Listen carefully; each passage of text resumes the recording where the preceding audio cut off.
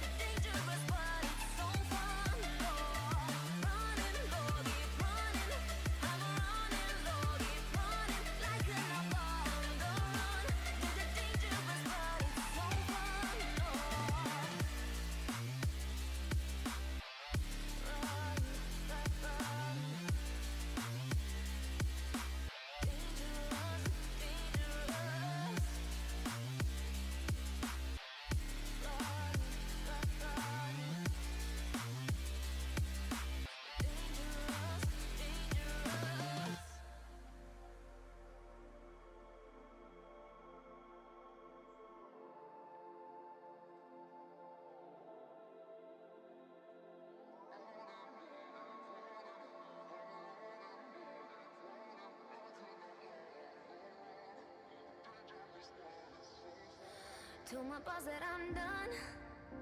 Had no luck with my mom. Say, what will you do with your life? You know it's hard to survive. A cigar in my mouth, maybe guilty but proud. Now I'm an outlaw on the run. Dangerous but it's so fun. Running, running, no. Hold on, don't let go. Running, running, no. Keep running.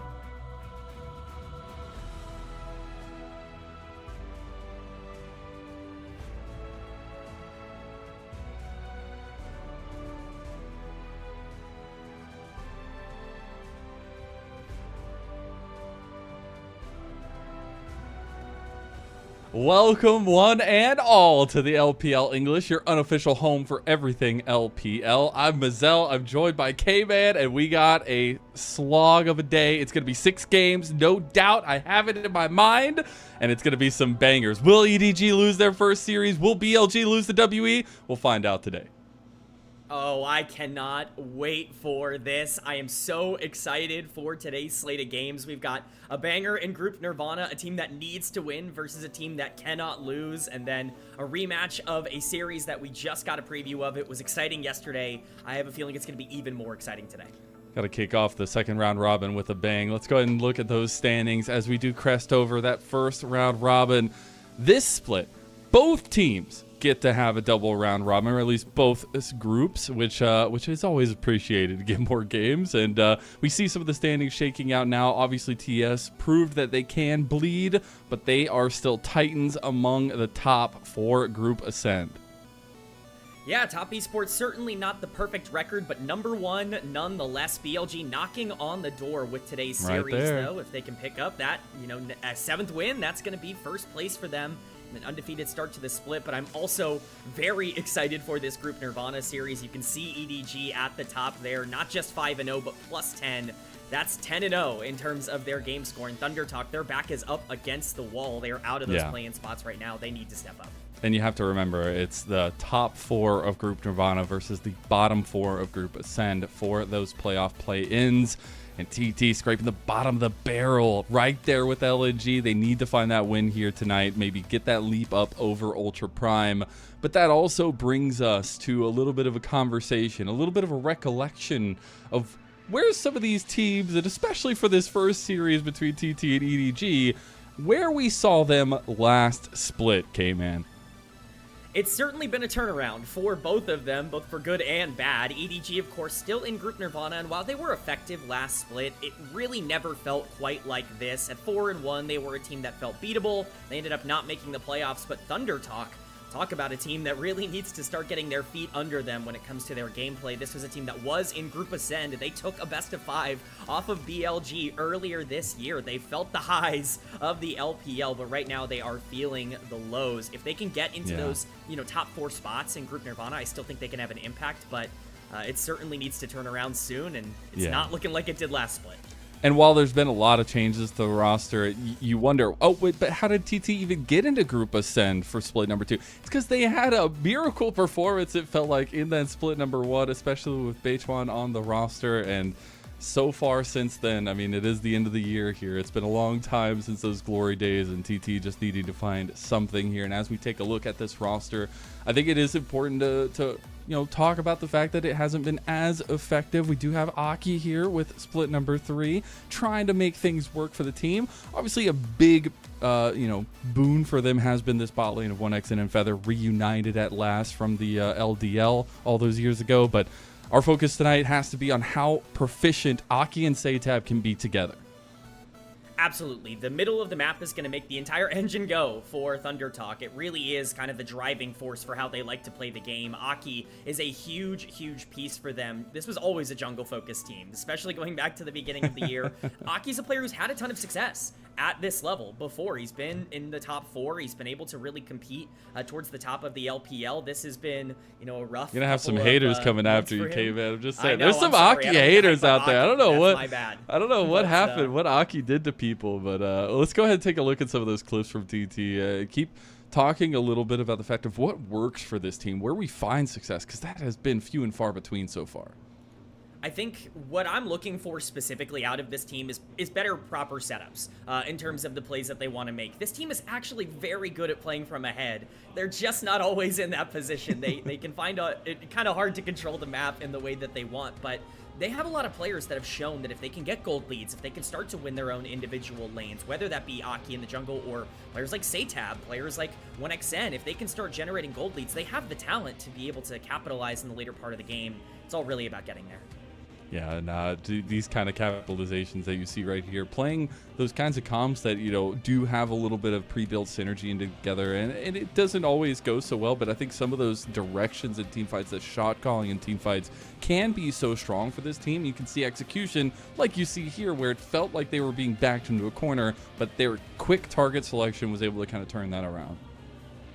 It's the decisiveness that needs to step up, and especially in the early game. We see it out of them in the 5v5 team fights and the back row calls in the back half. If we can start seeing that early on with the skirmishes and, maybe a grub take, something like that, that actually shows that they want to, try to push the tempo a bit, I think that's where they're going to be at their best. Yeah, and we still get to keep talking about TT because I think it is always an interesting conversation. And when we take a look at, what we're calling at least the play-in theory of the TT versus this group ascend, it was very curious the way that things kind of worked out in the end, and like where this could go.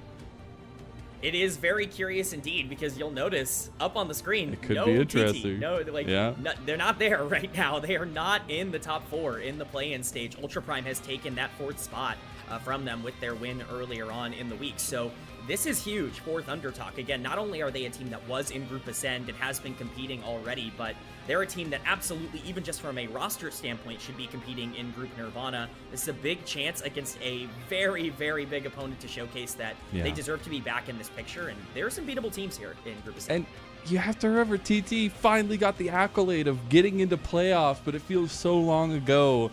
And still a lot of hurdles to get through to even get to that point, to get their name up on that graph. And we'll see if they can start today by taking down the Titans, the bullies of Group Nirvana.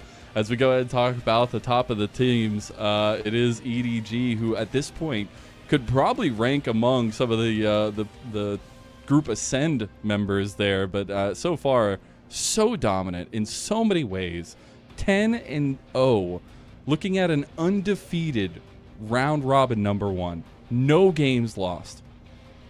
And let's be honest, we didn't see this coming into the split. As much as we like this roster for Edward Gaming, we liked them more at the beginning of the year before we got to see some of these players underperform, at the very least in terms of what they were in Split 2. But everything seems to be clicking right now. A new support coming in revitalizes kind of the identity of the team, and you're getting some of the best performances you've gotten all year from the veterans. It just feels kind of like magic is happening for EDG right now, and it couldn't happen at a better time.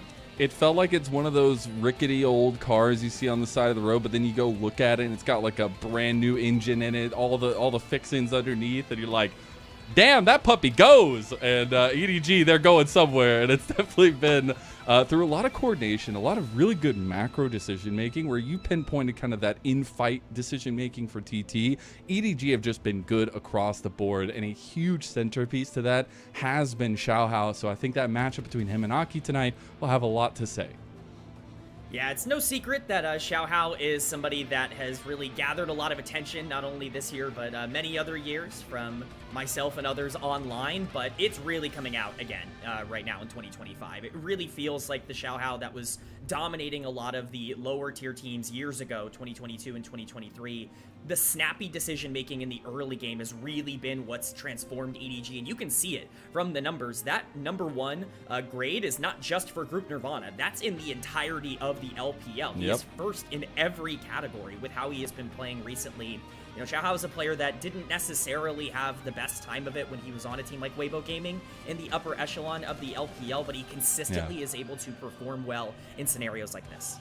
And people say that that was his shot, that was his moment that came off the back of that crazy AL come up. I still remember that series on the losing split of AL when they finally had won those games. They had won a couple series. He got an interview. He bawled his eyes out in joy of actually having won a game, even if it didn't matter, even if it wasn't important.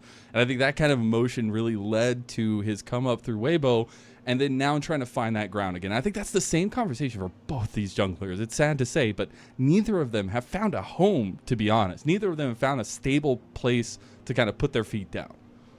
And that's the unfortunate part, because for as much success as you can have in the LPL, there are so many players that can perform at a high level in that jungle role, and you have to be able to prove it consistently year over year that you're capable of doing it. Xiaohao is really kind of reasserting himself into that conversation right now, as he does in the summer split for, you know, a lot of the years he plays, but Aki's going to have a chance to really be the first one in this group to dethrone him in terms of how things go, and it wouldn't be the first time that Aki has stepped up when a team has really needed him, so we will have to see.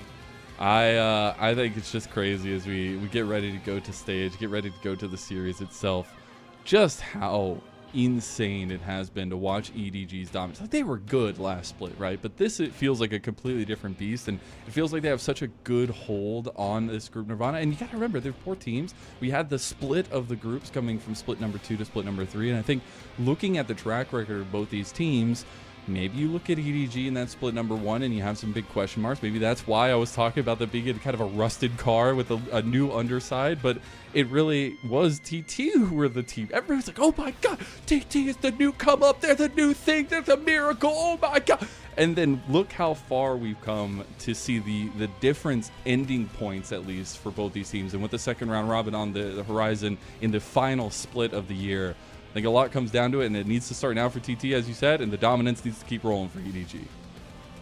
I think it really goes to show the veteran leadership that's on EDG, the ability to adapt and evolve. It's been a very fluctuating type of year for a lot of teams in the LPL. The meta has changed, champions have come in and out, general maps have come in and out, you know, objectives have come in and out. It's all really about what you can do with new information and new objectives to be able to go out and deal with. And I think EDG have done a better job than a lot of teams in the LPL, including teams in Group Ascend, at being able to adapt to that. Yeah, and I struggled to just immediately go like EDG would be top 4 in Group Ascend, right? Like, you have to wonder what that would be, and we'll get that eventually. The playoff play-in, we'll at least get one best of 5 between some of that and see how it's going to work out there. But usually that's going to be obviously the worst team in Group Ascend to see if they're going to be able to make it there. But it is one of those questions of how good can this team be, and we haven't seen any slip-ups. Well, that also means they haven't gotten maybe as many games. I'd say that's a good sign, and I think in a lot of ways, some teams can break if they never lose, right? And you can never find that kind of growth moment, but EDG just feels like that veterancy kind of surpasses that. I think they did their losing. I think that's the honestly encouraging part for me, is that it does feel like they've learned a lot from what they were previously. And it feels like those losses that they accumulated have turned them into what they are. I don't think it's crazy to talk about this team as if they're somewhere around top 5 or 6 in the LPL. I think that that's a pretty reasonable conversation to have. And obviously they're going to get the chance to prove that even more today by, you know, taking on a Thundertalk team that struggled. If they can continue to dominate, that will push their narrative forward. They're looking for that undefeated split. Trying to think in my head of like, what does that mean? What does an undefeated group Nirvana split mean comparatively to previous years of the LPL? I think it's really, really interesting. But we'll be getting to a stage here. I think it could be really, really curious how to kick off our night. Again, I think it's going to be 6 games. I think this TT team, they could at least win 1, maybe get that first game win over EDG.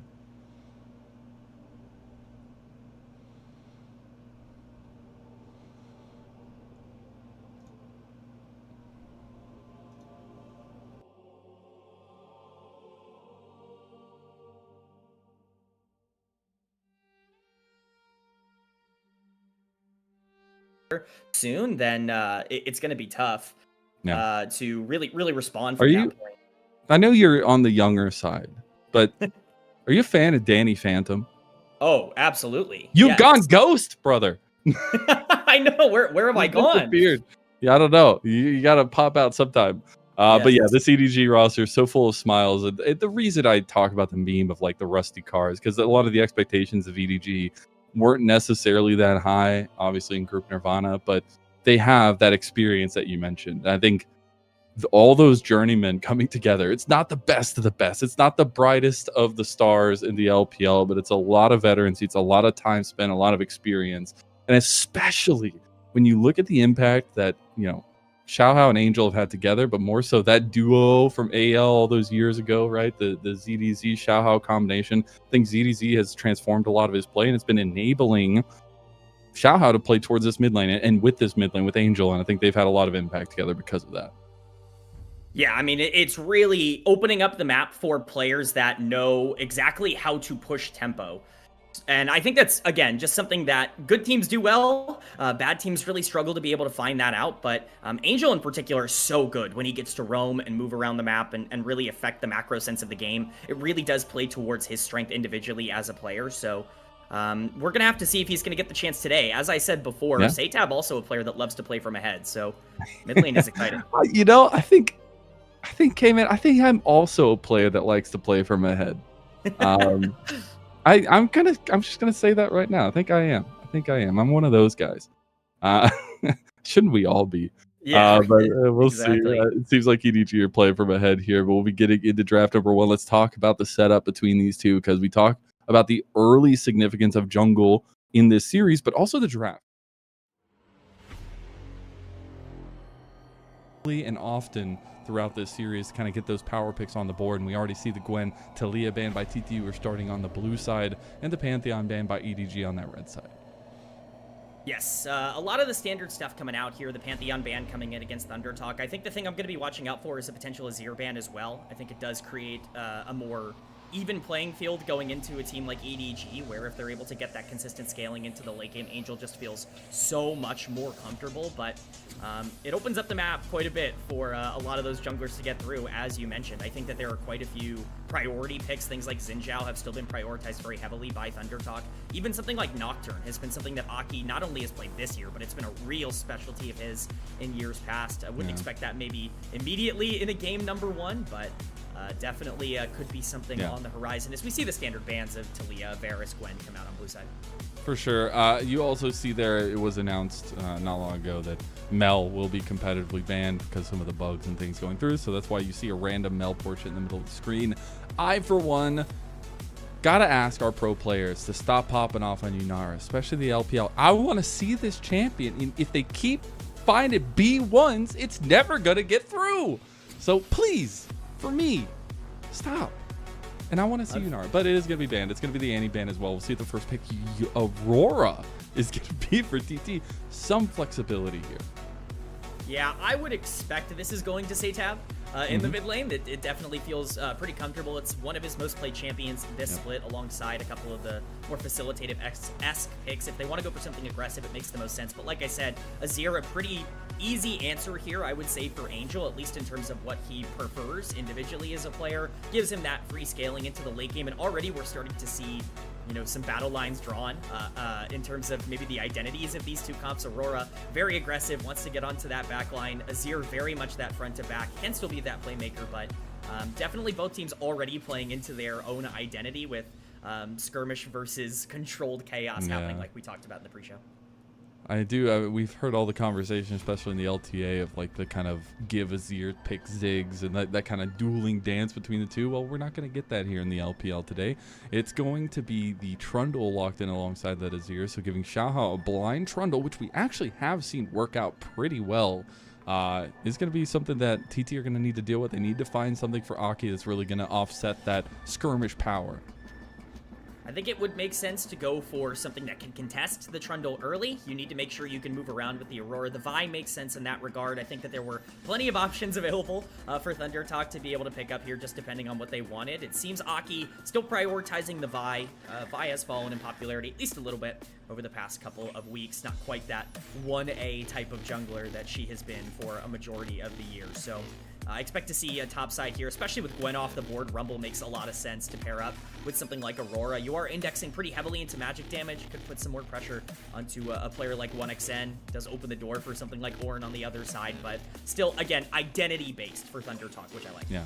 Which, again, like, that is fine with me as long as the execution follows. You give yourself a decent bar to reach, and you hit that bar against EDG, that's going to feel really good for them. But they got a lot of tankiness to deal with already. I mean, the Trundle is going to be annoying as heck, but now you also have the Alistar locked in for Perukia. One of his, I feel like, best champions in a way, even though we've only seen it once. I think that Alistar game was really interesting from him. but we'll see if they can counteract that tankiness with maybe a little bit of shred, or if they want to get some tankiness of their own. Definitely is an engaged support type of situation here for Perugia as the support player coming in for EDG. That's He it. likes to be the go button. No, he wants to start these fights, and I think that's honestly been a great thing for EDG. Alistair absolutely gives you that option. We do see, of course, supports being banned out here by EDG. Makes a lot of sense, but we're not seeing top lane bans come out from Thunder Talk. They're not as worried about the Rumble matchup. I think mostly because Rumble just kind of does his thing, really no matter what, going into basically anybody, regardless of whether or not you win early, you're going to be very useful in the later part of the game. But taking away a lot of those playmaking options for Khan, Nautilus just gives more of an onus to Aki to actually be the one to engage and start a lot of these exchanges if you don't have that free engage coming out from, you know, a Nautilus or a Rakan or something like that. So clearly the gauntlet kind of being thrown down by EDG here, and see how Thunder Talk respond. Let's see how Aki responds in game. I think that's a little bit of weight to put on his shoulders, but it's going to be the primary ADCs banned in bot lane. The Xayah and that Kaisa going to be targeted towards On, and obviously that Nautilus joined the Rakan ban. So people in this game really love the Lovers duo. Maybe they'll get it in game number 2 or game number 3.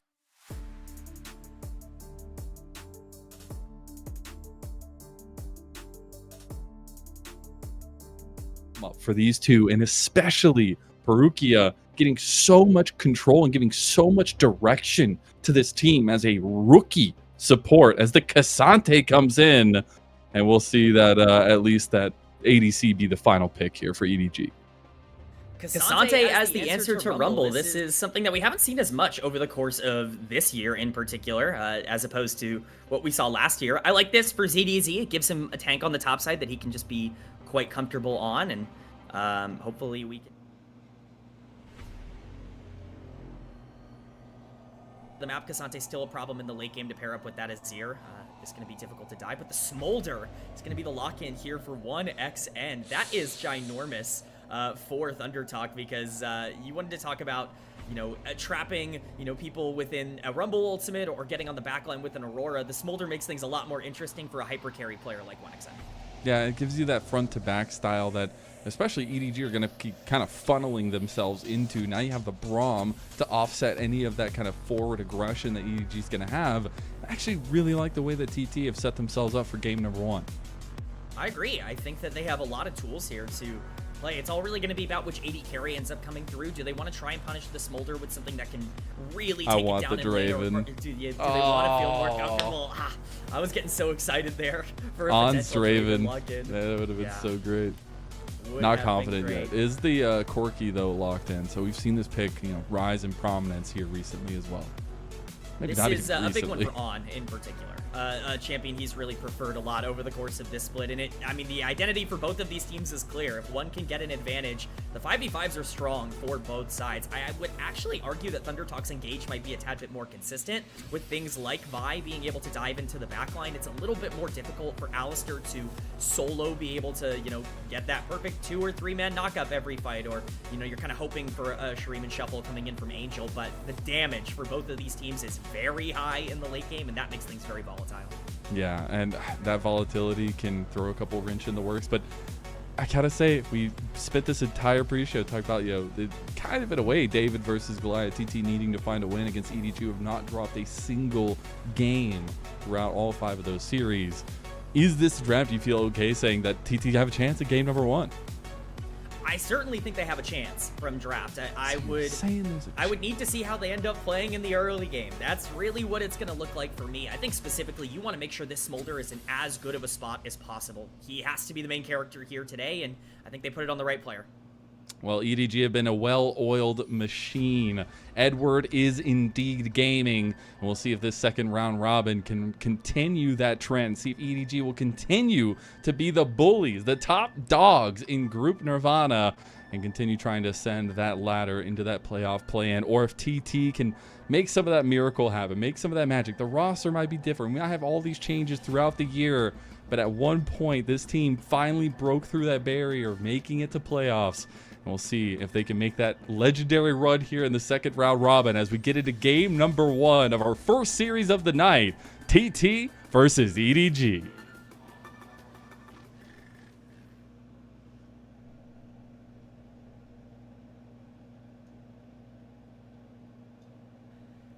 All right, and we are jumping in here. Regular setups.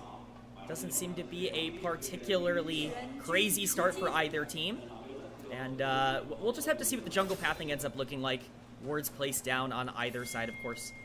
Top side vision coming in from Aki, and they want to make sure that they can start on that red relatively efficiently. You can't see it, but I'm pouting, K-Man. I am upsetty spaghetti. We didn't get Dios, and I take it personally. You know? I take it personally.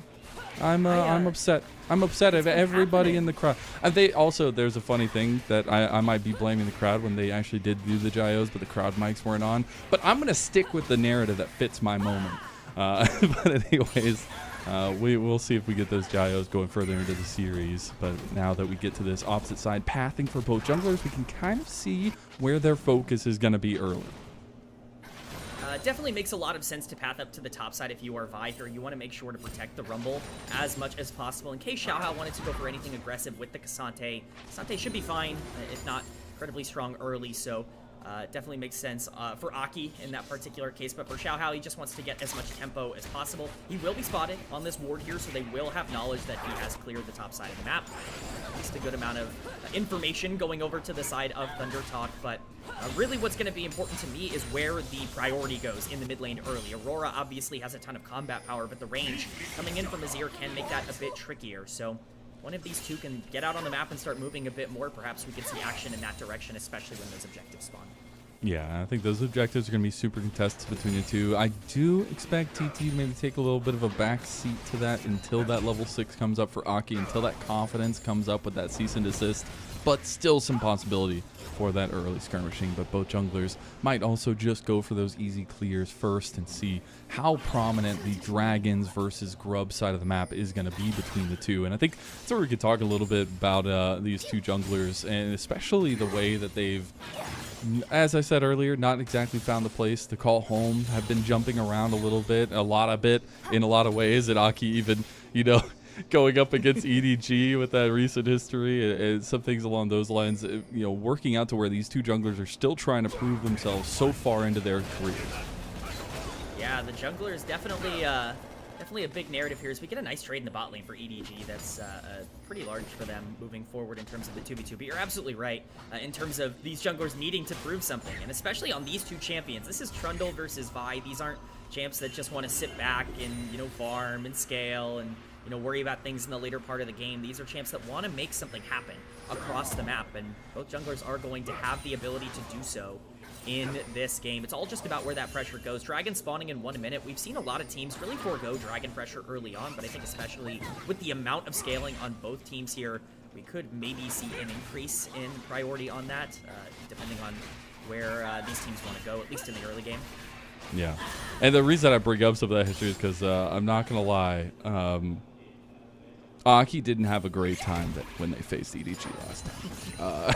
And he might have gone 0-9, but it's a different Aki. It's all the way down into the second round robin of the split. See if we can make that difference here. But again, that big focus for tonight, even though we get these 2v2s continuously kicking off, and Aki will be finishing his clear down this way as the second clear, the back had already come through, and is going to be the case for both junglers just to kind of ride the wave so far early.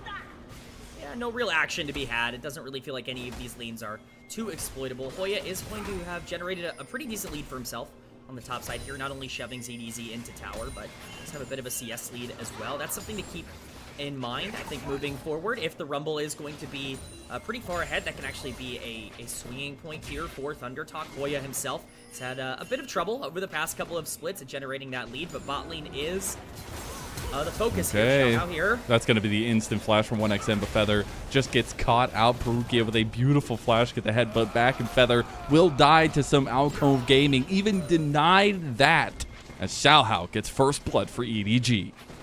Really nice play there for EDG. Once again, it's just the proactivity coming in from Perukia, the new support on the Alistair with the flash. It's a nice gank, great pathing there by Xiaohao, and I think especially donating that kill to the Trundle is really important for a lot of these early skirmishes.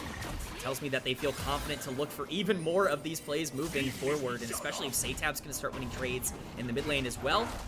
You know, that's going to make things a lot more chaotic and a lot more exciting around these objectives now with an extra kill on the map. Oh, Between Worlds going to be popped in mid lane. That's a little bit aggressive from Satab. I will say, though, Aki used some of the pressure and some of the lack of pressure in the jungle to take Xiaohao's Wolves. So he at least got that, and they're going to preemptively start the Dragon because of the redeploy out here by Hoya towards bot side. And with 1xN going towards top side to try to free farm, it will be able to take that first objective. So it's a really good rebuttal from TT. Yeah, very smart answer, and honestly a very quick decision from ThunderTalk. You have a very small window to make this play happen, and they do make it happen very easily. Great job there by Aki. I want to give him a lot of credit, but credit Hoya as well for making sure to set the play up. It's about how Xiaohao responds now. I think if they want to try and overload the top side, they can. These camps would be for the taking, but it looks like he just wants to play it a little bit more passive in terms of how he wants to path, and that's just a big win for ThunderTalk to be able to get those dragons under them with how great the scaling of this comp is. And now that they're getting level 6 for Aki, they have those go buttons available to them, or at least one of them, to set up these solo lanes. That was a big conversation in the draft, is these solo lanes actually work pretty well with the style they've set up for themselves, and especially with Aki's proactivity on the Vi. I expect to see that unleashed now, especially at that grub spawn in about 40 seconds. That's the big one. That's definitely what we're going to be watching out for. We've seen many a team win or lose the game at the grubs fight, so it will be important to make sure you get the setups around there. I'm going to be tracking where the vision ends up landing for a lot of these supports before this objective ends up going down. Right now, it's not quite set up for either team just yet, but we're going to be back on the top side here. They actually will be sending 1xN down. Hoya could be in a little bit of trouble. All right, Hoya going to get headbutt back. Perukia, that leading man, the shot calling extraordinaire from EDG, decides to make the shot focus on Hoya. The flashes come out and the pillar gets saved, but Hoya is going to make it out with that shield. Might be able to turn it around. Xiaohao might die. He is not going to go down. The smite comes through, but he is able to heal through that, and he is still okay. EDG try to make a play on top. Honestly, felt like a very scary play for EDG there. Hoya has a lot of tools to be able to get out of there, saves his flash for very late into that play, and with so much damage going down onto the Trundle, that should be grubs, at least prioritized and secured here by ThunderTalk. Han will be in the area, but I'm not quite sure they're going to be here in time. The pathing's going to go down to the bot side for Trundle, so a huge win for ThunderTalk. Not only do they get the Dragon for free, they get these 3 grubs for free as well, and they control a lot of the opening part of this rift. And that's 2 plays in a row where EDG try to make a play or make a play right ahead of the objective spawn. TT lose that fight, but then they go for the lack of pressure, the vacuum that exists afterward. Now, unfortunately, 1xN is getting top laned, and that is a little bit of a top lane diff. ZDZ takes him down in a solo bolo. Maybe not the ideal way for your Smolder to play in the early game is getting 1v1 via Cassante. It's a really nice play by ZDZ to capitalize on the positioning mistake from 1xN, but definitely not a momentum-pushing move for ThunderTalk there. Still overall an okay, map state for them, but the gold lead back in favor of EDG, and I think specifically getting that Cassante back in the game is big. So we see a bit of a trade, but it's just going to be...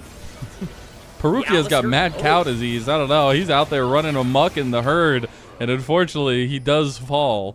Satab will put him down, and we'll end up seeing this fluctuation in the early game between these two teams. And honestly, I feel like a dead even game can really be a boon for TT in a lot of ways, especially once they start getting to this scaling factor that is always going to be present there. I mean, both sides do have it, but only one side has a Smolder.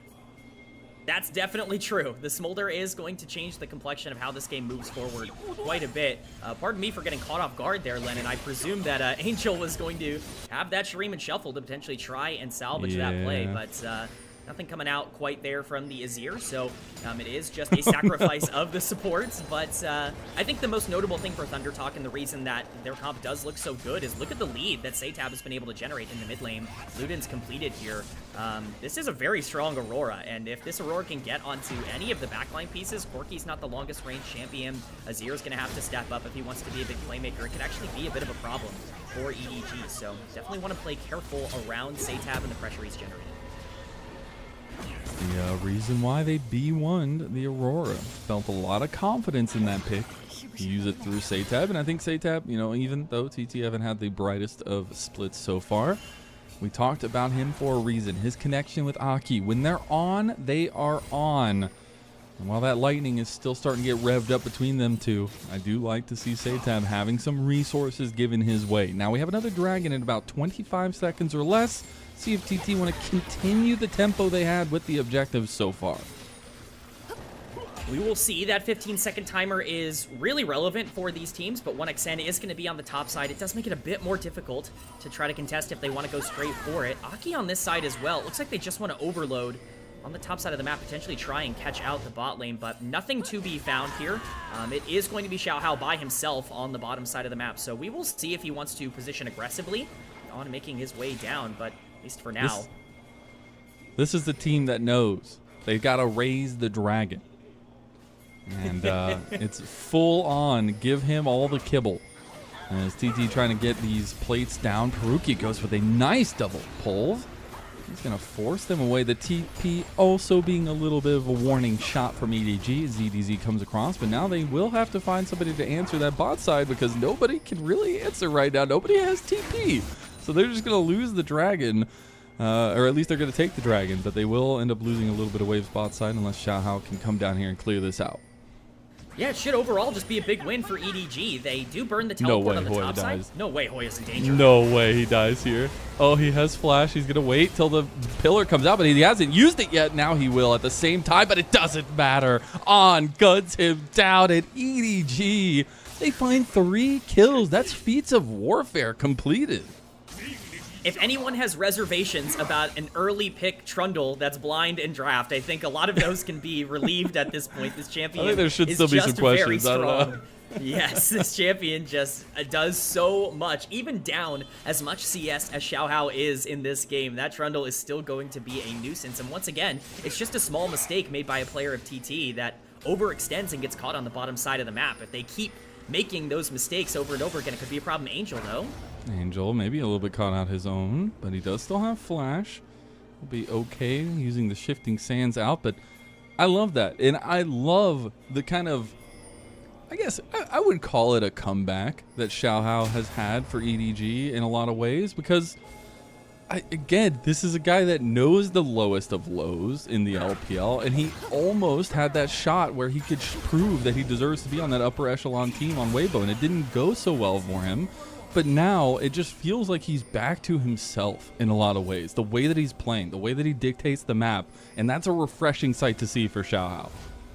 Absolutely, and it's necessary for Edward Gaming. He really is such a core piece of their identity as we see more posturing around the area. Aki gonna look to try and take this blue buff away from Xiaohao here to continue to punish the Trundle. It looks like it will be successful with ZDZ stuck under the tower, but you're absolutely right, Lennon. I think one of the main things to point out when it comes to Xiaohao's career history is that this is a player who has pretty historically gotten better as the year goes along. He can sometimes have rough spring splits and can look up and down throughout the beginning months, but once it starts getting towards summer and those later months, the August, the September games, he really starts to figure things out, and I think we're seeing that once again this year.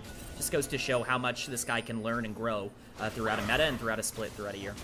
I always love me an emotional player, and I know Xiaohao is that, but he's able to back it up in a lot of ways. I think emotion can be so powerful, especially in the LPL, where momentum is king. As now we see this set up around these objectives. Rift Herald is up in about 20 seconds. TT want to contest this. They want to try to get this down. They already have the 3 grubs. That's going to feel really good for Seed, but EDG don't want to let them in. It's going to be really difficult to walk up here for Thunder Talk. Aki trying his best KO, to get knocked that steal out. off. Unfortunately for him, he's not going to be able to pull that one in, but this is the problem with Thunder Talk's comp when you rely so much on the buy, is that you have to full commit to a lot of these plays in order to make it happen. It makes zone control difficult. Perukia taking quite a bit of damage on that trade there. Yeah, gonna look to back off, re-heal up as the objective hadn't been started up just yet, but it does now, as it looks like the Rift Herald will just be given over to TT. So EDG, I mean, they've really been lax about a lot of this movement around the map, except for when it comes to Xiaohao getting involved. As when they try to take Safe, he does fade over to the Rift Herald take, and they should be able to take this. Oh, Blast Cone over. Xiaohao's in the fight. Oh my god, what a Chad. He still has it's a flash. 50-50. He's looking to get out. No, he wants to flash out, but he dies in the clutches of TT. And that'll be TT claiming the Rift Herald. Oh, I was so prepared for Thunder Talk to continue to hit the Herald and turn that into a 50-50. They do the perfect play and they end up locking down the Trundle. A pretty big mistake there by Xiaohao, but I understand what he was looking for. It just ends up being a huge win for Thunder Talk. And honestly, the story of this game so far has been the lack of objective control from EDG. Saytab looking for Angel is going to be able to do quite a bit of damage, but with that dash, the Azir should be just fine. But once again, it's yet another objective going to Thunder Talk. Yeah, they've been really good. And I was talking about, it's so funny how things always pan out to be a little bit opposite in a way. Because TT, we were talking about kind of their decision-making in team fights, kind of that cohesiveness of knowing where those shots need to be called. EDG, we're talking about the macro decision, how good they've been around the map. And so far, they've taken a back seat to these objectives. And TT's taking full advantage of that. They will have the Rift Herald available for some standing gold, but the resets are going to come through because Dragon is coming up now. And it will be the second Dragon for either team on an Infernal Soul, which instantly ups the ante. Especially for these two teams, for these two drafts. You definitely want Infernal Soul on both sides to be able to augment that damage to really be able to push you over the top. And you know, we'll have to see who wants to prioritize it just a bit more. We haven't seen a ton of area control just yet. Aki making his way there, Perukia as well, trying to set up as much as possible, but we could very well see a fight around this third Drake and see which team ends up coming out on top. I'm definitely going to have my eyes on the Aurora. She can get on the back line, but right now it could be On, who's taking a bit of chip damage. Feather, though. He was kind of leaning over to 1XM, but they go the opposite way, and he is forced to flash. Does have the spell book, but going to be a big summoner spell down. 1XM going to use this mid prio, try to push this out. He's at like 160, 170, a little bit less than that right now. So he's not at the 225 mark just yet. Obviously, he's still pretty early into the game. But that pressure does end up meaning EDG will take that forward step with the Dragon stacking while TT answer with a Rift Herald play in mid. It's a nice answer here from Thunder Talk. You grab that mid tower basically for free with the Dragon being taken. You're okay giving over second Drake. It's not the end of the world to sacrifice that. We'll see if Aki can earn his driver's license here. All right, he went the right way. Got to go left. Can't go right. Right is too crooked. He's going to look for the angle. Can he do it? Oh, it ran out. The problem with that is if you go right, you end up making it to the tri-bush, but you can't make the turn. And in that case, not enough distance. Not enough gas in the tank. But they still do find a little bit of counterplay and still have about a 1.5 thousand gold lead. CBZ potentially be in a bit of trouble here. But he does have his team kind of hovering in the area. We'll have to see where EDG want to put their resources now, because they are the team that is stacking dragons. They're behind in gold. They have the out later on in the game. Makes a lot of sense for them to slow the pace of the game down a bit here.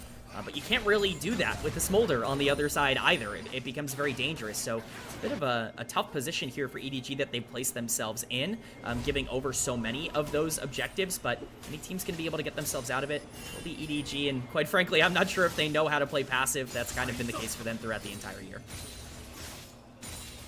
Now, we talk a little bit about that scaling and saying you can't hold on for the Smolder, but I gotta say, some of the options for EDG as we go late are going to be really nice, and especially if 1XM mispositions, Angel will have his number 10 times out of 10 on this Azir. So I'm really curious to get your thoughts on is it just kind of the execution difference in these late game team fights, because it feels like we're going to be going a little bit late here.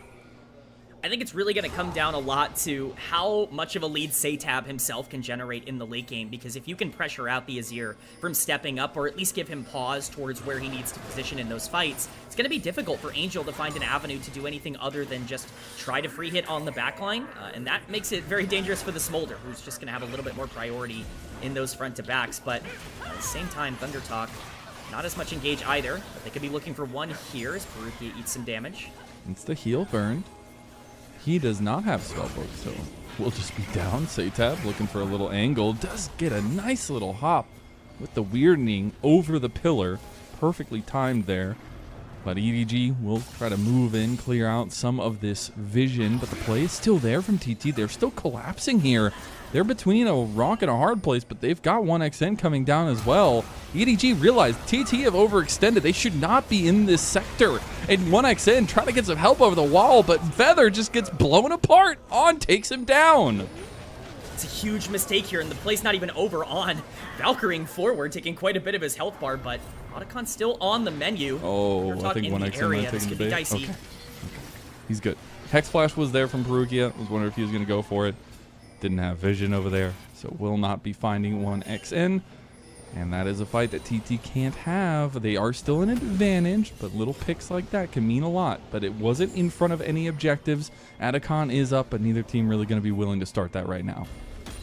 It's really been the trade-off in this game so far, is that TT has made a couple of mistakes. They've had a couple of players over position and kind of get themselves into trouble. They've been able to supplement that by getting wins in team fights and picking up objectives, but it's the little things that have held TT back throughout a majority of this split. We're seeing some of those happen against EDG. You can't continue to make those kinds of mistakes. Luckily for them, they still are in a spot where they control a lot of what's happening in the game, and especially with Otacon being on the bottom side of the map, Dragon spawning in just over a minute here. We're going to see so much priority placed around this area. It's all going to be about that setup. Hoya's ultimate's going to be big if they do end up starting it up here, but EDG should have control of the area, at least for now. The biggest lead to speak of is that mid lane, the CS differential, as well as the kill going over. But 1XN, he's got to be close. He's got to be itching to get to that 225 mark. And I will get the indicator when he is, but the next Dragon is coming in 45 seconds. Have the item completions changed the way that these fights play out at all, K-Man? I definitely think that you are a lot more scared if you are a squishy at this point in the game. If ThunderTalk are going to be making some mistakes in side lanes, you certainly can't be making those same mistakes at this point in the 5v5s. You have to make sure that that protection is there. Feather, I think, is going to be very relevant in terms of what the peel looks like, and if Angel wants to get aggressive, that could really affect a lot of things now with that 2-item completion done. But we will have to see. Xiaohao stepping up aggressively, wants to make sure that he can prioritize this crab. It actually does give them quite a bit of an advantage in this river if they can get a Dragon spawning now. He's gotten 225 now. He does have the execute. TT, this could be the moment, or you could wait. You could let this one go and fight the next one. It is sole point for EDG as we get set up. EDG already starting it up, already a quarter health down. TT, a little split on the way they went enter this fight. That control ward actually going to buy a lot of space for TT, and TT just go all in onto ZDZ, but ZDZ goes all out and gets away. Now TT, their lines are a bit broken. Mom comes over to help out. Perugia going to run away with these cinders on the ground, speeding the cow up, but the Dragon has been the focus of TT the entire time after EDG fell off of it, and that'll be second Dragon for them, tying it up in the Dragon score. Yeah, that might not be it either. Otacon started up here by ThunderTalk, and this is a very dangerous situation for EDG. 225 makes a team do crazy things. TT going to try to take this one, force the hand of EDG. They did stop the resets with that, because Otacon's not going to let you back right there, Feather. And neither is Hoy. Okay, guys. He's finally going to get away. As 1XN shows for a brief millisecond there. Will not stop the back in the end. Aki sticks around as well. Maybe they try to go for ZDZ here. But a very, very prolonged play towards the bot side of the map. Yeah, it's just poorly set up, quite frankly, for EDG. They felt very disconnected in that fight. ZDZ kind of getting engaged upon by ThunderTalk, but the moment that EDG spend resources into protecting their Cassante, that leaves the Dragon open for ThunderTalk to be able to equalize. Both teams now sitting at 2. Certainly makes the win condition more difficult for both of them. Could delay the game by quite a bit, but I think most notably that Otacon staying alive is really important moving forward. Both of these teams at basically identical pedals moving forward, so that could actually be a really big objective for whoever's able to take it. And right now, at the very least, we've got the push on the bot side coming in from ThunderTalk. Aki in the area. Xiaohao making his way down there as well. And imagine what an accolade it would be to be the first team, and it being TT of all teams, to be getting the first win over EDG. You got to remember, EDG are undefeated, and they haven't lost a single game in best of threes. The only other undefeated team is Billy Gaming in Group Ascend, and they've lost games. So EDG have done something that nobody has done in the LPL in split number 3. And so far, TT has them against the ropes here. We'll see how these mechanical executions of these team fights come down. But so far, a really good showing from TT. certainly is their game to lose in terms of the power points on the map at this point, but Thundertalk still not willing to fully commit to a lot of these aggressive plays. They don't want to make a positioning mistake in terms of how this goes, but I think 1xN is just in such a strong spot here. Feather without Flash could be exploitable, but at the end of the day, as long as that Smolder stays alive, it's going to be scary. Third item completed, Infinity Edge done on the Smolder. This champ's going to hit like an absolute train. And unfortunately, the way that EDG really want to work is use Perukia as kind of this frontliner, Xiaohao, ZDZ following up. ZDZ always looking for these flanks, but you have to remember, TT want to play it front to back now. They want 1xN to just be free-firing all over these kind of tanky members, and now the trade is trying to come through, but they don't do it nearly fast enough. They immediately pull off. They will end up losing that side of the map a little bit, and the Atacon gets pulled off of. So I guess in all's fair in love and war, and both teams just very hesitant of the map state. I think both teams are very nervous right now to make one gigantic error. As much as we are talking about Thundertalk being in a good spot, this game still is relatively on a knife's edge as Angel ends up taking that top lane tier 1, opening up a bit more for Edward Gaming, getting a bit more gold in their pocket, but Feather once again having to step up in order to get the vision. He could be caught out. Doesn't look like they want to go for it too much here, but the dance continues. It does indeed. TT will move in, get some of this vision cleared out as well, as they actually go in to clear more. Don't think they have the damage just yet to burn it down. I think the more likely scenario is EDG being the team to be able to burn it down, just with the kind of ump factor that On has, but specifically Angel. I think it's always been a key factor of the Azir, of how quickly he can deal damage to that Baron once he hits those 3 items, which he's very close to. And speaking of, I know you talked about those 3 items for 1xN. He also has stopped off for the Executioner's Call, so a little bit of heal cut there. But we'll be getting closer and closer to these 3rd items for a majority of members, a minute away from Dragon spawning for both teams. I think it's also worth noting that Angel in particular has completed the Seeker's Arm Guard, so he will have that stasis available for any large fight that might break out. That does give him more credence to be able to make some big plays with those Shreem and Shuffles on the Azir. I think that it's definitely the player to watch for EDG right now in those fights, alongside on the Corki, who has quite a bit of the gold, but Dragon 30 seconds away. It would be 3rd Drake, soul point for either team, so setups are important here. EDG could be walking into Thundertalk, but looks like they just want to push topside. I gotta say, a big difference here, depending on how the health bar go, but ZDZ is almost a full item over Hoya right now on this Cassante. That would be terrifying to see a Cassante run rampant in the back line. We'll see if EDG can find that angle. Aki goes over the wall there, but he overextended. They realize he has nothing to get out. He has to flash. Now Satab's looking for an angle with the Between World, but he's getting locked down now as well. Gets the Q3 back, and Satab will lose his health bar. EDG are expertly navigating this, and 1xN is the only thing that can kind of fan the flame for TT as the equalizer comes down as well.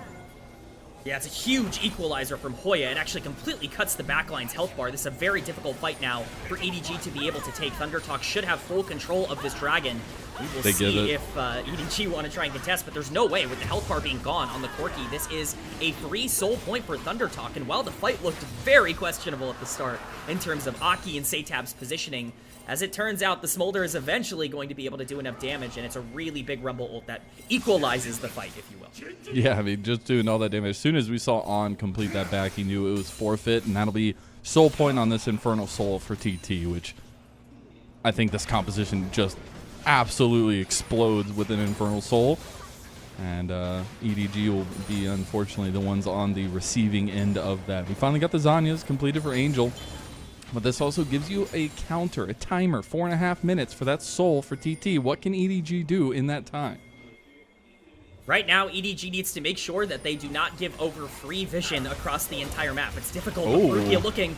Perukia decides he wants to go in. Oh my god, that 1Q coming through does so much damage from 1xN. Feather getting away now. 1xN caught out. Now ZDZ goes for the all-out back to the team. 1xN still alive, still kicking. The Dragon lives. And now TT move in to execute. They move in to punish EDG. This fight going the way of TT, but Angel can't find the Shrima Shuffle. He misses it. And now Perukia is going low, gets the knockup. On still pumping, On still rocketing away. He finds one back as well, but blows up at the end of the burn from Hoya, and 1xN has TP'd back to the fight. Big fight win from TT, back and forth along the yard. It looked like it could be dicey once again, but it is a win for TT despite how minuscule. Hoya once again coming up very clutch on the Rumble, but we talked about it. 1xN Smolder is pumping out so much damage in these fights. Even if he is the target, it takes so much to be able to get on the backline.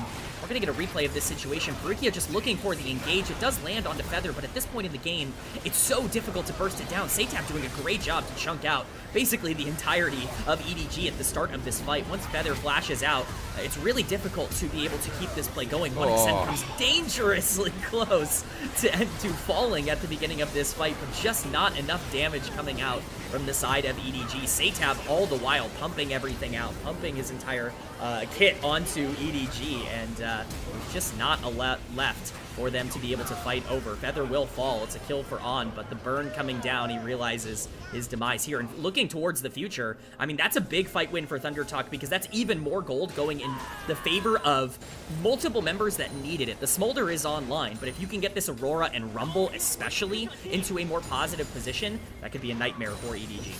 And I'm just going to say, Xiaohao, work on those jaw muscles a little bit. Get that chomp down, a little bit more range on that. Because if he gets that down, 1xN is gone, and the fight looks very different. But that's the closeness of these fights, and that's the closeness that can happen if EDG find the right angle. But so far, 1xN is playing out of his mind. He is finding the angles. He's playing so safe in a lot of these fights, and he is the ticket forward at this moment for TT. Once again, Perukia going for the same play. No, this time everything was ready for it. You can't fool the dragon twice, and EDG are falling apart for the first time, it feels like, in this split. And TT are going to move over to the Baron. Oh, the signature aggression that Perukia has brought to EDG. It's been a blessing all split long. It's a curse right now for the team, as this is a Baron for Thunder Talk. It's a big fight win, and if we thought the game was close, it has completely opened up in favor of Thunder Talk moving forward. Minute 30 on Dragon Soul, and Thunder Talk will have everything in the toolkit to take that as they push topside here. And it just feels like EDG have kind of moved out of the doorway and let TT walk right in. You think about all the objectives that they were willing to sacrifice, all the things, all the pressure they were willing to give, those plays that ended up with a kill or two, but then losing objectives left and right. These are the machinations of EDG's kind of laid backness in this game, and TT have taken full advantage of it. Now you have 4 items on 1xN, who is the star for TT, but I have to give a special shout out to the combinations we've been able to see from these solo laners and Aki as well. Absolutely, this is a team effort from Thunder Talk. As much as we can give the credit to the Smolder, the setups have been fantastic, and we're going to see them be even more important as we start to posture around what is Soul for Thunder Talk. You stated it earlier, this would be a nightmare for Edward Gaming if they gave over this Infernal Soul to a Smolder Rumble comp, and they're going to have to try and fight for it. Baron push in the mid lane makes that even more difficult, though, and there's no vision on the map. I mean, it might already be a nightmare. It might just turn into a night terror at this point for EDG, as the night is dark and full of terrors. We'll see if it does end up being EDG willing to kind of throw themselves at this fight. TT know that they have the better position here. Look at them toy with EDG, poke them down, keep them at length. But ZDZ now wants to step forward. EDG know they can't just stay in this position forever. Hoya's cut off from the team, but he does have a flank if he wants to. This is a very interesting setup here for EDG. They have to be so careful. If one member gets caught out, down. the game is over. Perukia tries to go in. Perukia misses his engage and flies off the handle. Now EDG, they're licking their wounds. They got to try to find an exit, but there is no exit from here. The all-out goes in, but he will not be able to find his exit either. And Aki and 1xN, they turn to the dragon. They turn to the Infernal Soul, and they turn to what is potentially one of the biggest upsets of Group Nirvana. A wide engage from the Alistair opens the door for Thunder Talk to be able to slam it shut in the face of EDG. It's a huge win for Thunder Talk. We'll see they're pushing down the base now. Death timers 20 seconds for Xiaohao, 30 seconds on ZDZ. They at the very least will be able to open this base up, but it looks like they want a lot more than that. He's almost dead. Okay, they end up catching it. This is it. This is all she wrote. EDG have fallen. No longer is there an undefeated game score for any team in the LPL. And TT have done what miracles are made of. They take down EDG in game number 1 of this best of 3. Oh boy, Lennon, we are in for a good one here today. We did not want to see a stomp. We did not want to see a blowout. And with Thunder Talk giving Edward Gaming their first loss of the split, I think it confirms that we are in for a fun one. Their backs up against the wall. They are stepping up when they need to. Big game from Thunder Talk. And it was everyone. It was a team effort across the board. Blue side strong. The first pick Aurora works out, and TT, they utilize some of the lacking nature. I love the execution from TT. I love some of the decisions that we saw, the lead, especially in mid lane, that we saw develop and kind of utilize very well. The tempo of the game, the objectives, all that control. But I gotta say, EDG, they might have been a little bit asleep at the wheel. Like, I know the comp works to some scaling nature, but you're facing a Smolder and you're letting all these objectives fall the wayside. You're not even contesting in a lot of ways. I think it was hard, but it's so good to see TT rise to the moment, take advantage of that, and that's the key factor.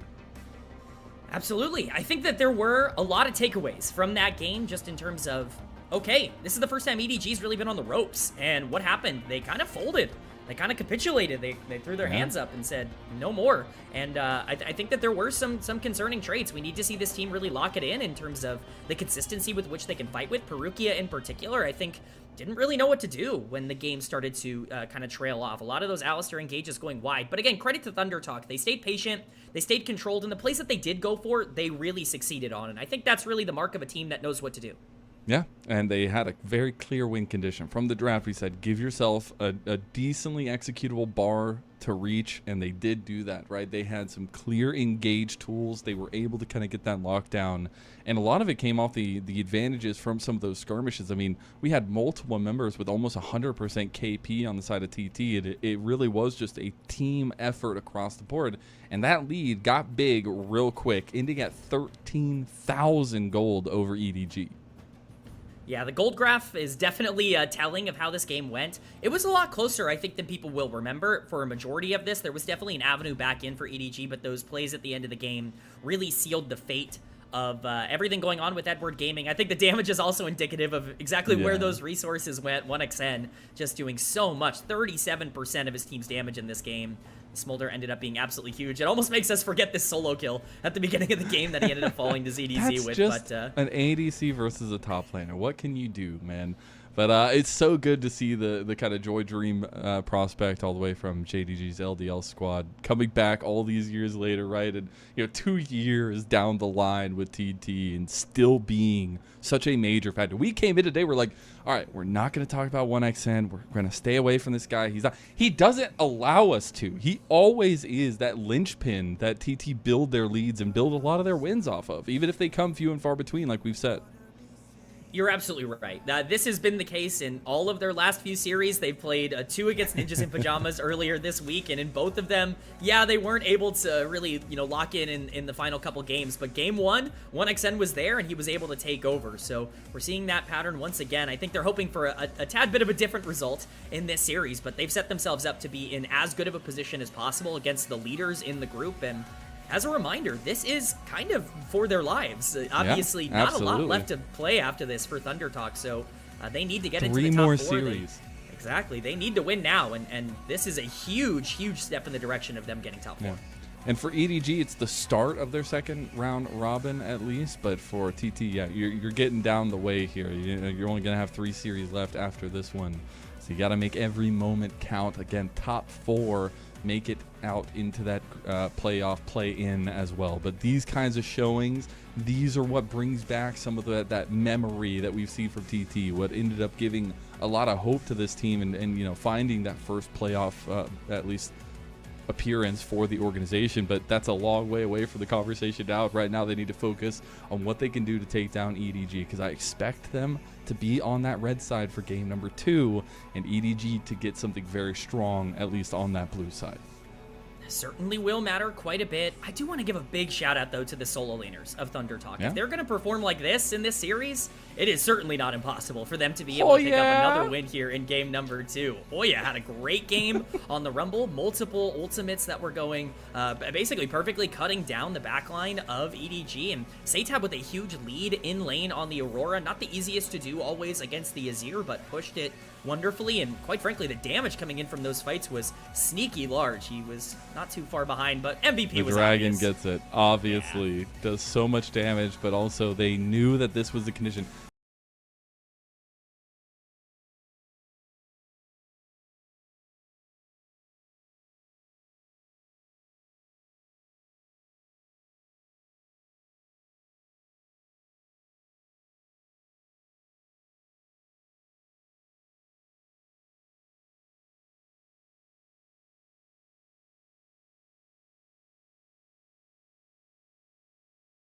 Know how they can win games. ThunderTalk has that identity, and 1xN is the front-facing player of this org. Yeah, game one ending up in a massive victory for TT. The first loss of a game by EDG in split number 3. But before we go, if you would like to support the LPL English product, please consider becoming a coffee member. It's the best way to support the LPL directly, since a vast majority of the contributions go directly to the show, the improvements to the broadcast package, to the content behind the scenes, and to paying all of the on-air and off-air talent that we have. Shout out to socials and the mod team as well, and all the content creators we have and the producers behind the scenes.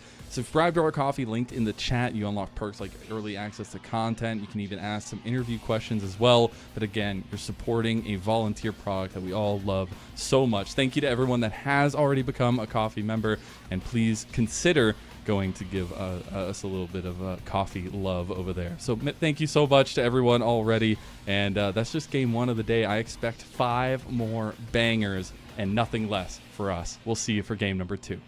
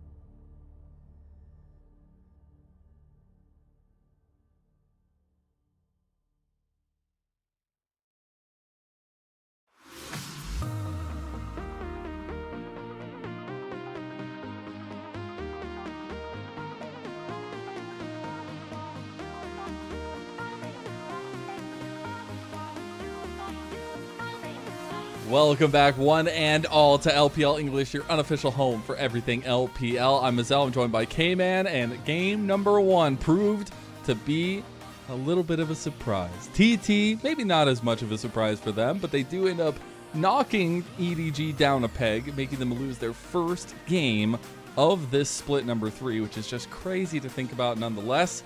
But it was maybe a comfortable place to be for TT, if you think, K-Man. Honestly, not all that out of the norm for Thunder Talk so far over the past couple of series. This marks the 3rd series in a row that they've won a game number 1 off the back of 1xN's hyper carry, whether it be a Yunara or now a Smolder or something along the lines. Unfortunately, I love me for Thunder some game Talk, 1 Andes. Yeah, the track record after the game 1 not looking so hot. So we'll see if they can change that narrative today. I'm here for the game 1 Andes. I was here for the game 1 Andes in MSI. I'm here for it in split number 3. It's important to think about, though, that what can happen next. I mean, EDG didn't necessarily look like themselves all that much in that game. I do want to see what they look like from blue side. I expect them to have chosen blue side after losing that game number 1. But I guess that's where we could kind of beg the question of, like, what needs to stay the same for TT to have another opportunity like that, especially from the red side? I think a huge reason why that team found success was not just the hyper carry, but the solo laners having priority throughout a lot of that game. If they can find more matchups coming out of those solo laners, especially on red side, the potential counter pick, that would be huge for them, I think. Yeah, it would be. See if Hoya could use the counter pick. If it's going to go towards top, maybe not. We'll see if the jungle priority also remains very high up there for both teams. I think while it didn't necessarily dictate completely the game state in that game number 1, I think it did have a lot of the undercurrent to it. I think we had some high, participation around these objective setups and things from both sides, but that's more what I'm keying in on here. Is EDG were faltering around these objective setups, which feels like was their bread and butter for most of this split. Can they get back to a place of at least objective dominance? Because I think TT were taking such good timings on those fights. And as we go into draft number 2, we'll see if that answer becomes clear at least.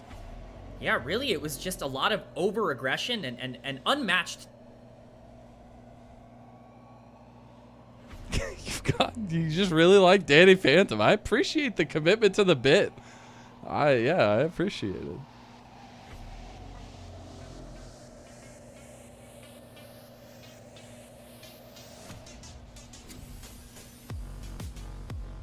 He was, yeah.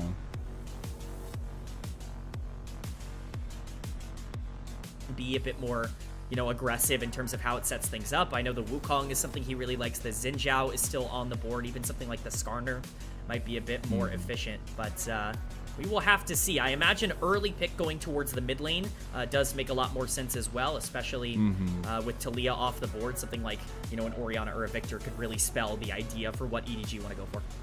And I will say, I said it at the beginning of the day, before going in, losing can be good in some regard. Even if it's a game, even if it's a series, if you go undefeated, you never know what that loss feels like. And I think we've seen teams buckle because of that in a lot of the history of League of Legends. But it is just one game loss. EDG trying to bounce back from that one. We do see some particular bans, as we've seen before. The Annie, the Ryze, the Gwen.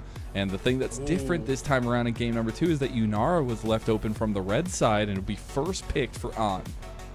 You're getting your wish, Lennon. You wanted Yunara. Here's Yunara for On. Surprised they didn't ban it. For that. TBH. Yes. Yeah, I agree. I think that this champion is incredibly strong right now, and On wants a piece of the action. He saw 1xN get to carry game 1. He wants to be able to carry game number 2 here, so we'll see how that sets up. But once again, called out some of the more aggressive skirmish-oriented junglers, especially looking at something like a Yunara. It makes a lot of sense to be more aggro for Aki, and that's going to be the Xin Zhao lock-in. This is a champion he's had a lot of success on over the course of his career, and I imagine he's going to feel pretty comfortable. It's going to feel really good. I think Xin Zhao kind of runs Yunara if you can get a little bit of a lead on it, but we'll see what the answer is also going to be from the bot side. We've seen the Sivir as a preliminary answer to it because it feels very akin to what Yunara loves to do, but it feels like you can do it a little bit better in some ways. But I do wonder if 1xN wants to go with something a little bit different. No, he's going to go ahead and go with a Cold Comfort Classic for him, but also something he's only played now for the 2nd time in the split of the Aphelios. This is definitely a favorite champion of 1xn. Absolutely. Not only from his time here in the LPL, but even the LDL before. So excited to see that come out. Hey, if it's not broke, don't fix it. Play those hyper carries. Let 1xn win you the game on something that can, you know, win team fights. I think it makes a lot of sense, but even more setup coming in for EDG. I think really the goal here is to simplify things as much as possible going into game 2. You had a pretty difficult win condition around the Trundle in game number 1 to be able to execute, especially once your solo laners fell behind. Just get a monkey that can go in there and knock everybody up. Make everything a lot easier. Yeah, honestly, it works out really well for him. And Xiaohao, obviously very comfortable on the Wukong and finding those entrances. Somebody else who's very comfortable at finding entrances into fights is Perukia, that rookie support coming in, and now will be on the Nautilus. Yet another engager. See if he can do a little bit better than on the Alistar. I know I was hyping up his Alistar and then had an unfortunate game 1 performance in multiple engages. The Nautilus, a little bit more stick and firm here. Yeah, I think I'm really going to be watching Perukia in this game number 2 because game 1 was the first time we saw him tested, really, as a player in the mid and late game. What's he going to do when the team can't set up around these objectives? And honestly, I saw a lot of concerning traits from what he ended up showing, but fortunately, it is going to be the Renata locked in for Feather on the other side. This is a great lane matchup for the Renata. Should be able to completely control what the Nautilus does. So overall, a really nice setup so far from Thunder Talk. A lot of comfort going in their direction. I also just think, like, at this point, we've all seen Yunara. We've all seen what she could do when you pop Transcend oneself. You just become a Beyblade with laser beams. I'm just now imagining with the hostile takeover after On pops the Transcend oneself, just ripping into his teammates around him. We'll see if that ends up being the case. I think that'll be a huge difference maker in a lot of these fights for Feather, but also kind of counter some of that engage, some of that dive potential that EDG are going for. Now in the second phase, we get the top lane focus for both teams. The Ornn and the Ambessa going to be banned by TT on the red side, while Renekton banned by EDG on the blue. We talked about this a bit before game number 2. We wanted to see Thunder Talk put that priority in the back half of their draft on their solo laners. They are doing exactly that, getting a hyper carry early for 1xn and then allowing Hoya and Satab to at the very least have a chance to see what they're looking at. We'll see what they want to say for R5 here. A couple of options on the board for both lanes, but definitely limited now that 4 top laners are taken off the board. Specifically things like Ornn and Sion. We will see. Hoya's champion pool definitely been shrunk by these bans. Yeah. I appreciate the way that TT is going about this. I mean, they can be a little bit flexible on who they want to give the counter pick to, but EDG are saving some of their big gun solo lanes here for this last phase, and the Silas gonna give TT a little bit of breathing room here. Yeah, this is definitely a Satab pick from his LCK days. Really like the Silas many years ago, but we'll have to see how it ends up impacting the game. There are a couple of nice ultimates to steal, but none of the ones that you're really looking at and saying that they're completely game-breaking, but we've seen what he can do in lane, in particular with the Silas. That's going to be really important to watch, and I think especially because if we do see the lock-in here, which we do on the Orianna, a lot of anticipation that, you know, a lot of conversation in general about Angel being more of a control mage player, so we'll see if that ends up getting punished here. Also, I'm just going to shout it out. Another champion Yunara absolutely loathes.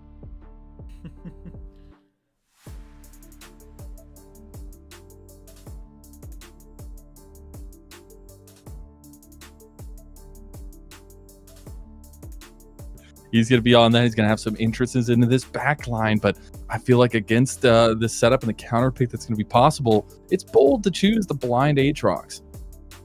Definitely can be countered, and I think that there are multiple champions throughout Hoya's champion pool that would be willing to do so, but he is going to settle on the Poppy for the top side.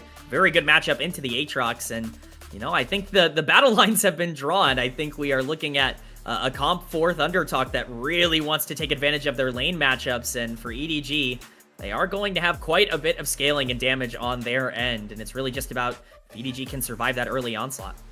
I feel like Poppy is Thanos in this game. There's just so many dodges or dives and mobility abilities that Poppy is just going to be loving to eat up there. But really appreciate just looking over the compositions. I can appreciate the way that EDG have put theirs forward. They have a lot of go buttons. They have a lot of aggression in these team fights, something that can work for them well. But TT have had excellent responses on this red side. I mean, this draft has been really nice to see from TT for both games so far. Yeah, I really like their decision making, and you pointed out the Papia looking Exodia-esque in this draft, but you know, Poppy's had a lot of success in recent weeks. I think the meta is very favorable for a champion that has her specific skill set. We've seen, especially top lane, she can become unkillable in the later part of the game. The thing I am a bit worried about for Thunder Talk heading into the back half is how consistent their engage can be to land on Yunara if the protection comes through, but so long as they're able to get those leads early, get that gold in their pocket, should be a pretty fun game to watch. Yeah, TT have a very good comp at taking pressure and kind of dealing it back. EDG, they want to deal out that pressure. They want to be in an advantageous spot. They aren't in this series. They lost their first game of Split 3 against this very TT just mere moments ago. Can they come back? Can they get this series to the 3 games that we know is destined for them as they try to take back hold of this series? EDG versus TT Game 2 kicking off now. There's those Gios.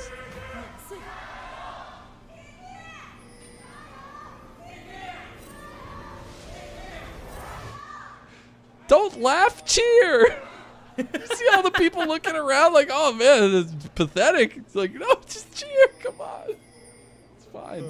TT fans, you'll be there eventually. I promise. We will eventually get the cheering going on. Setups looking, once again, rather normal. No major crazy starts here, as we do see a bit of a delayed invade. Xiaohao just looking for that vision. Very standard placement there. This time it looks like it might be matched clears on the top side, though. A little bit of a difference from that game number 1. But if we harken back to what that game 1 was, it was TT taking full advantage of the objective setup for themselves. They had full grub, full Rift Herald control, as well as the early dragon to kind of offset the scaling. Now we'll see how this bot lane pans out. Both bot lanes were heavily contesting each other in that game number 1. I expect a little bit of the same here with the range advantage that 1xN will have over On for just this little bit. That jungle focus will not come soon enough.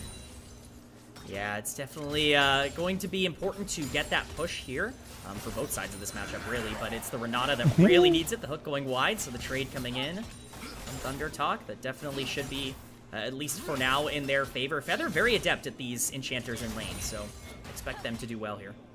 Yeah, exactly that. And while we have just a little bit of time as bot lane's going to keep contesting each other, got to give a huge shout out to prodiff.gg. I think it's really awesome to see how much influence they've had on the league scene, trying to sponsor multiple different avenues, but they have also teamed up with LPL English. You can improve your game, get one-on-one coaching from big pros, from pros in the LTA, but as well as NACL and the ERLs. And you get one-on-one coaching, you get to show them your plays, and they get to tell you how they feel you should approach those kinds of situations. It's a really cool situation. You can also use LPL 10 to save 10% on prodiff.gg. Yeah, Prodiff, an awesome product. The names on this website are absolutely insane. You've got, you know, former LCS champions like Dokla there. You've got NACL champions like Sajed on there. So definitely highly recommend with the large breadth of phenomenal coaching on the site.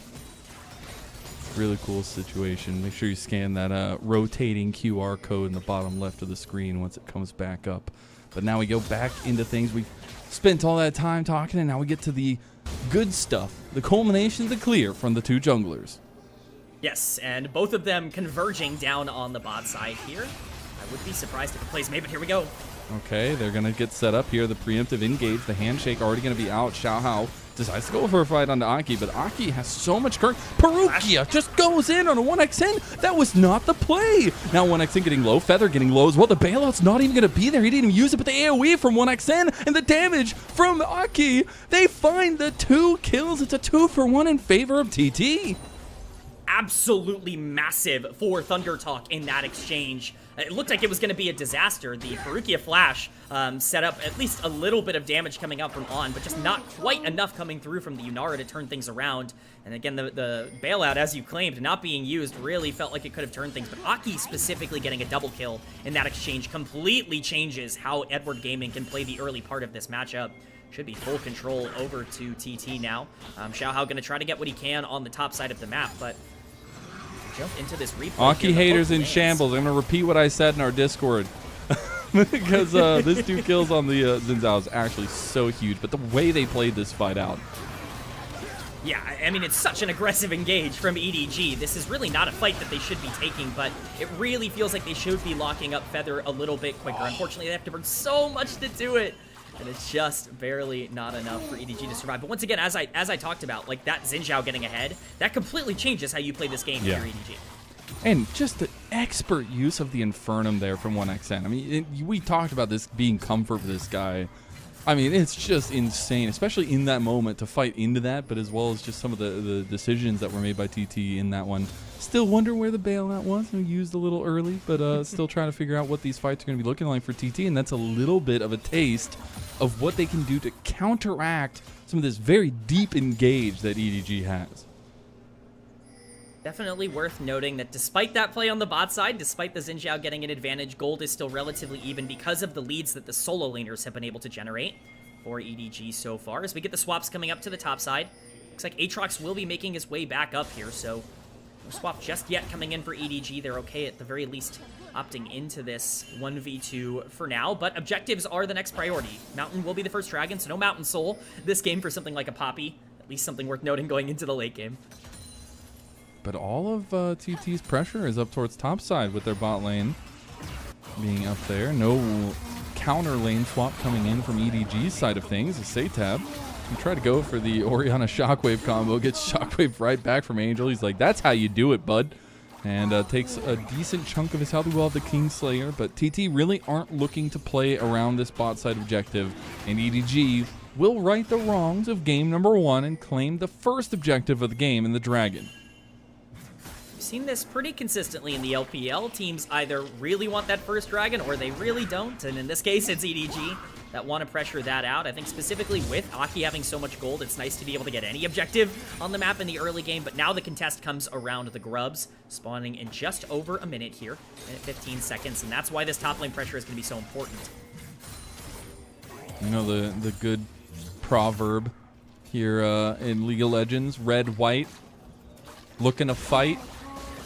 It's definitely going to be a little bit of a setup around this top side. About a minute away from the Grubs. See if 1XN wants to keep that combo of weapons. But EDG using some of this priority from this mid lane to go into the invade of TT. Yeah, this matchup is becoming very difficult for Satab. I think eventually this ends up becoming Sylas favored once you can start trading. But for now, definitely not the case. But you're absolutely right. Aki going to be taking his camps here.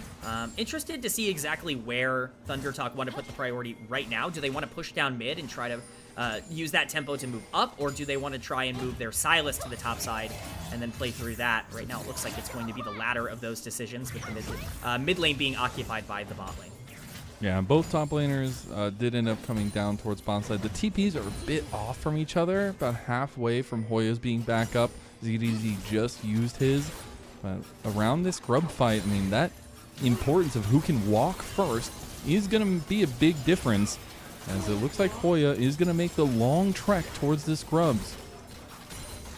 Yeah, it's definitely an interesting call here from ThunderTalk. They want to contest this as much as possible. Started up here by Aki. ThunderTalk first on the roam. They will at the very least get one. We'll see how much EDG want to contest, but Xiao's not even in the area. Yeah, I mean, he's not even moving over. He finally is after finishing his Wolves. It'll be 2 Grubs for TT, and honestly, you take those. The third one will be given over to EDG as a little bit of pity prize. But EDG will also be happy to deny the full Grub stack from TT comparatively to that game number 1. I think this is a very nice move for ThunderTalk. Once again, just being able to utilize that prio that you got to be able to grab 2 of those Grubs. Obviously, 3 would have been ideal, but you can't just be donated objectives every single game, so they will settle for the 2 in this one. Still, overall, a relatively even game, but ThunderTalk making some nice moves again. And I'll just give a little bit of a side point to EDG. Very vast difference from that game number 1 and being lax and kind of letting some of those objectives go. They've tuned in to what their compositional differences are from game 1 to game 2. They realize they need to have some of these advantages building to really have that strong step forward here for this composition. Always looking at On to be that hyper carry on the Yunara.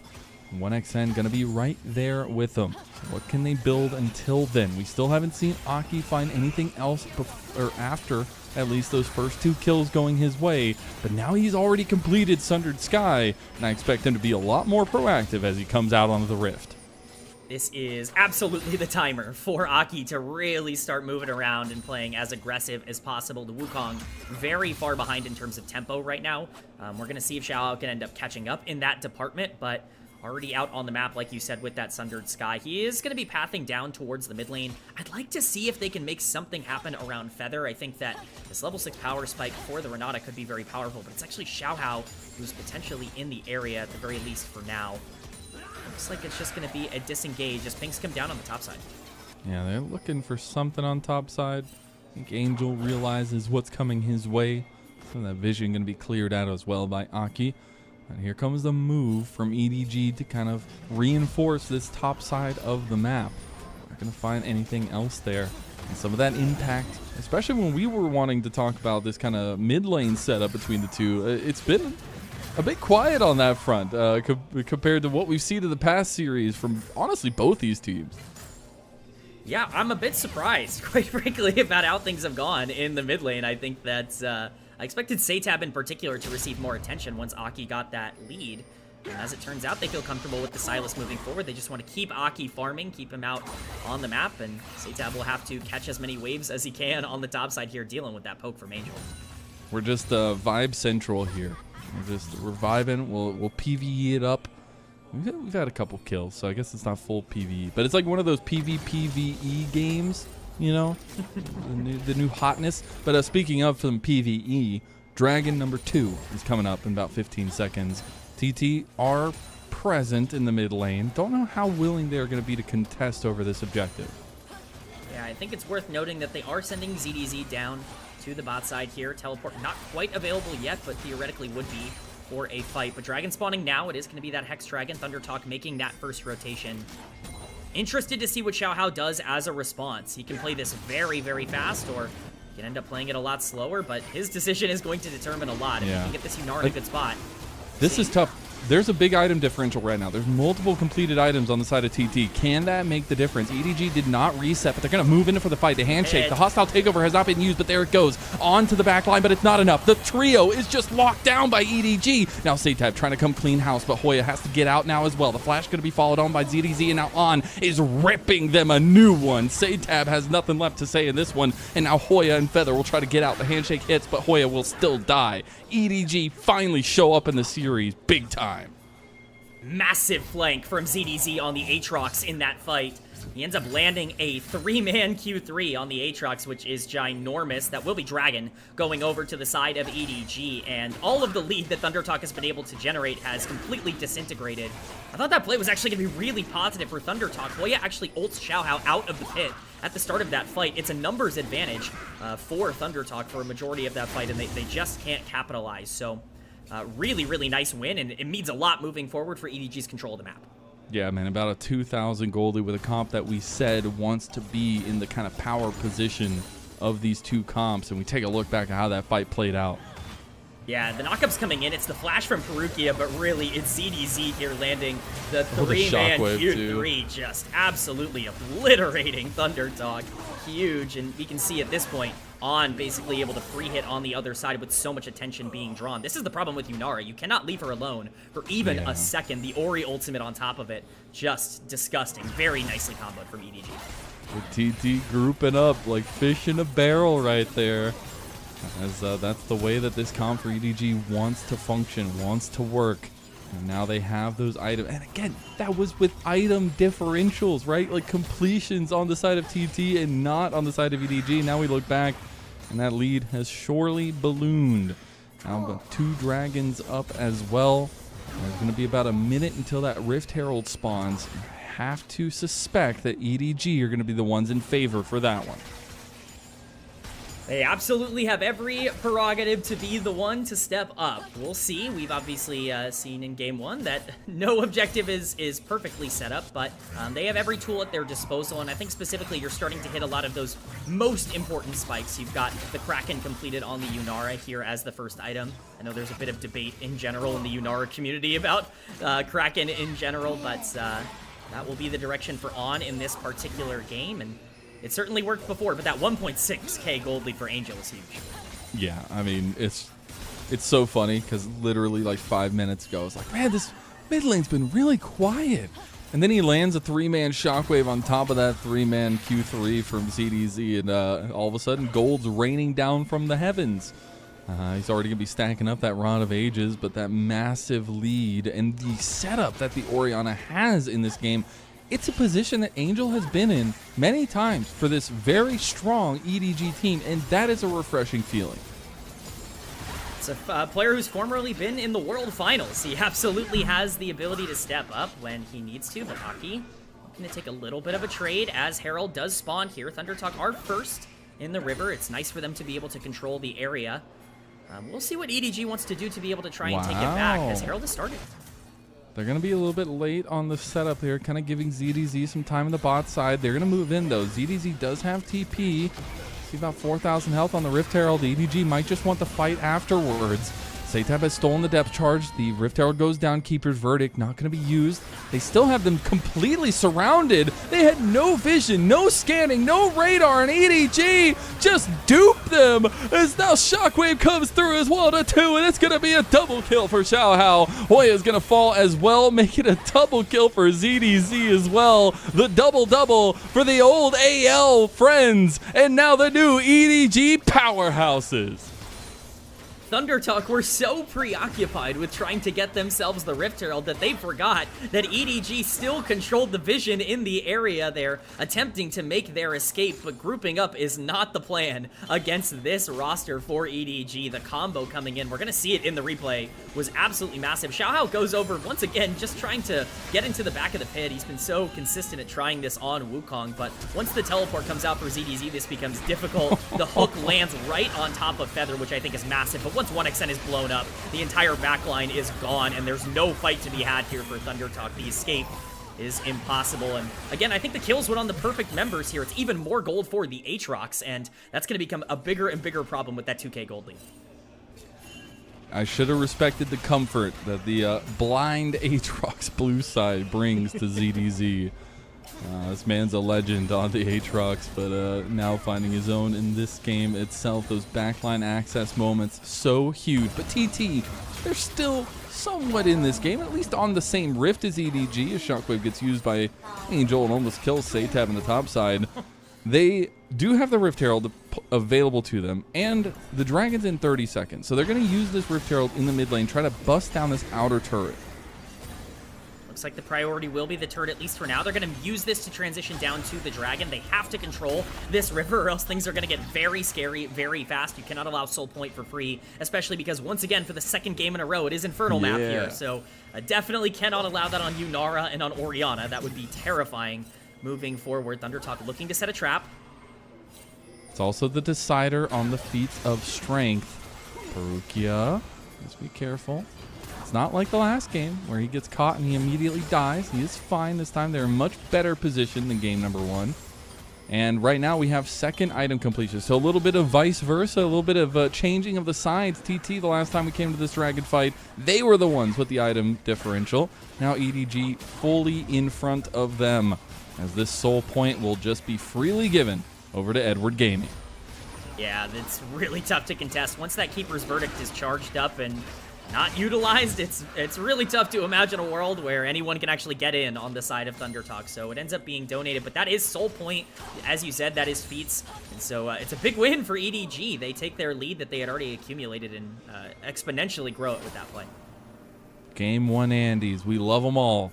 TT looking like a very similar position to what we've seen from them time and time again. The game 1s, they look so dominant, they look so good. You're like, is this the real TT? And then game 2, game 3, absolute domination from the enemy teams. And now we see a little bit of a look at on the 1xN's rotation, but now they're rotating onto EDG, but that might not be the rotation you want. The Dreadflying goes wide, Feather flashes away, depth charge going to be used onto Aki. Flash comes forward as they try to get some damage down. On is just pumping on Aki now, but the Crescent Guard was blocking a lot. Now Hoya comes in with a wall bang, finds the kill back. Perukia is down, and TT finds something. So many resources there utilized. Satab Oh. going in, potentially. I thought he was going to full engage on the ZDZ 's a ZDZ big there. I was boy. about to lose my mind, but yes, they find a really nice engage onto Feather, and I think the important part of that is that it's Feather and it's not 1xN. In every single fight that we've seen so far, this Aphelios has been unable to free hit on the backline. He was clearing mid-wave, so ended up getting the chance to walk up there and actually turn things around. Makes it a 1-for-0. It's a nice pick, but overall, just a little bit of gold back in the pocket of TT. And I personally love it when you're down and there's some tanky bodies in front, especially ZDZ. Just rush that Lord Doms for 1xN. Gonna feel really good there. But there is still, and got to go back to the draft, Poppy's really damn good into a lot of these champions if Hoya can find the right angles. And you can see some of the reason why we were leaning towards TT's draft in this game number 2. But the whole conversation every time is about execution, and EDG have just clearly been the better team here in game number 2. Now they're setting up around this bot side, around this Atacon play, because there's no other objectives on the map, and that will be second item completed for everybody except for Perukia. It's definitely a nice situation for EDG. I think the timers are very much in their favor. Still 3 minutes on the Drake. If they really want to, they can delay this a little bit longer, but look at the vision control on the bottom side of the map coming in from EDG. They have plenty of options to be able to approach this. That's so advantageous to a Wukong in particular. So we will see what the rest of the setup looks like. I'm specifically going to be looking at just how Angel positions. We've seen some major shockwaves this game. One more could really spell doom for TT. Angels just had those subtle shockwave moments, especially with the amount of ball delivery systems he has. You never know which way it's coming from. As EDG preemptively set up around this drag, but they're actually going to cede some pressure here. Maybe bait TT to move in. We will see if EDG's in the proper place to be able to capitalize. TT doing a good job to try to clear at least some vision of the area.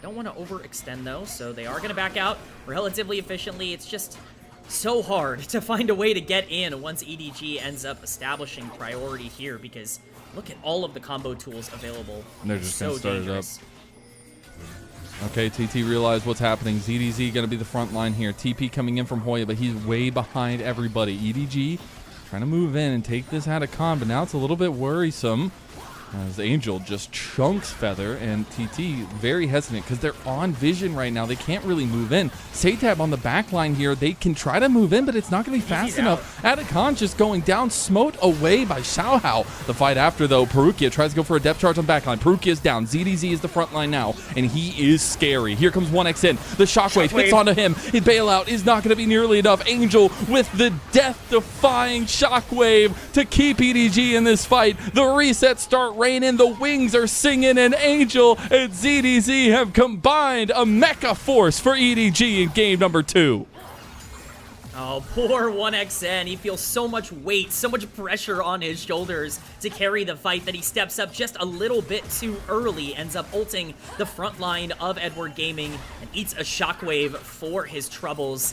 No fight to be had once that Aphelios is down, but that just goes to show once again it's even an okay setup, all things considered, for Thunder Talk, but they just don't have the ability to come up when it matters the most. We're going to get a really big replay here. We do see the engage onto Perukia, and he dies very quickly. This is actually a decent position overall for Thunder Talk. Just saying, the flash was up.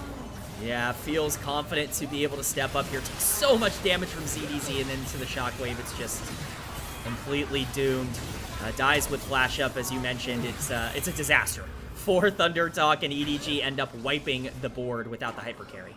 But again, you can like feel in that moment, just as you said, the pressure that was on 1xN. He knows that he's the one that has to be pumping out damage in these fights and finding those angles. The front to back can work very well if he has the right gun set up, but now they've ceded too much pressure.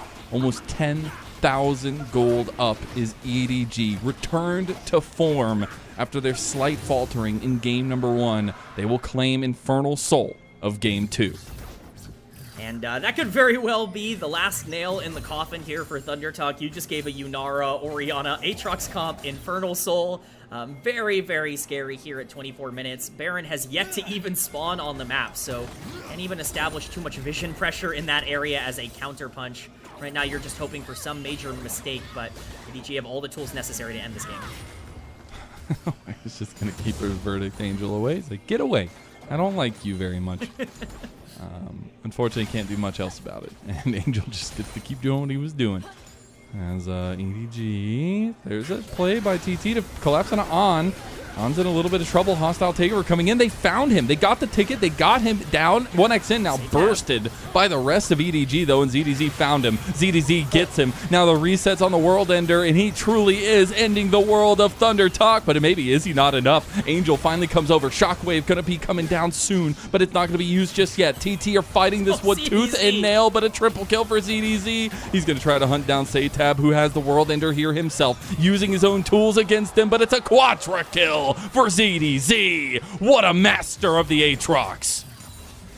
Yeah, I'm thinking the blind pick Aatrox worked out for EDG. Yeah. I'm thinking that it ended up being a positive for them. ZDZ is completely untouchable in any of these fights the moment that he shows up. It is disastrous for Thunder Talk. I'm of a mind that he could 1v5 right now if necessary.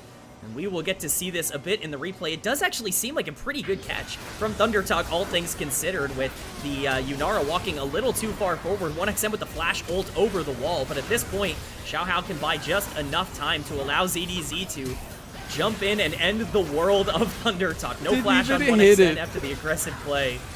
Ugh, it's just so Didn't even hit doomed. it, doesn't matter. It does not matter. The man It's is fine. just unstoppable. My God. I mean, everybody on EDG better have top diff typed into their chat bar right now. Angel with the solo, man, missed Shockwave. Shout out to the observers there, but it was all just a setup for ZDZ.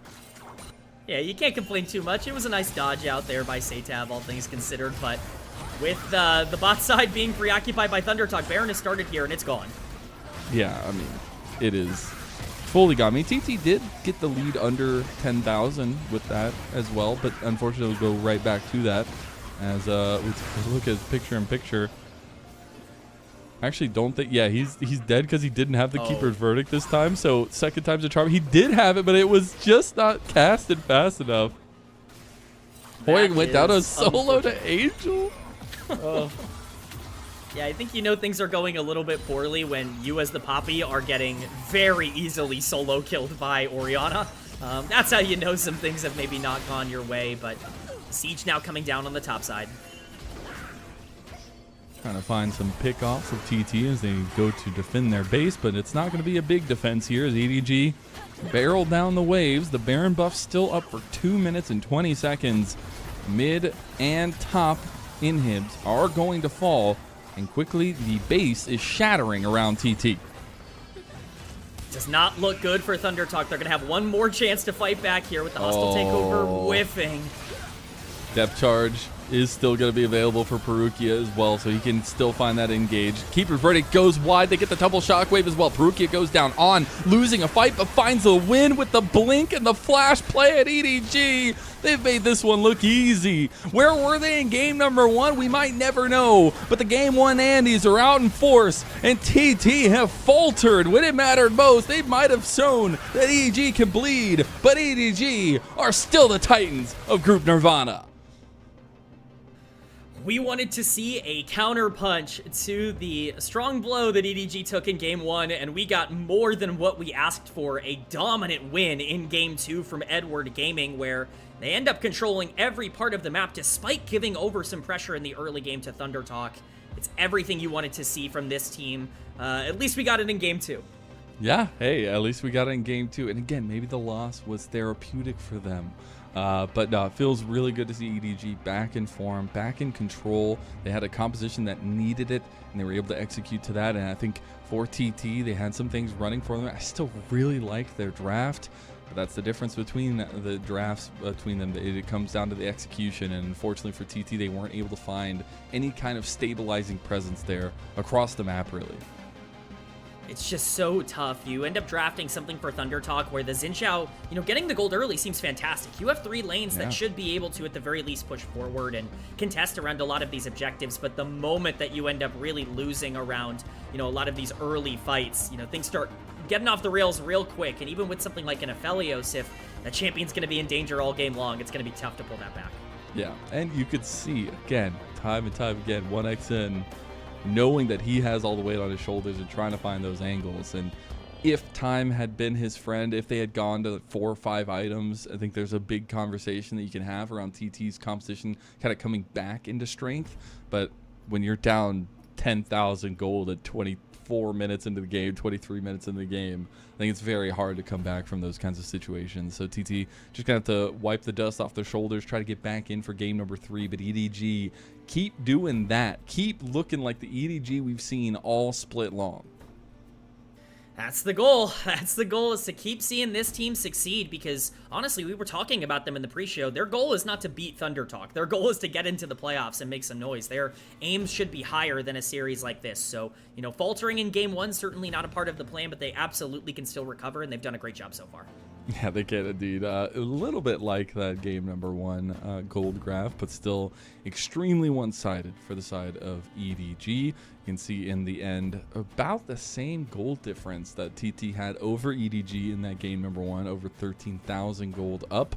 But it was a little bit more, I feel like, not as much of a team effort. I think Angel had some really big impact. ZDZ was the terror in the night for TT in this one.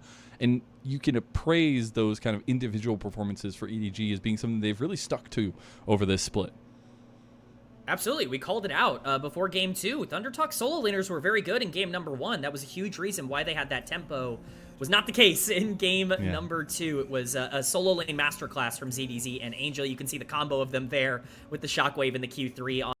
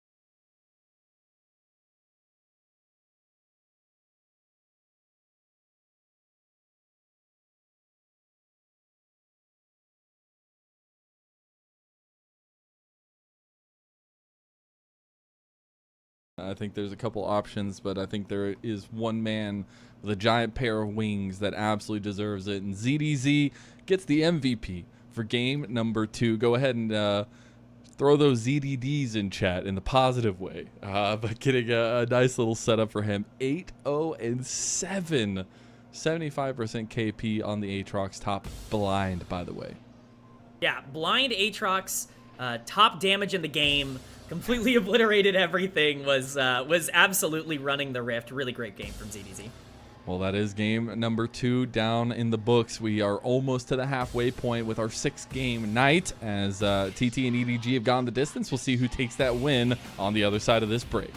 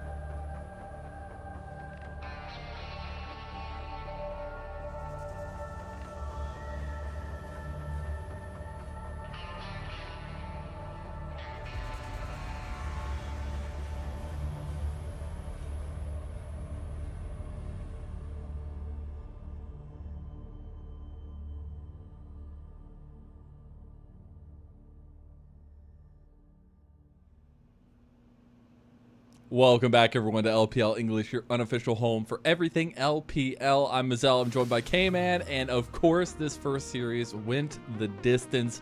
We're coming over to Game 3 of TT versus EDG, and I gotta say, things of the past are coming back to the present. TT, Game 1 Andes, EDG, they lose their first series. They didn't have the best track record in split number 2. Do they fall in the second round robin to that? So many questions and more answered after this game number 3. Yes, this is a sneakily important game number 3 for both of these teams. Of course, EDG still fighting it out for first place. You drop a series to a team like ThunderTalk, you could actually be in some danger of getting that number 2 seed, which I think would be a little bit worse depending on how things go. And ThunderTalk, of course, fighting for their life at the bottom of Group Nirvana. So a lot on the line for both of these teams, and we've seen both good and bad out of both of them. Yeah, we have indeed. EDG didn't show up really until game number 2, and TT decided to take a break in game number 2. Both games ending up in about a 13,000 gold difference between the teams, and this game 3 probably offers a little bit more of that. We've seen these games kind of be even, and then explode in a lot of ways.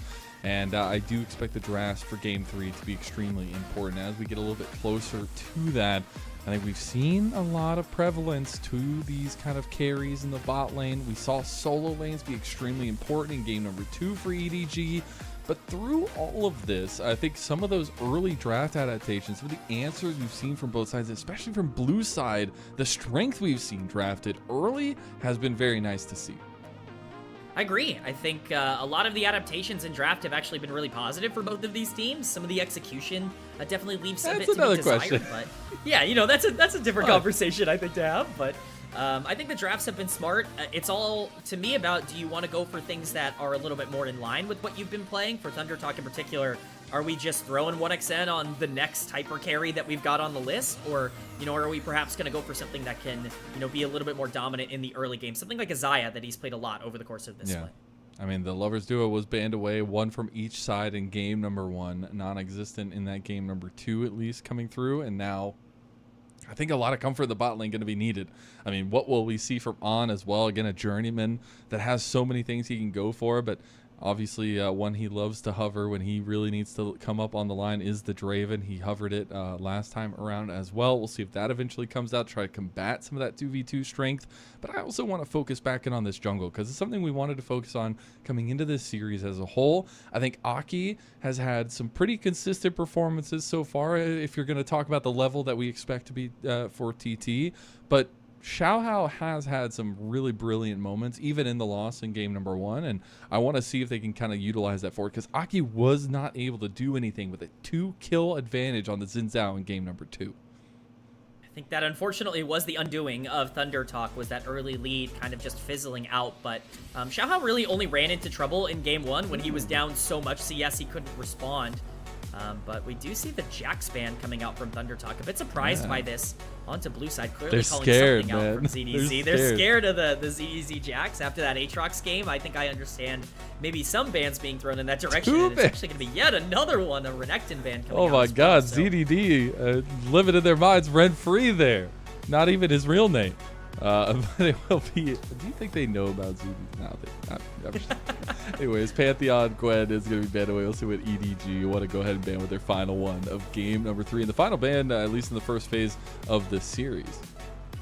Yeah, it's going to be interesting. The Varus still up. I would imagine that's either going to get banned or it's going to get first picked here. So we'll be the Xayah taking off the board. It's an instant Varus then. Has to be. That's really the only thing that makes a lot of sense here. 1xN, you know, might not be the most experienced Varus player just in terms, you know, in comparison to, you know, other players at this level, but that champion is in such a strong spot, does a little bit of everything in the AD carry role. I imagine it's a very happy lock-in for ThunderTalk here on the blue side. Yeah, and it just provides so much utility, but also damage. I gotta see what the answer is gonna be from EDG's side of things. I'm a Jhin stan among the best of them. I've got like 3 statues sitting behind me of Jhin, including the big one. I don't want to see Jhin in this game against Varus. I hate it. I hate it so much, and that might just be a me thing. But the Ambessa, I do really like. I think the entrances that ZDZ can have in this game, the fact that Ambessa is being allowed in a game number 3, it's exactly up ZDZ's alley. Yeah, not only playstyle wise, but a lot of the big Mbessa picks have been off the board, and fortunately, sorry, Mazel, you gotta deal with the Jhin It might matchup. just be a me thing. I mean, the thing is Jhin is such a roller coaster of a champion. You can have so much impact. You can also be literally non-existent. And I think it all comes down to execution of the champion itself. But we'll see if On can do that here. Obviously, very experienced on the Jhin himself. And we'll see the big power picks still up on the table. Things that were banned away at previous parts of the series. Yeah, the Scion coming through, perfectly encapsulating that. Honestly, Scion has become a very scary thing to see in a lot of these drafts, especially the later you get into Fearless. It becomes harder and harder to find ways to actually break through that Sylas, not only early, but especially in that late game, depending on how things break down. Scion, I should say. Scion definitely very dangerous on the top side, but I like the idea for getting more engage on this side. You want to be able to set up the Varus as much as possible, and the Rel is going to get the lock-in here. You're saving that middle of the map for later on in the draft, arguably the most important part that we talked about in the pre-show. Yeah. The part that really needs to roll, so, a lot still left up on the board, but, classic Rel coming in game 3. When pro players are talking about, first timing Scion on stage, and then you look back at the game and they're like literally dumpstering everybody and just unkillable, untouchable, you're like, oh, okay, the champion might be pretty good. The counter right now, the answer to that Rel setup though in that bot lane is going to be the Leona from Perugia. It's right up his alley in terms of going forward, but it's also one of those champions that you can only go forward, just like the Nautilus, the Alistar that he's been really willing to go for in this series. It certainly is going to be a part of his playstyle, so, he's opting into it rather than trying to avoid it. I think you can, at least get excited for the plays that are going to be happening around this Leona, but I think both comps are really just setting themselves up for something coming out of the mid-jungle duo, something aggressive, and I think at the very least EDG spots that, they see the Akali ban come out. I wouldn't be surprised to see double assassin bans come out for EDG here. I'm not trying to call back to Satab's roots too much, but things like LeBlanc, despite how not meta they are, have always been, in the chamber for Satab, but it will be the Ryze, one of the big premier macro threats still left up. No Talia in this entire series, no Ryze. Galio would be kind of that third macro mid laner if they wanted to go for something like that. I could appreciate the Galio ban here, but I do wonder if they just want to go for it, because it definitely feels like they're going for those kind of stable late game carries, because you need damage right now. Because I love Jhin, again, going back to that point, not the biggest damage dealer unless you're super far ahead. So trying to find where that damage is going to be coming from EDG, it's got to come from Angel, and I love that they're setting him up for success here. But the Annie ban, they have so many bans for TT towards these solo laners. I think specifically, at least at this point, Angel has not, every champion that Angel has played this split is gone. It is out, it is unavailable. So he will have to pick something for the first time this split, and that certainly makes things more interesting. It will be the Jarvan lock-in that indexes even more into what you were just talking about with the fact that Angel really needs to pick some damage coming out of the mid lane. But the setup here is heavy. Leona, Jarvan, Mbessa, even Jhin, there are so many ways to be able to start fights if necessary. There's a lot of options. Now TT have a couple options left in their tank here. They're looking for their jungle mid as well. They're looking for some good setups here. The Vi Ahri is not available, but they will take the first part of that in the Ahri at least, and be able to have that kind of mobility out of mid lane, especially once that level 6 kicks in. Yeah, I definitely see something more aggressive coming in here. First thought for Aki in particular as a player would be something like Nocturne, potentially. The Nocturne Ahri has been a combo that we've seen in the past, but really can go in a lot of different directions. Wouldn't hate really whatever they wanted to go for. You talked about damage, and it will be that Nocturne that's locked in. A pretty popular combination. Maybe not the most popular for Nocturne in particular, but certainly up there. And I think it rounds out Thunder Talk's comp pretty nicely. It puts a lot more pressure on 1xN, but he's used to carrying the team. He is. And I think I'm fully fine with that. Just put all the eggs in that basket. But turns out no damage is going to come in from EDG. They're just going to go for a full tank comp, which I can appreciate because there's a lot of dive options from TT, and they're just going to get the Galio for Angel. Yeah, I'm not gonna lie, I am a bit worried about the draft here Yeah. for EDG. You are absolutely right that the damage is quite low. While they do have a ton of engage options, they arguably have too many, where there's so many ways to be able to engage and go in, but not really a lot of follow through. I think the big kind of takeaway for me from this draft is, what is ZDZ going to be able to do on the top side? This Mbessa could really make or break this draft for Edward Gaming with how much damage she can do, but if ThunderTalk play around that mid-game power spike, the Nocturne Ahri, pick combo well, start to get some gold on that Varus, we can see this game snowball very quickly. And the thing about some of the pieces of EDG is kind of last point talking about their comp is like, they can do damage, but it's very situational. If you get ahead, right, Jin can do a ton of damage. You can do a decent amount of damage. At the Galio, it can be really disruptive. And Bessa can absolutely 1v9 in the right situation, but those are all what ifs. Those are not from a base level of play, and TT have shown they can at least keep pace with EDG in this series. And now as we go into this final game of the series, looking to see if they can truly strike down EDG for the first time in this split. It's a big one. They've got all the tools necessary in order to make their progress known, in order to show the development here in Game 3. We'll see if they have the ability to go out there and execute on a draft that I think has a lot of advantages. Top 4 make it into that playoff play-in in Group Nirvana. TT are on the edge of it right now. Every win they get matters that much more, and especially knowing that after this series, they have 3 series left in the final split of LPL in 2025. We're off to game number 3 between TT and EDG.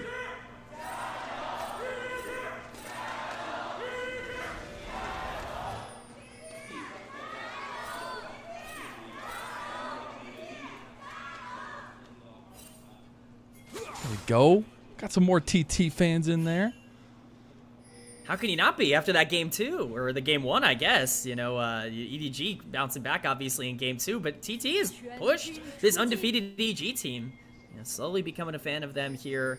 I'm sure I am, and a lot of other people in Twitch chat are. So I'm excited to see what they end up breaking down. Once again, no action happening at level 1. I was hoping at least in one of these games we'd get some sort of fiesta at the first level, but looks like it is just going to be natural setups. You need to be very careful here. If you're ThunderTalk in the early game, Varus can still be taken advantage of by the Leona early on. You don't want to have to burn that cleanse early in the lane. So it's going to be one of the main things to watch out for. But outside of that, we're just going to have to see where the jungler's path once again. Yeah, we are indeed. And it does look like we'll be doing a little bit of the same dance from last game, going from top to bot to see who can influence this bot side of the map early. Dragons early have been a focus, at least the first dragons. And we saw EDG have good control of that from blue side in game number 2, but TT had an excellent objective control in game number 1. See if TT can reimagine a little bit of that here, but I do want to talk about this jungle matchup a little bit more, as how do they interact in a lot of ways, because it feels like once these oldies come through, they get a lot more aggressive. They can have a lot more ways forward, but Aki will have an interesting job in a lot of these fights. Yeah, I think the Nocturne feels very strong into this particular comp. While there are ways to be a little bit more effective on champions like Jhin, if you're going to curtain call and Nocturne still has that ultimate available, it can get quite scary. So Aki getting a lead in the early game could actually be massive, although we said that in game 2 as well. Didn't quite end up happening, so we will see how that breaks down. But the interactions between these two junglers are Xiaohao needing to make plays and needing to be a playmaker. And once Aki hits that level 6, if you can get those mid-game roams off with the Ahri, it's huge. But Feather gonna have to be forced to flash out of that. If he got hit by that, that combo is deadly for the Jhin. So flash down on Jhin, that is super punishable now as well. But I love that point about Aki, because it's so funny. I know we talked about it behind the scenes, and I've probably talked about it a million times. When I first came into the LPL in 2021, and I got to cast Aki, and he was the only one of that split that brought out the Zed. And it didn't go well for him, but it showed me that that potential is there for Aki. He loves taking the hands checks. He loves taking those kind of mechanical style moments. And I really want to see if his Nocturne is going to pay off here against this stalwart J4 from Xiaohao. He's got all the tools necessary in order to make it happen. And once again, he's waiting around here. He does have no idea he's on a ward. That's tough. Be a pretty dangerous situation for him. Oh, he knows now. He's going to try to get out. And unfortunately, the flashes are going to start coming through from multiple members of EDG, and he will just burn down to Perukia. First blood to EDG. It's a nightmare for the Nocturne. Unfortunately, just has no idea that he's sitting on that vision and ends up paying the price for it. We talked about this Nocturne needing to, at the very least, stay even until level 6. J4 can do a lot with that pressure you can generate, and he was just gifted that early kill. Yeah, that feels omega bad, but really good vision setup from EDG to have that ready to go. Maybe knowing some of that research, some of that strategy, some of that prep they did for this matchup. I'm going to pay off. 1xN in trouble now. As they do get a nice little combo, but the counter combo is really good into On, who has no real mana to speak of. Probably about enough for one more spell. Perukia takes a chunk from 1xN, and TT come out the better of that trade in the 2v2. This is the scary problem with Varus Rel in Game 3, with so many things off the board already. The trading power of these two alongside the utility and the late game damage is massive, and 1xN putting it to good use at the start of this game, clearly. You're just Jhin with more utility and more damage. All right, I'm doing my boy Jhin bad, but I'm just saying, as a Jhin player myself, I absolutely hate playing into Varus's. I really want to see what On can do at that next level against this matchup and how much impact he can have. Still a little bit of a lane lead going the way of TT so far, and I love that because 1xN, he was the winning number for that game number 1 for TT, going on that smolder and just blowing everybody out of the water. And now a pivotal pick with the Varus in Game 3 for the brightest star of TT. Yes, it's definitely not just game number 1 for 1xN. He has really been the guy for Thunder Talk throughout this year. Throughout, even last year at times, he was really stepping up in some pivotal moments. He's going to have to, once again, here, of course, Aki a little bit behind, but really, honestly, has not been punished too much for getting caught out in the jungle. Is still in a relatively okay spot from a level and gold perspective.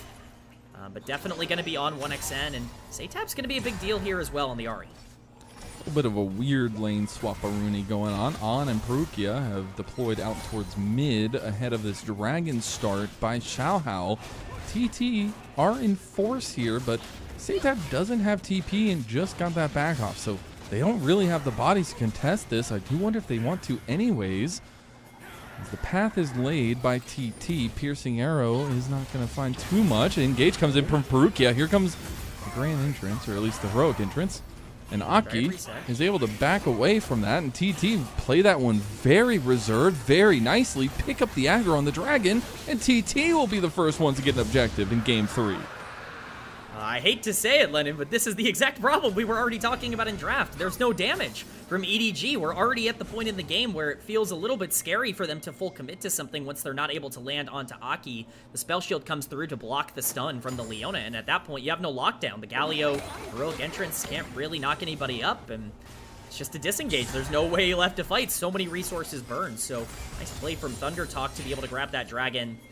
We are seeing more pressure put onto the mid lane here, like you said, from EDG. We'll see if that transitions over to the Grubs, which of course is spawning in 30 seconds.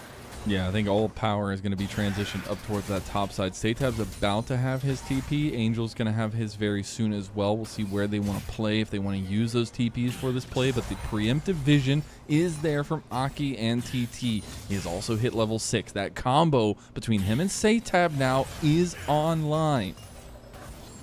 And that's the scariest part. This Nocturne Ahri can flip the game on a dime, depending on how things go. Saytab still on the bot side, does have that teleport available.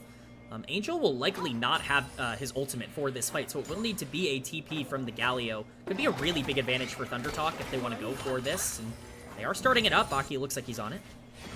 They are, and that AoE from the Nocturne going to be really nice. Perukia just gets chunked. The Decimating Smash did exactly that, and Perukia gets caught out by Feather and Hoya. He's not going to go down just yet. Now the exhaust comes through. One more Decimating Smash, one more auto attack, one more shout. No, it is the axe that comes down to claim Perukia's life. And TT go even on the board, but also get the 3 grubs on top of it all.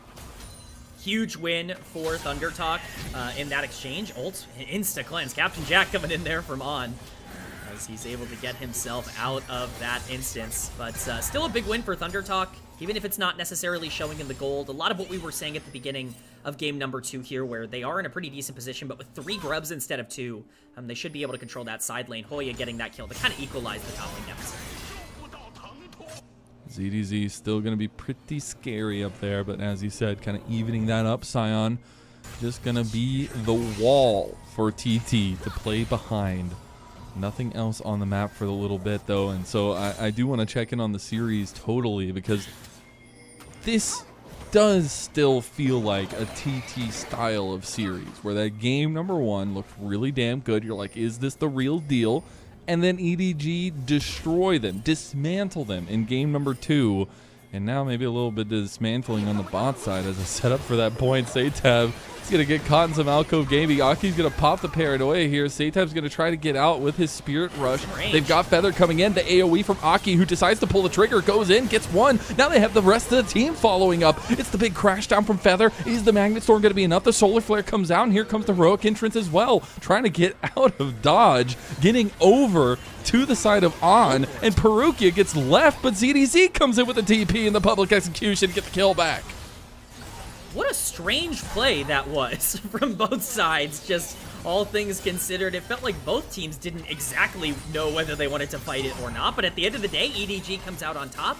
It's a pretty nice win, about a 500 gold swing in favor of EDG, so pretty nice, all things considered. It's well done by ZDZ to turn things around and throw his lead on the Mbessa. Hoy on the top side now. Dude, Angel was running. He was speedy, and now he's got the Hollow Radiance, and he's got the item differential. He's going to be able to take down Hoya potentially here. He might not have a lot of damage, but the flash comes out, missing the Winds of War too, and Angel can't get the kill. Yeah, a lot going on across the map right now. There is quite a bit to talk about. Angel, unfortunately, not able to land the Q that likely would have killed the Scion there, but does burn the flash on the top side. Game has been very chaotic. Certainly a bit of a change of pace from the slower paced action that we've gotten in the first 2 games, and I, for one, am excited about that. I'm here for it, but looking at as the dust settles, some of these item completions really going to be coming online here. That is going to be the Gwinsus, or at least the Yumus, sorry, for 1xN in the end. I'm sure it's going to be the Collector first for On. So both leaning into the lethality. The Poke Varus is going to be hard to deal with for EDG. Yeah, you have dive tools. I think that's the lucky thing here is your draft really sets yourself up to be able to get onto a backline member if you are able to get, further beyond the tanks. But the problem is what exactly happens to your backline if that happens, On in particular. It's all really just coming down to who's going to be able to execute well, but that Collector finish there for On. Oh, dude, this Hollow Radiance doing work right now. Angel had so much damage. As Satab unfortunately misses the combo, but we're getting set up for this dragon right now, K-Man, because this would be second dragon for TT. We get the reset out from Satab. Does not have TP. Will have to walk his way there, and so will Angel. We've seen the power of dragons in this series so far. ThunderTalk basically even in gold here, thanks to their bot lane and their their jungler here.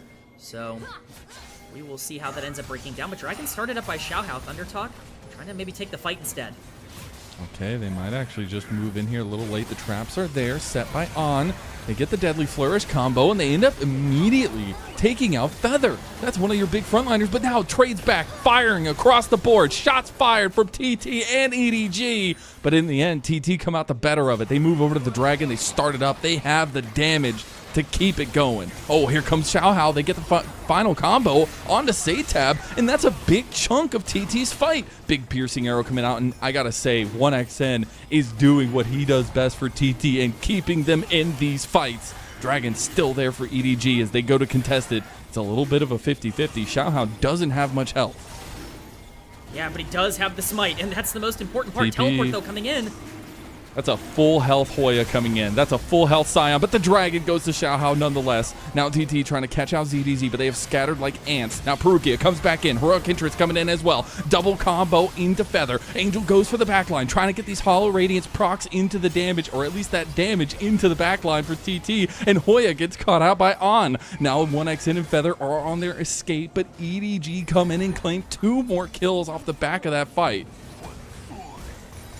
Crazy exchange there. So much to talk about in terms of things breaking down. I know we've kind of harped on the fact that EDG have very little damage, but if they can stall fights out for that long, Jin will eventually do enough damage to break through the front line of Thunder Talk, and that's exactly what ended up happening. On was pretty huge in that fight on the Jin. Angel goes down very early, and it does feel like they just lack resources, but it ends up lasting long enough for him to be able to get back in the fight with the Galio ult and turn it back around. EDG taking control of the game from that play. We're going to get the initial engage here. Does get the stun down on Perukia, but Feather basically giving his life to start this play. There's no way he ends up surviving with his positioning. They are able to trade back too, and at this point it looks pretty good for Thunder Talk, but the problem is that Hoya is half health, and they don't really have a way to control this pit all that well. Unfortunately for Satab, just not the most well-executed fight of all time. Xiaohao there to punish it, and even with the chunk going down, not enough damage from Thunder Talk to be able to burst down the jungler with him alive. It's difficult to take this dragon, and from this point onwards, the death timers are too short. Everyone's able to get back into this fight. The smite. It was so close. That's absolutely tragic. It really was right on a knife's edge. But this is a great turn by ZDZ to be able to combo with the Galio. Very well played by the Mbessa throughout this entire exchange. And again, at this point, the damage is kind of out on Thunder Talk, and EDG are able to clean up. And you see some of that direction, some of that leadership that Perukia is bringing in as well. Just staying in the fight, coming back, redeploying, and then the combination of him and ZDZ just on the same page. That is what has made EDG be so dominant here in Group Nirvana. And in a pivotal game number 3, some of those combinations are the difference maker. 1xN going to pop his Yumu's, but is able to sidestep away from that Solar Flare. And now we have the setup around the Rift Herald.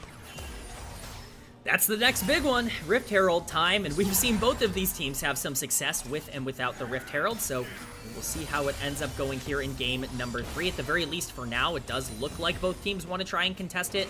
Teleports being available on the bot side, both can TP in, but it's all about who's going to start it. Thunder Talk, again, looking for a potential trap with that Nocturne. Perukia getting caught out now by TT. They fully surround him. Everything used, even the unstoppable onslaught. He's still alive. Somebody kill this man. He's alive. He actually makes it out. He's going to back now. He will have to reset, but EDG going to take advantage of that. TT used so much there. It's a disaster for Thunder Talk. They blow every cooldown that they have on killing the Leona, and she ends up surviving in the fight. It's huge for them as they start up the Rift Herald here. It's going to be hard for Aki to get in, but he does have ult. Thing is, though, EDG have their big team fight ults. They have the heroic entrance available as well, and that just means the objective goes the way of EDG, propelling this lead to just under 1,000. We'll end up TPing down towards bot to delay giving that tower over to TT. Still some good decisions from EDG across the map, which we said from the beginning is one of their biggest strengths, their macro decision making. Yeah, they usually are very good at making these big proactive decisions. We've seen some questionable ones in this series, but definitely seems to be back on the menu for game number 3. Excited to see where exactly they put their pressure now that Herald is gone. Dragon is up in 1 minute. That would be second Drake for both teams. I think at this point, it really behooves EDG to start stacking once they got that steal. So I imagine there will be quite a bit of pressure on the bot side. Yeah, and I mean, I love it. We've just had like the perfect souls to complement the comps that we have in this series as a whole. The Ocean Soul here, especially for EDG, feels unsurmountable from the enemy. I mean, an Ocean Soul just keeps this very hefty team fight composition continuously in the fights. And we see they want to try to take advantage of that. They are already moving some vision, some play, some priority around this bottom side of the map. You are absolutely right there. There is no real easy way to break through a Jarvan and Mbessa Galio with Ocean Soul. Gonna be difficult if that does end up happening, but for now, TT face checking. Yeah, and one more objective would be the feats for either team. No turret down just yet, but the objectives are right on the cusp for both of them. At least it would be the feats for EDG if they're able to get this one. Still need the turret if TT want it. And moving in now, TT going to clear out some of this vision. TP is very important to keep an eye on as ZDZ is going to get his back off first. He will have the first play here with his second item completed. That's a Shojin for ZDZ. We were talking about damage. Well, go ahead and get those ZDDs ready. Yeah, I talked about it in draft. This Ambessa is massive for this comp as we see EDG starting up on the Dragon. Teleport's coming in. This is going to be a fight. They're not taking it easy. They're going to be forced out of this play. 50-50 is what I love, and 50-50 is looking like what we're going to get. Xiaohao won the last one. He got the smite difference at 20 HP. It's Aki versus Xiaohao. Big spotlight for us today. Xiaohao uses the Rift Herald in the pit and gets pounced on by Satab. Xiaohao gonna use the Rift Herald to get into the engage now as well. They're gonna split the fight. They move down onto the south part, but ZDZ's already gone ham and gone down. Now Satab flashing over, getting onto the pullback, gets him. Satab going wild in this game, and TT, they just duped EDG. I don't know if they just had a brain transplant, but TT will take the Dragon. I feel like Game 3 has put me in some sort of dream that I can't seem to awake from. Everything seems so kind of normal, and then there's just one thing that ends up going completely awry. A very bold decision by Xiaohao to drop the Rift Herald in the middle of the Dragon Pit. Was that a decision? Obviously not intentional, but we will see the replay here. A very bold call to drop. He wanted to of course, capitalizing well, but that's nightmare. I love that he tried to make good on it. He's like, I'm just going to take the engage. I think if he goes for the other three, maybe it gets a little bit better, but this play from TT is really excellently done. Satab picks them apart from the back line. Yeah, and this is what we were talking about with the comp in draft, where it's just so hard for Jhin to play the game. You can't really ever press R, because not only do you have the Nocturne ultimate, even if Nocturne ultimate is down, you have Ahri diving on backline. You've got Varus who can hit you from a million miles away with the lethality build. So it's just so difficult for Jhin to ever feel comfortable. And we once again saw the proactivity of that Ahri really stepping up. And it's a big fight win for ThunderTalk. That's not just keeping them in the game, that's putting them in the lead. Absolutely, and for a comp that loves to be ahead, we've said that a couple times this series, that's going to feel really good. Now Aki and Satab, they can feel a lot more unleashed to find these picks. Just go ahead and pop that paranoia when you find the angles. And speaking of, it's all up. All ultimates available for TT. No objectives besides the Atacon to play for. And I feel like this is where their comp thrives. I absolutely agree. This is the part of the game that is the scariest for EDG, because you just can't get caught being isolated in an area they can so quickly turn onto basically anybody on the map that you need to make sure that everything is accounted for. Vision control is going to be more relevant now than it will be any other time throughout the rest of the game, especially with the Otacon up on the map. So we'll have to see where the pressure ends up going. Feather for now just trying to delay pressure, but they just instantly go. They try to get 1xN, but now the paranoia is going to be popped. Perukia goes in after the fight happens. They have the curtain call in. Hoya's trying to come find the fight backline now. EDG, they're split. What is typically a decisive moment from EDG might have just turned around for them. ZDZ going to publicly execute his way out of that fight. But TT now getting jumped on. Your heroic entrance coming in too. They've lost some of their damage dealers. It's going to be a nice little setup though from TT to only lose one. And it will be the tankiest member of them all in Hoya. Once again, a crazy fight going down. A setup that looks good, and then it looks bad, and then it looks good. And it just keeps, the pendulum keeps swinging back and forth. Group Nirvana is always a blast here, but ZDZ being the difference maker on the Ambessa, we highlighted him as someone who needed to step up. He has those 2 items completed, and he really is making the most of it right now as Otacon B is taken here by Edward Gaming. It doesn't look like this will be contestable. ThunderTalk looking to counterplay by taking... They looked worried for a moment. They tried to dodge out of some of the skill shots there, but they do end up taking it in the end. They're going to TP ZDZ towards mid. We're going to take a look back at that fight. Yeah, there's a lot going on here. The first initial engage onto 1xN looks okay, and then the flash is burned, and the play is over. There's nothing else to do here, but Perukia ends up flashing in, going on top of the Varus. There's no damage to follow this up, and so it all really comes down to how much you can delay this fight. The teleport from Satab looks like it's in a good spot, but no damage actually ends up landing onto the Jarvan. So close. You know, Satab played the previous fight well, maybe not so much this one, but it's again ZDZ who really ends up stepping up and disengaging the entirety of ThunderTalk. He 1v5 the previous game on Aatrox. Does so again, at least at times here on the Mbessa. They have to sacrifice Hoya, but as much as we want to talk about there not being damage on EDG, it comes with the price of them being so tanky and so hard to get through. Yeah, and I love the kind of coordination they need to execute this comp, and it's been really nice to see them pull it off multiple times. And ZDZ has that instantaneous access to the squishies, so he will be probably the scariest part. And he was the kind of one person we're like, okay, you have some damage in ZDZ, but elsewhere, that's where you're looking for. But now we're getting to those second items completed. Black Cleaver going to be there for Xiaohao as well to shred some of the armor. Also going to be there for Aki. And we're getting to a point where this dragon setup is going to be the next conversation. Would be a soul point for TT. Yeah, this is necessary for them to pick up. Their win condition right now is to stall this game out and get to this dragon as much as possible. It doesn't really feel like the Nocturne Ari is going to be able to find an easy pick with how clumped up EDG is, and 8 seconds on this spawning point means that control of this area is going to be massive. Rukia taking a lot of poke. For TT, you could give this one up if you're not comfortable, because you were able to take the last dragon, but Xiaohao, he has found the flank of a century. He has not been spotted. Nobody knows. There is some pings coming that way from TT. They maybe think there could be something there.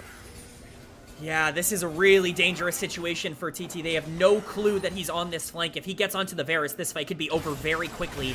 See if they end up scouting it out. They're just going to take down Perukia. Here comes, they got the backline, they got the access, the flank of the century, it paid off. They take down 1XN. TT now losing bodies, losing frontline. Aki forced to flash away. ZDZ getting low now, but he is kiting his way out to safety, trying to get away with the moves. This man is disco dancing all over TT. And a beautiful play from On strikes the cord onto Saytab, and TT have lost the fight.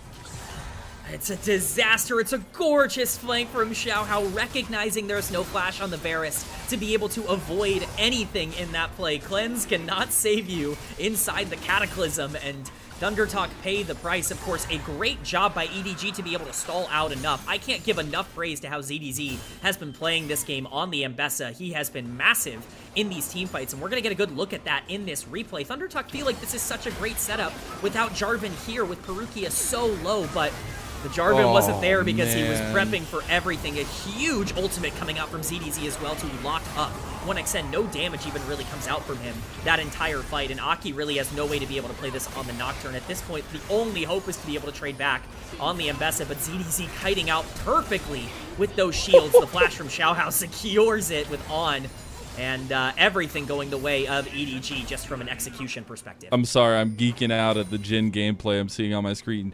Weaving the deadly flourish in between the entire team, the two bodies that were supposed to block for 1XN, and then also hitting that curtain call. Oh, man, feels good, and honestly feels good for EDG to reassume form here. Yes, it is dead even of a game, but their team fight does not get any easier to handle. Luckily, 1XN avoiding the Leona ult there would have been in a rough position, but something worth noting, if there is going to be a fight breaking down with Baron alive, ZDZ is level 16, Hoya is level 14. A huge level gap on the top side of the map that's in favor of EDG. Not even the mid laners have hit that level 16 spike just yet, so Mbessa is dangerous, and they're certainly looking like they're wanting to set something up. Third item now for Saytab, though. He's the first one to hit that mark. It's going to be the Bloodletters, too. A little bit of that shred. We'll see if it actually matters in the grand scheme of things. Getting closer and closer to third items for both carries, at least the AD carries. That should be a Lord Doms coming in for On, as any sane Jhin would do, but it's the Serpent's Fang completed now for 1XN. It makes a lot of sense for both of them. On is sneakily doing a lot of damage here, and especially with that Lord Doms potentially coming through. If you're worried a bit about the Scion just being this mega tank on the top side, he doesn't really have the resources to be capable of doing that in this game. On is going to be effective. We talked about this being a low damage comp, but he can break through that front line quickly and, you know, start landing a lot of those deadly flourishes, or even getting to, you know, open up the curtains onto the back line. That could be absolutely massive for EDG. See how the play plays out. See which kind of tickets you should have bought. Oh my god, that's a lot of traps. All the flowers you could ask for in mid lane. As EDG setting up for success there, trying to keep this outer turret alive. while meanwhile they try to get some vision set up on this top side of the map. And I want to ask a little bit about TT's comp, because we've seen some really good plays from EDG. We kind of have worked out how their composition works, but how fluidly does this TT comp look for engages? How do they find these kind of in to this very team-focused comp from EDG? I think, unfortunately, at this point in the game, it becomes a lot less reliant on Aki and on the Nocturne, and much more reliant on Feather and Hoya to be able to get into good positions to start these fights. As much as I'd love for a Nocturne Ahri combo to go off, as long as EDG don't make any egregious mistakes, it's going to be very difficult to find a priority target in these fights. But if EDG get a little bit overconfident, if they do push up a little bit too much, you still have a susceptible backline that you can take down. And 4v5, if you can get the right engage angle, anything is still possible. This gold lead is only 500, and Seitab himself still has a 1.5k gold lead over Angel in the mid lane, so certainly not unconquerable. That's the craziest part, is that Seitab still has a massive lead, but the execution has been the difference. Now Perukia is getting executed on by TT. Everything used. That's the paranoia. That's the unstoppable onslaught. They've done this before. Do they get him this time? No. Okay, they do. I thought we were about to get deja vu again. 1xN takes him down, though. That's it. That's what we just talked about. I said, oh, maybe you need to engage in terms of these team fights, see the overextension. Well, no, maybe you just need to see the mistakes as the teleport comes in from ZDZ. It looked like Baron might have been on the menu with some of the pings, but wisely backed off here by TT. I think EDG felt the same way. Don't want to risk anything with that Baron going down so quick. Aki can be pretty strong now, taking down those objectives as well, the neutral objectives at least. Outer turret still stands for TT, but the Dragon coming up in about 25 seconds.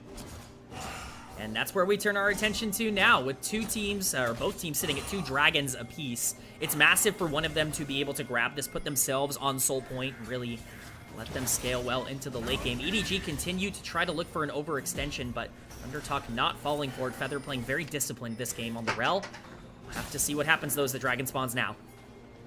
It does spawn as well, as they immediately started up. They have so much damage to kind of take it down. On doing a good chunk with that 4th shot. Aki looking to get in the 50-50. Xiaohao, a member, did get the better of him the last time. He's going to get it again. Xiaohao gets the 50-50. Now they look for the fight after, though. Cataclysm comes in on Aki. Chains of Corruption going to be used. Solar Flare hits the backline. Heroic Entrances come in, but Aki's already down. Big Magnet Storm coming in as well from Feather. They do end up finding a good angle for TT on the north side of the fight. Xiaohao misses his flag and drag. Now On is in the middle of it all. Public execution on the backline. ZDZ, this is his moment. This is the time for him to show up. Hoya can no longer be the backline. He can no longer be the front line, and EDG have just found the entrance into TT's fight. And now 1xN and Feather are by themselves. They're going to try to take down ZDZ. One more piercing arrow might do it, but the shielding is there, and 1xN can't keep up with his support. ZDZ styling on him. Go ahead and give him the lawnmower, give him the earplug, give him any kind of disco move you want. ZDD in the chat, and he is carrying for a 2nd game in a row.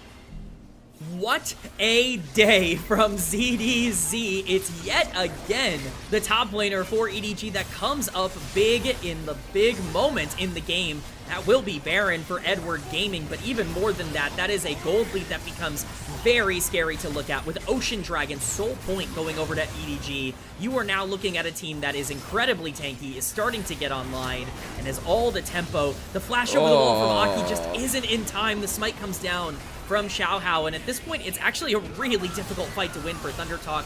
The Cataclysm dropping, and unfortunately with the Galliot dropping on the Nocturne as well, even with a good re-engage from Feather, he ends up eating half his health bar to the final shot from On, and just completely breaks down. Seitab looks like he wants to try to turn this, but who comes up? It's ZDZ getting onto the backline, being the disruptor for everything that Thundertalk want to do, and again ends up absolutely making the difference in this fight.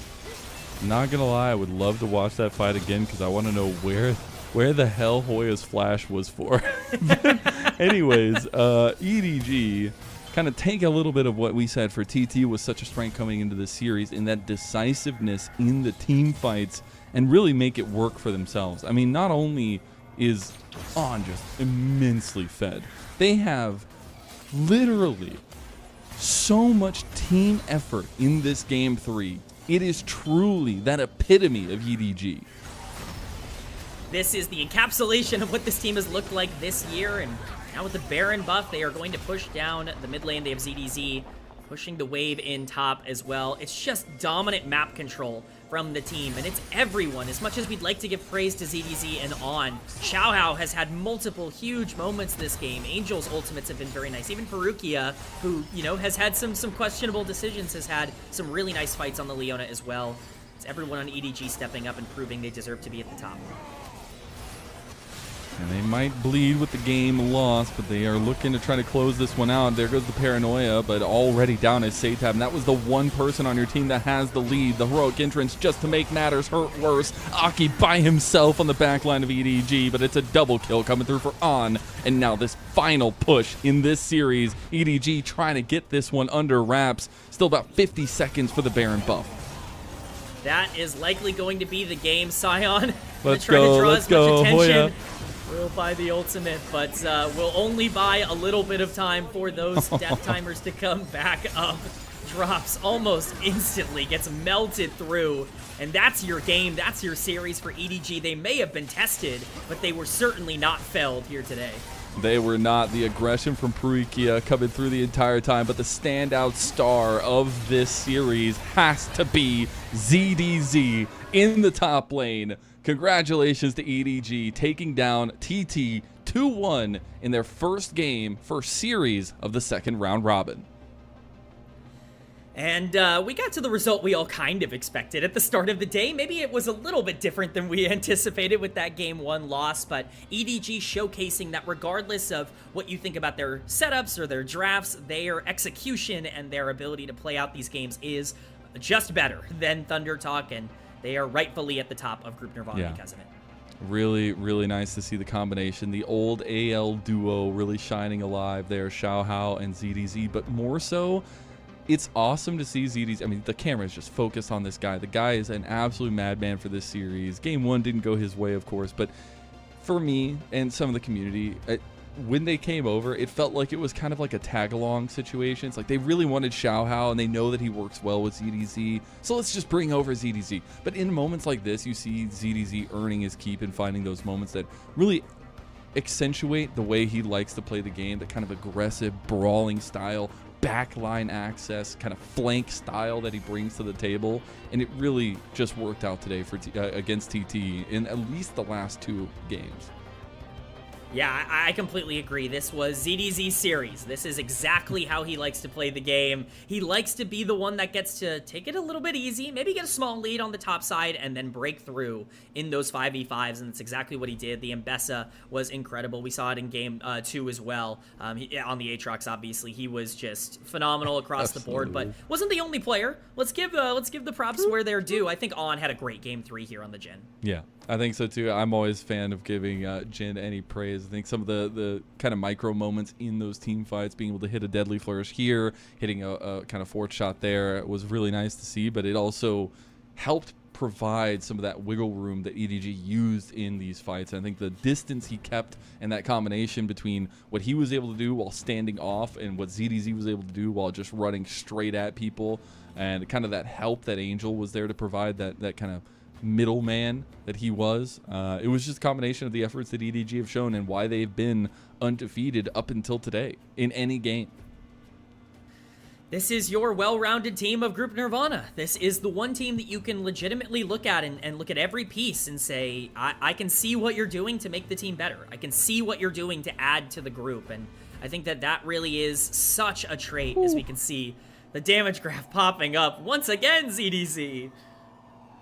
Actually, it's insane. Top lane coming up with a ton of damage today, but also that gold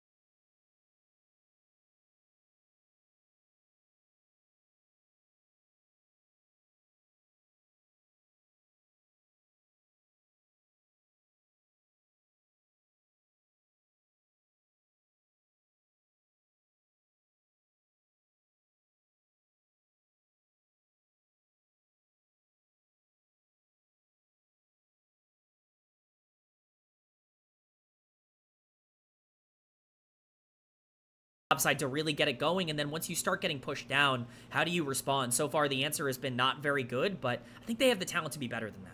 Yeah, I think so as well. We'll see what they can do. EDG just now starting their second round robin.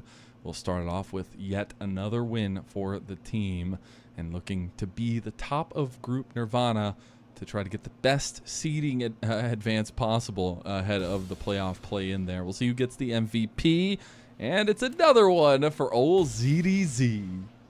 Got to get the double coming in. He absolutely was player of the game for first game number two. 3 here. Let's go. Yes. His first 2 of the split. He's definitely going to be happy to pull that out. But, I mean, what a series from ZDZ in and out of lane. I think we almost glossed over the fact that he was up almost 30 CS coming out of laning phase there into the Scion as well. A good matchup, but, you know, you just got to be excited for a top side of the map that's been largely weak side starting to really strengthen.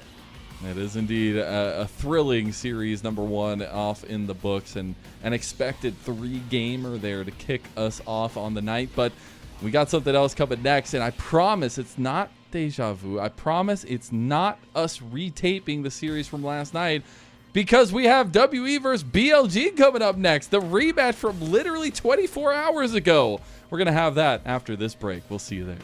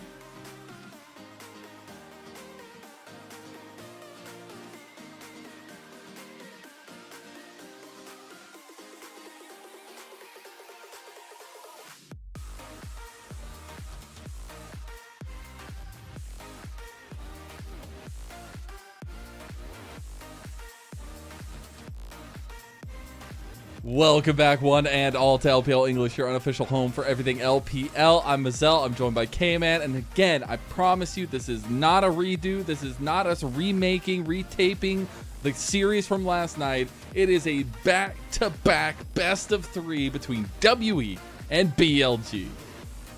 It certainly feels like deja vu, but maybe we'll see a different result this time around. There were some back and forth moments yesterday. We definitely got a clearer picture, I think, of where these two teams sit in Group Ascend, and I think there's the opportunity for some changes, but also, you know, I think we're all kind of leaning in one direction and seeing if it sticks. I'm very curious what the developing story is going to be from last night to tonight. But let's go ahead and take a look at our first team. Let's go ahead and take a look at Team WE, because while we did just see them last night against this very comp, it is still a team that feels like they should be in a better position than they are. I think the problem for WE is that they've started making a lot of the mistakes that they were making at the beginning of the year again. It feels like a lot of the Cinderella magic form that they had at the end of Split 2 has kind of run out. I will say, you're still getting some great performances out of players like Monkey at times, but it's the small little mistakes that end up really costing this team, and that's really, really been exponential this split.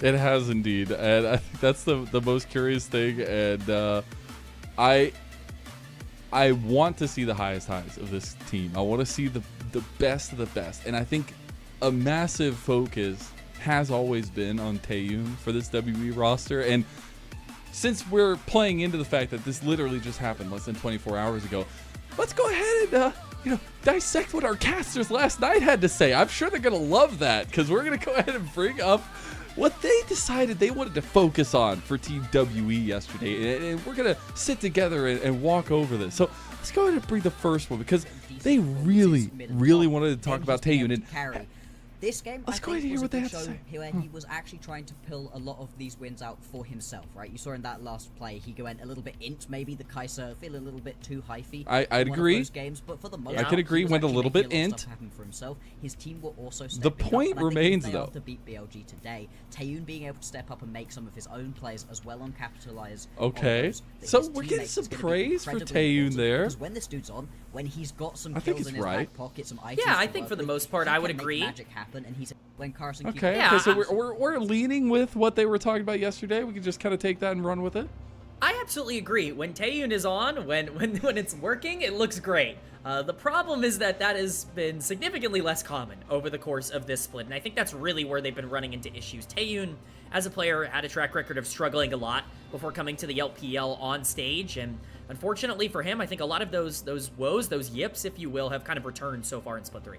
When he gets resources, though, my God, what that man can do. Some of the best mechanical outplays I feel like I've seen from a struggling team, at least in that factor. So we're going to keep the trend, since our lovely casters yesterday gave us all the content to kind of go over and pick apart.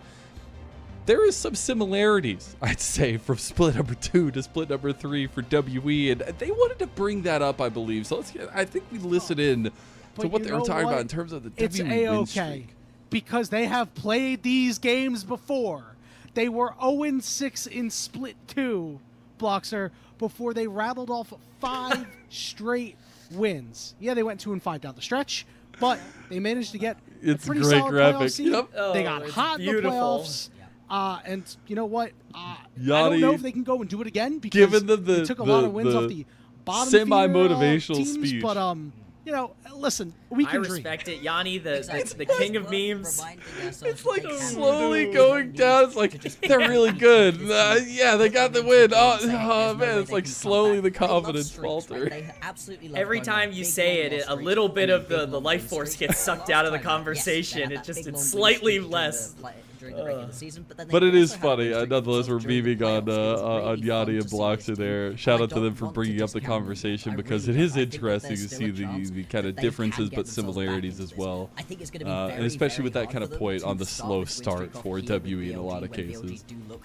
Yeah, I think it's absolutely on the money in terms of just, you know, WE struggled and they figured it out, right? Like, what that shows is not that this team will figure it out, but that they can figure it out, that they are a team that knows how to adapt and evolve, and I think you're hopeful that they can do that again here. Another team that knows how to adapt and evolve as long as they get a jungle sub is BLG. I had to throw it in there. Come on. It's like the talk of the town. But still undefeated in a lot of ways. And we'll go ahead and bring up the roster of BLG here, because it is a team full of many known names. Even the newest one in Shadow having made his rounds around the LOL esports atmosphere. But this is a team that should be at the top. And they are, with a win tonight, potentially going to be our first place team as of right now in the regular season. It's a bit wild to look at an undefeated team and say they could be first place if they win, but again, they just haven't played as many games coming back from, some major international tournaments. They've needed some time to get going, but this team has looked fantastic since returning from, their international break. They really have felt reinvigorated, and it's been everyone. Specifically, I would say the solo laners have looked like themselves again, which is huge. Yeah, and speaking of maybe looking like themselves as well, Shadow looking like somebody who definitely wants to facilitate for this team. But we're gonna keep going down the line. We're gonna keep rehashing, or at least judging, what Yanni and Bloxer were saying. So let's go ahead and bring up the next thing, because Shadow, You know what? While I mean, they've looked very the good, man's and been they are looking to currently be sitting with an influential overall and game giving a score little bit of love 10-2. elsewhere. I I don't think think they paid looked off a particularly lot. impressive in their last match against JDG. One of their wins was super clean. It was like, wow, they are an absolute dominant team. Other games were a little bit ugly. Had a couple of overstays in fights. One of their losses, they had the super Agreed. low damage composition understandable. that they put together. And then But here- one of the things that really impressed me was Shadow's ability to dive, and you see it right here. Like, this was only one of Yes. many dives. I agree. And it's just Elk, as you said, getting spoon-fed these kills where he doesn't have to do a Literally. whole lot. I think that's a great way LPL to play it. Kaisa for you too. The guy Yeah, who I knew think was going to carry the game it from that moment. highlights a focus And you know that what? While they has been such a massive point for BLG, is in a lot of their successful years, and especially the last couple of years, Elk had been such a massive potential for the team. And I think being able to play around everyone and find where you can facilitate has been a good marquee of the sub junglers that have come in for BLG. Now, we did have one last little bit here. We'll go ahead and skip forward if you don't mind, Nick. We had the press conference post that last game that they played, or at least the last series that they had. We'll go ahead and listen in now what they had to say. 我自己的话，因为我感觉自己第一把、第三把有2波兵线没处理好吧，就是我感觉把兵线处理好一点就行了。就我的话，就可能一同时在准备多一点吧，然后就没了。 이제 이길 수 있는 경기들 있었다고 생각하는데 그걸 저도 좀 아쉽고 그래서 오늘 돌아가서 다시 피드백하고 보완을 좀 보완해서 내일 다시 준비 잘해서 오면은 이길 수 있을 거라고 생각하고 있습니다. 확실히 잘하는 팀이기도 하지만 뭐 상세 때 개인적인 뭐 실수, 큰 실수나 아니면 일부적인 소통 관련해서 마음을 맞추고 하면은 BLG가 잘하는 팀인데도 이길 수 있다고 생각이 듭니다. 感觉今天的在对线期的处理得不够好嘛，然后明天调整好吧，就保持好今天的状态。比赛结束之后，我们等一下回去会进行一下复盘，因为我们其实很明显的今天在第2把游戏内容不是特别好，然后我们会看一下今天晚上的比赛，因为也是比较精彩的嘛，那我们也会看一下，然后让他们在看完比赛复盘完之后可以保持一下手感吧。正常玩吧，然后保持状态。正常打就行。不要掉以轻心，2比0吧。不要掉以轻心，2比0。今天输了一把嘛，希望明天不会突然就再输掉一把。 The best PR answers you could ever ask for, but that was a little breakdown from them with their post-game press conference from yesterday's series. Everybody wanting to do better, but still a shocker that WE even took a game off of BLG in their dominant form that they've been in. And you do wonder, it's a very unique opportunity to get to play the same team twice in a row. The prep that you had, it means a lot, and WE feel like they can take this one as we are getting close to diving in to the first game of our second best of 3. Yes, I am very excited to see how this goes. I think this actually might be a small advantage towards WE in the sense that they really have had a good chance to figure out exactly what they want to play into BLG. The more information, the more things tend to even out between a lot of teams here. And so definitely excited to see how it plays, but BLG will be starting on blue side. They've had a ton of success there over the course of this year. No surprises in terms of the bans so far. Gwen is a must ban, and a lot of power picks taken off the board on the blue side even as well. Yeah, I will say WE also, they won the second game of the series. So it's not the game one Andes that TT are in that first series. So maybe it needs a little bit more, but WE going to have to fight this first one on that red side. Going to be a little bit difficult. The Inara, the Gwen, the Trundle, the Varus, the Poppy, the Skarner are all going to be premier bans, at least, for both sides. But BLG have a ton to choose from, and Pantheon, which was banned every single game in our first series and many other games throughout other series, is going to be locked in for BLG. I think the reason this is so interesting is because WE opted to ban the Trundle over the Pantheon. I think this is kind of a long-term play. Monkey, obviously a very accomplished Trundle player. If they're looking to potentially go to a blue side game at any point in the series, they might want to leave that one available for them. For that B1, but leaving Pantheon up is very dangerous. Looks like they're welcoming the trade, though, WE that is, by opting into the Talia, which was also banned in all 3 games earlier on here today. So some power picks getting through early on. They get the Wombo combo, they get the 2 for here, and see what they want to go. If they just want to fully focus in on the solo lanes, and that is going to be the case. The Rumble also going to come through, and I do really like that combination of the 2 in the solo lanes, but it is going to be the Ambessa right now for this top lane and for Bin. We just saw a pretty good Ambessa game at the end of the previous series. We've seen many a good Bin Ambessa game as well. And so I'm certainly excited to see how that breaks down. Knight on the Galio also is going to be very influential at being able to open up the map. Galio Pantheon is one of the hardest duos to break through in the entire game in terms of you can't really catch any of them out because of the macro presence, and they're so tanky. You'll get damage coming out from multiple sources. Really like the setup here, but Xin Zhao Talia, one of the most proactive mid-jungle duos in the entire game. So macro threats on both sides and a lot of skirmishing power. And also giving Monkey some tools to the kingdom, at least, or at least the keys to the kingdom, because he's going to have a lot of that kind of forward go button, forward let's go here, let's fight here, kind of shot calling for WE. Honestly, that's where I feel like WE have been their best, when Monkey is able to kind of be that voice for the team. Obviously, him and Vampire's combinations have been extremely crucial to kind of keep an eye out. But in the second phase, we get this bot lane focus in the bans, as the Kai'Sa and the Renata are the picks off the board immediately. Makes a lot of sense. You don't want to give that Kai'Sa over to Elk. We've seen what he can do on that champion. Certainly not something that I'm sure WE are too excited about, but it'll be interesting to see if more support bans come out. It kind of showcases BLG's hand a little bit to me that they want to go for the Renata. Does kind of show that they maybe want to go for a more aggressive, you know, kind of carry-oriented bot laner, less the Ezreal and more so maybe, you know, the Senna or the Corki or something along those lines. But it is the Ezreal themselves that will be banned out. WE spotting that with the Sivir ban. We'll have to see what the answer is. Again, so many AD carries left up and power picks available that Corki coming in as a kind of piece alongside the Xin Zhao makes sense. Yeah, I think it just provides some of that range damage to follow up, but also just a ton of that armor shred there to just go to that front-to-back style. We'll see if BLG want to go ahead and grab for their bot lane. A big ticket item for BLG across a lot of their success over the last couple of years has been this bot lane. There's been a lot of flack going towards On here recently, but Elk has been tuning up a bit, and it will be the Lovers duo for the loving bot lane of BLG. Yeah, they pulled this out yesterday in the matchup, and I believe they ended up, you know, going 11, or they set their record to 11-1 on this duo. Elk and On did as a bot lane, so that's pretty good for them, but the Nautilus is going to get locked in as kind of the rounding out, and we've got some pretty standard comps, I would say, on both sides. Really what I'm looking for here is who's going to get that mid-game power spike. You have 2 junglers who want to fight and want to skirmish, and 2 mid laners who are more than willing and available to use their ults to get there, and I think whoever gets that tempo is really going to run the game.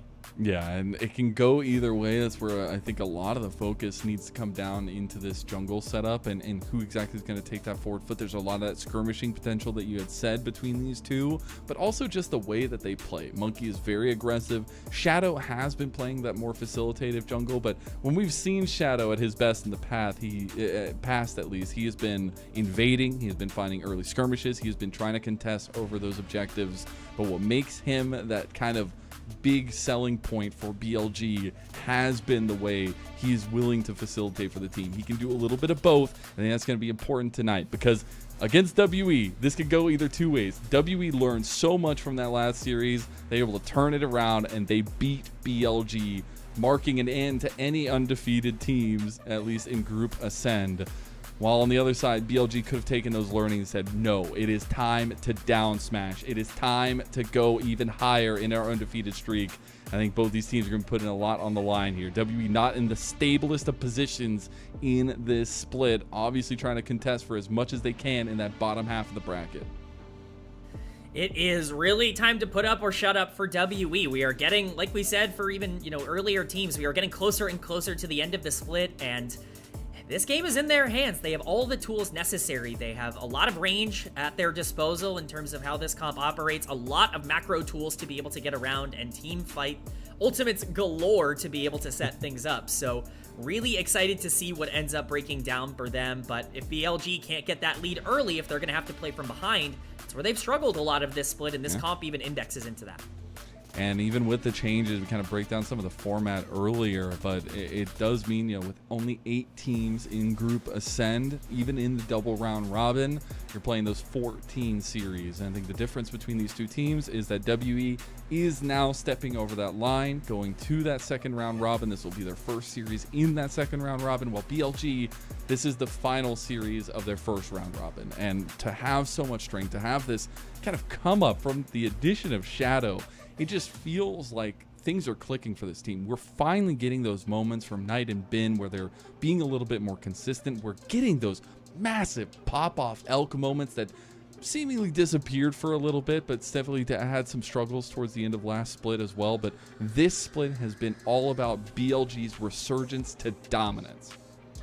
It's all been about the team that was supposed to be at the top of the LPL trying to reclaim their throne in terms of the champions last year, the preseason favorites. They needed to get back on track. Shadow has helped with that, but you're right. It's the reemergence of Bin. It's the reemergence of Knight as some of the best players in the world that's really carried them over the top. If they can start to come together as a complete package, it's going to be very scary, not just for other LPL teams, but we've always talked about BLG as one of the most mechanically talented teams in the world. They can still compete. And that's where I want to hone in a little bit more. We'll get all the skirmishing stuff between the junglers, but I think a side point to that is the mid lane.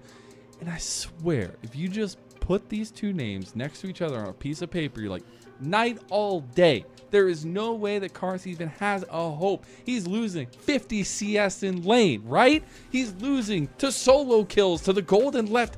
No, he is not. And that is, I think, a big difference. While we see some more consistency from Knight, I don't feel like he's reached that precipice that we've seen him as one of the most dominant mid laners in all of LPL history. And we need to see him get back to the point. And they're working towards that, right? And I think that's a big story for BLG moving forward as they close out that first round robin. But for WE, I think those struggles come a lot more. And we do see some of the disconnection in a lot of these team fights and things. And especially some of those tough moments, especially that Taeyun talked about in that game 3 in the pivotal moments of a series. That's really it for WE. I hate to simplify it so much and to make it so one-dimensional, but this team has great setups. It feels like their laning phases have been okay, and reliably, every game around 15 to 20 minutes, someone's a little too far forward, or they end up going for a fight that they absolutely shouldn't. It's these minor errors that, against worse teams, you can maybe get away with. We kind of saw that against FPX, against teams that maybe don't have the firepower to punish that. You can, pretty reliably deal with. Against BLG, it's not, you can't get away with things like that, so they can clean that up. There's the bones of such a great team here, as we saw with the top 4 finish in Split 2. There is indeed. Imagine a year ago, back-to-back champions. That's crazy to think about. Crazy to think about that was the first championship for the organization. Obviously with the addition of them a couple years ago, trying to make that super team that didn't work out. Had Doggo here. Ended up crying on stage because of things, and Uzi coming in. You had all those moments, and that was the start of BLG's legacy. But it was truly this squad, minus Shadow, unfortunately, that really made that next era of the LPL feel like it was finally coming through. And to see them not have that kind of success in split number 1, faltering in split 1 specifically, but even in split 2 a little bit better success, but then in split 3 now it feels like full form, and it's right when it needs to be, right? This is the race for worlds. This is the race for 4 spots at the biggest stage of the year in LOL esports, and the fact that LPL has 4 slots available, they're going to be sending some big teams. I think you hit the nail on the head, Mazel, and honestly, I love that you brought up the history of BLG, because I think that somehow the history feels more relevant now than it has ever before. This has never been an organization that's scared to throw a player on the team and just see what happens. You're to right just about say, that. like, anybody can come and join. You know, we'll see what we can I'm get. putting in my application right now. Exactly. Coming for you, Elk. Exactly. Yeah, watch out, Elk. Yeah, you got some real competition, but I even going back to, I remember 2019, like Kuro coming over, you know, playing for BLG, and really like they were trying to get it there, Kingin and, you know, Fofo and Meteor, that era. You end up, like you talked about, the Zeka, you know, Bew era that ended up, you know, not working out. You transitioned to Uzi and, you know, all of this stuff. BLG finally found it. They found the formula, and we just need to see them get back to it. It feels like they might be overcomplicating the problem, but somehow they're still sitting at the top of the standings. Well, we've gotten to ramble about the history while they were getting through technical difficulties, but now it's all focused and all eyes on this series. One that we just saw less than 24 hours ago. Will the fate be different? Did either team learn the ticket to buying themselves a win here? Or will it earn the same ending as we got just yesterday? Game 1 of this series, WE versus BLG.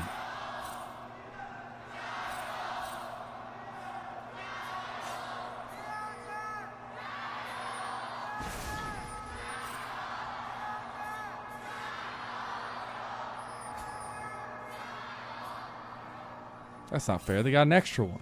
Yeah. There's some serious WE fandom out there. Let's go. You think they're all there for Monkey? Oh, I think at least a good portion of them have to be. He's such a fan favorite. We've seen that in every part of the world. Monkey has really garnered the love and admiration of League fans everywhere. So excited to see what he can do here in Game 1. That's a bold statement. I like I like it. I like where your head's at. Monkey take over the world. Probably one of the best named players ever, by the way. And the fact that he was playing a ton of Wukong when he first came up, especially in the LDL, is just too good. We'll see what his impact is going to be here in this day 2 of the weekend getaway of BLG versus WE. Nothing beats a BLG WE weekend. I'm not going to do the whole, no, we're not going to go that way. Shock's already did it. So, you know, it worked so beautifully with G2. Did you watch that piece? It was so good. It was so good. So good. Very, very wonderful. But, I almost felt like I had to get interrupted. Vampire looking for a small engage there. The level 2 coming in first for WE. Pretty relevant in terms of this bot lane 2v2. Unfortunately, not able to capitalize. Junglers look like they are just going to be on opposite paths here, with both of them starting on their reds. So, overall, looks like, yet again, another pretty standard start for both teams. And while we have that set up here, I do want to see that, or at least focus in on the fact that Monkey is going for that invade. We said that this is the style that both these junglers love to play. Is get in your face, get these leads going, and Monkey feels like he has the advantage. Wind becomes lightning. Shadow less than half healthy. You're going to have to flash. Did end up getting the flash out of Shadow, and that flash stun is so important for the Pantheon to have. Won't have that available, and will lose out a little bit, I believe. Oh, no, it actually doesn't look like it. In the end, Monkey will just get back to his side of the jungle. At the end of the day, looks like it's just a bit of a delay. Vision is going to be placed down, which is very valuable, but the bot lane trade here forcing a flash. Looking on. They're looking on it today. Able to get the early flash out of Vampire, so that's going to be really hard to move around, at least for the bot lane of WE, but what helps that is a gank. And Monkey, he's found the angle. Nobody knows. WE could find an angle here. Vampire's going to step up. Monkey, he's not spotted. The Monkey from the jungle. He's coming for BLG. He's found Elk. He's going to try to get locking down on with the wind becomes lightning. Doesn't have the charge, but guess who does? Taeyun flashes to victory. They get first blood for WE. It's beautiful for WE. Monkey with the secret agent Xinjiao mission. I don't think he's quite got the skin on, but it certainly looked like he was, the secret spy there, getting behind the BLG bot lane and picking up that first blood. And notably, it went on to Taeyun. This is going to be a Corki that's going to be a bit of a problem here. So that's a really, really big kill and a great path there to take advantage of the invade. Taeyun can be the unlocking factor for WE in so many of their games, even in their losses. The biggest thing now is to see if Monkey can get back up to parity with Shadow on the clear, because Shadow had been able to spend so much of his time clearing. Now he can make a move towards top. He's going to hold the wave. Might do it. He doesn't have the flash. They get the CC chain. Bin doesn't have health. Shadow, he's just going to go down the trade 1 for 1, but it's the execute! Shadow didn't get hit by Cube. I thought that play was a disaster for BLG. I called it out during it, but there was no wave. There was no way to make that happen. You were always going to trade 1 for 1 there, but somehow doesn't actually end up getting ticked by the Q, by the Flame Spitter for Cube. So actually it's a very positive play for BLG, and it's a nice answer on the top side. That's actually so insane that he didn't get tagged. I wonder if we're going to see a replay of that one. Maybe not, but still able to get a nice little rebuttal there for BLG, tie it up 1-1 for them. Dragon is up. We saw heavy prevalence around the early dragons in our last series. Doesn't look like that's going to be necessarily the case. We do have some lane swappage coming through. Elk and On will be the first to move. They're going to move towards top. 5.5 minutes does seem to kind of be the timer right now for a lot of LPL teams on when they want to make this swap happen. Elk going to tick over to level 4, but last series we did, as you said, see a lot of the Dragon Prio. Super common. On could be a target here. Monkey in the area, but it looks like he's just going to be helping Cube out. Monkey in your area. That should be an app, honestly. But yeah, there's a little bit of push and pull in this top side of the map. Cube's going to stick up here. Monkey finally going to back away. Now was able to come to parity in that jungle setup. So very dead even early game. Slight advantage to WE. But the next conversation does come up with those objectives. Again, returning to that point and returning to the fact that we're kind of sticking it out in these lane swaps. Yeah, the lane swaps are really, I guess, locking themselves in. WE staying on the bottom side, not worrying too much. They feel comfortable with Cube here. He has ticked over to level 6, so he should be able to, at the very least, clear the wave without any sort of danger if there is going to be pressure, but see what Shadow wants to do. Karis Karis doesn't have any mana now. He's going to try to get out. The speed up from Shadow, not going to be enough to get him in range. Knight was trying to find the taunt as well, but Karis able to get away from the mid lane ganks. Tons of pings coming from both sides, but the Dragon going to be started up by WE. That's exactly why you delay that lane swap as much as possible, so you can have that Dragon priority. The moment Shadow shows mid lane, it is free to take. And so we do see, a good play from WE to be able to corral around the objective. Bin just going to try to get some vision around it, but generally a win. Karis being able to avoid the gank and an objective going their way. All right, but now the question is, do they take some of that momentum? And Taeyun goes all in. I mean, Bin does have the public execution. I don't even know if Vampire saves you right there, but he's definitely hoping to. As public execution goes wide from Ben, he was looking for the angle, isn't going to find it. Now we get set up around the grubs in 30 seconds. I think you were absolutely right there. I think if that ult ends up landing, I do not know if that Corki is surviving. So, especially with no flash, very bold of him to go in. Maybe the cleanse ends up working out, but definitely a risky play, as we've already seen a top laner die in a solo kill today, or a top laner kill an AD carry today. But the grubs are the objective. 10 seconds on those as they spawn at 8 minutes here. And right now it's BLG who have full control of that. Corki just getting his back off and coming mid lane. They should be able to get enough vision to establish pressure, but right now it's just the top side that's going to be the focus here for BLG's bot lane. Elkanon trying to hit that level 6 mark. I mean, both bot lanes are, but Taeyun has already gotten his rockets underway. It's all about this priority push ahead of the grub spawning, and Knight knows that something can be happening. It is very dark out there. They have no real vision, and WE start up the grubs. Yeah, they're going to be started here. They should have first track, but Talia's They not just here go yet. straight in. There's the Weaver's wall. Talia's here now, but they've blocked themselves off. Karis needs to watch out. He gets CC stunned now as well. On, getting a little bit low. Shadow goes down to a rogue rocket from Taeyun, and that heroic entrance buys a little bit of space for BLG to back away. That Pantheon got absolutely melted in that fight. The moment he jumped in, he was eating the brunt of all of the damage from WE. It's a really nice fight to take out the Smite in particular, but Monkey going to be able to pick up these 3 grubs. It's, yet again, a small victory for WE, one that's not overly consequential, but certainly a good one to get. We will see how much they can push the advantage in side lanes with things like Talia and Rumble now. That's like kind of that next process in the situation, as well as having those 3 grubs to kind of use that as the siege potential. Extremely strong for WE now that they've gotten that one. See how they can kind of utilize it. I love it. Vampire using the Spellbook TP to get back to mid lane ahead of his ADC.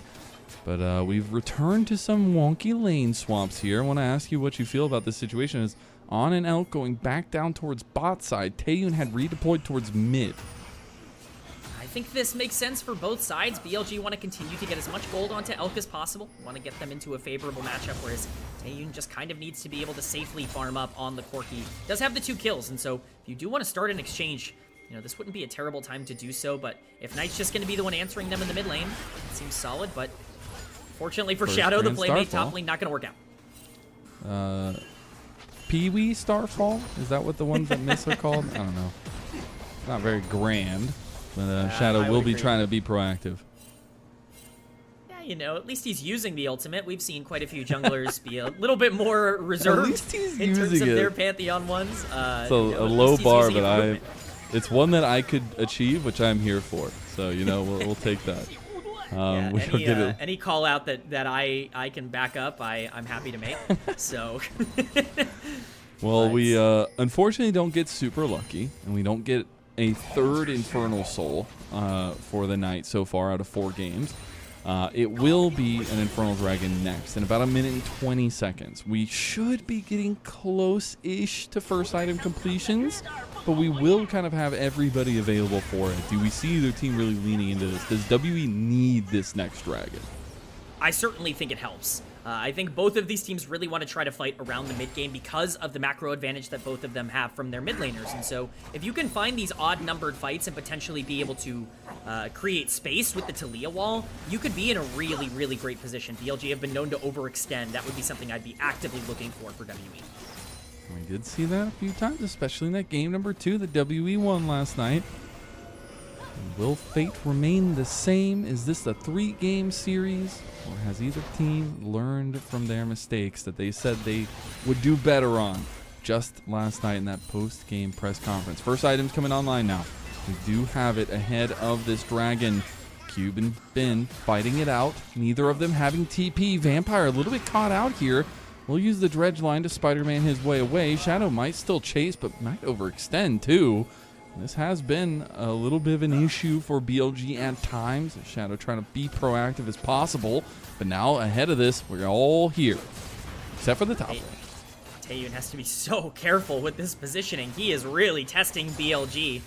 One engage here from Shadow would be his life, and by proxy, the dragon. So really important for him to stay alive, but, you know, for now, BLG is just going to establish tempo in the area. I think that chunk down onto Nautilus could have been impactful with the dragon spawning, but he is able to get the full recall off, and so this will just be a fight with Shadow down to about 3/4 HP, and Dragon should be in control of WE. All right, they start to stacking up. Could get this second dragon. BLG going to push mid and move over. Knight's coming over as well. Ultimate's available on both sides. The Weaver's Wall not going to be there as well. See if they want to move in now too. Cube is nowhere close to joining this fight. Ben definitely closer as BLG started up and pull the ire of the dragon down to the south side of the pit. Here comes the engage. Shadow locked down, locked up too. On goes in with the heroic entrance as well. This is the combo that BLG can pull off. They make mincemeat out of WE, and it comes from the team fight special of Billy Gaming.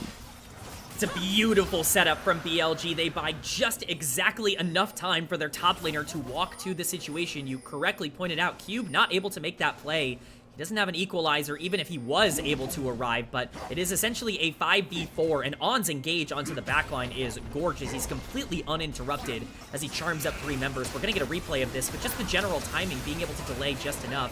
On perfectly flashing onto the backline, getting on 2 of the key members, the 2 carries for WE, and from that point, once Karis is down, there's not much left to play for. Monkey trying his best to pull something back for BLG, but he doesn't have enough damage to take down Shadow. It's a huge win for BLG to pull the game theirs. And it's those kinds of situations that are so hard to play for WE because you're pulled between, oh, I have access to their backline. Oh, my backline is being ran through a meat grinder. Which one do I go to? And BLG make the decision for WE themselves by splitting that fight up really well. And that's kind of the bright points of BLG when they are really functioning together. It's what some of that kind of pre-built synergy over all these years together that these guys have. That's the best part of BLG. When they are clicking, this team is unstoppable in a lot of these skirmishes where they're able to generate leads because they set it up so well, and we saw that here. But of course, it's not just about one fight or 2 fights like that. You need to be able to keep the pressure on throughout the entire game. BLG has been known to make some mistakes in this part of the game as well, so we will see what the counterpunch from WE is, but it doesn't look like Shadow is going to be in any sort of danger. But K-Man, they all told me in that interview that they're not going to make those mistakes again. Right? That's true. There's not going to be any mistakes in this series whatsoever. That's true. Actually, now that the bar has been set, now that my expectations have been established, yeah. I am now looking for a perfect rest of the game from BLG. Any deaths will now be considered completely underwhelming, and I will criticize BLG rightfully for it. Absolutely, as you should. Indubitably. My good sir. No, it is still a little bit of a lead for BLG. We've seen WE, at least in that last series, be able to fight at least against BLG in some of these team fighting moments, but see now with the Rift Herald up, and unfortunately Monkey gets caught. No! He gets locked down even through the Crescent Guard. Shadow takes his life, and now to the objective BLG goes. I feel like I've seen that specific play so many times from Monkey this split, where around 15 minutes into the game, he's just a little bit too far forward without vision, gets caught in an objective. Should go the way of BLG here. I doubt that WE can contest. They're going to poke a little bit, but again, it's a nice pick and a big win for BLG to really push their lead forward. And how deadly is that space tonight? I know you talked about the plays from Monkey, but man, that little spot between the Raptors and the river has been so deadly today. And it's been a place of many plays across both series, even in the opening moments of this one. Now, WE try to move in and force On to stick around. Unfortunately, the Blast Cone sends Vampire the opposite way, and WE still going to be looking to scale up. They're down 2,000 gold to BLG, but they will have a lot of options as time moves on, so I want to see if they slow things down here at all. Yeah, we'll see what the plan ends up being for BLG because they do have that Infernal Dragon. They should actually have quite a bit of combat power. Slowing down. It might be a Pee-wee Starfall, but it might still find Shadow? the kill. Shadow dies in the end. This time he will not be executed, and he will give the kill to Karis. Yeah, it's once again a really poorly executed dive. We'll see if Cube can do anything as he teleports in, but it's Shadow going in with the Grand Starfall, tanking aggro, not getting a single ability off, and trading 1 for 1. You'd love to see some execution increase at least a little bit there from the Pantheon, but still at the very least a 1 for 1 play that gets a little bit more gold on some priority targets. Yeah, at least. Hey, that's what they brought him in for. And on top of all that, 17 minutes in, they're going to get the top turret as well. Trying to keep up with these feats. We'll see exactly what this next focus of the Dragon is going to be in about 40 seconds. TP going to come into the bot lane as well. That'll be Knight joining here. Yeah, both teams really set up around this objective. Yeah, that's the name of the game at this point. 30 seconds, as you said, on that Ocean Dragon. That is pretty massive. Ocean Soul, look at these two comps. I know we talked about it in the previous game, but especially for BLG, you really want to try and fight Mbessa Pantheon Galio with Ocean Soul. That's not really something that I would like to go through if I was Team WE, so it's important to make sure you can set up as much as you can around these objectives. Push is going to be in favor of them in the mid lane. They actually want to try to get some priority here as well, as Shadow has the Rift Herald available to him. It looks like they're just going to make that play now, WE. They actually pull off of the dragon to go try to counteract this Rift Herald play, but now they're in a weird place. Taeyun's going to need to be escorted as they try to focus in on the Rift Herald. It won't get the turret in the end. Yeah, they are going to stop the turret being taken what mid do you lane, do but Bin about is Bin? still just pushing. I mean, that's perfectly fine for BLG. On. Doesn't make it out of the seismic shove and now just gets double CC chained and dies to Taeyun. The Gatling gun at his back. WE do end up finding one, but they lose a tier 2 turret in the top lane. Certainly not ideal to lose the tier 2, but if you are going to lose it, a kill plus dragon here is at least something worth taking, and if you are going to be able to push mid, perhaps it's more. A little bit of a weird Weaver's wall, but just able to use some of that pressure to try to get mid. They don't get it. The final minion falls, and BLG stands strong in the mid lane. Play might not be over. Monkey looking to try to get his own Raptors, but they are not available. If he had unluckily hit one of them, he might have jumped over the wall to his own demise. So probably lucky he didn't end up getting into that position. But BLG, their gold lead continues to grow and grow, and a lot of this gold is going to be on some priority targets. 1k gold lead for Pantheon, 1.7k gold lead for Mbessa on the top side of the map. They're looking pretty good right now. Man. 19 minutes, 40 seconds in. Call the timer. 2 items on Bins in Bessa. How incredible is that, and how much pressure is he going to be providing from this side lane? I mean, they have been kind of willing to just let him sit there in the side lane and knock away at turrets, but how long can you let that happen for WE before you don't have a base to return home to? The problem for WE is that because they've allowed them to, take so many plates and knock down so many turrets, now this Mbessa has turned into a bit of a team fight monster if you do want to take those 5v5. So kind of a bad luck situation in all regards, but it's going to be up to Bin to find those angles onto the backline. We've seen Mbessas have huge impacts on the game. We've also seen them, not be as useful as maybe you would expect in the back half. It's all really about the execution that happens throughout the rest of this game. And some things are gonna shift, especially now that we've gotten second items completed for majority members. We got the Navori Flicker Blades there for Elk. He's gonna start coming into a place of power. And while we have a lot of utility pick from Knight, at least, and not that kind of carry potential from him, it gives so much space to Elk to play. And I think that's very important for BLG here, as they need some of that consistent damage coming through, because Taeyun is going to be able to rip through these front lines. And he is 3-0, and he said he wants to make good on that Game 3 mistake from yesterday. Maybe be able to do that here in Game number 1. He's got all the tools necessary to be the carry for WE here, and he's going to need to step up, as we do see the Otacon being the priority here, has spawned on the bottom side. Monkey and Vampire going to attempt to get as much knowledge of this as possible, but Cube is stuck on the top side of the map, having to catch waves. Even Taeyun having to catch this mid wave. BLG have just established priority in every lane, everywhere across the entire Rift. Monkey's trying to defend the bot side turret. Does pop the Crescent Guard with Karis coming over as well. The Seismic Shove going to go a little bit wide. Elk was forced to use the Feather Storm.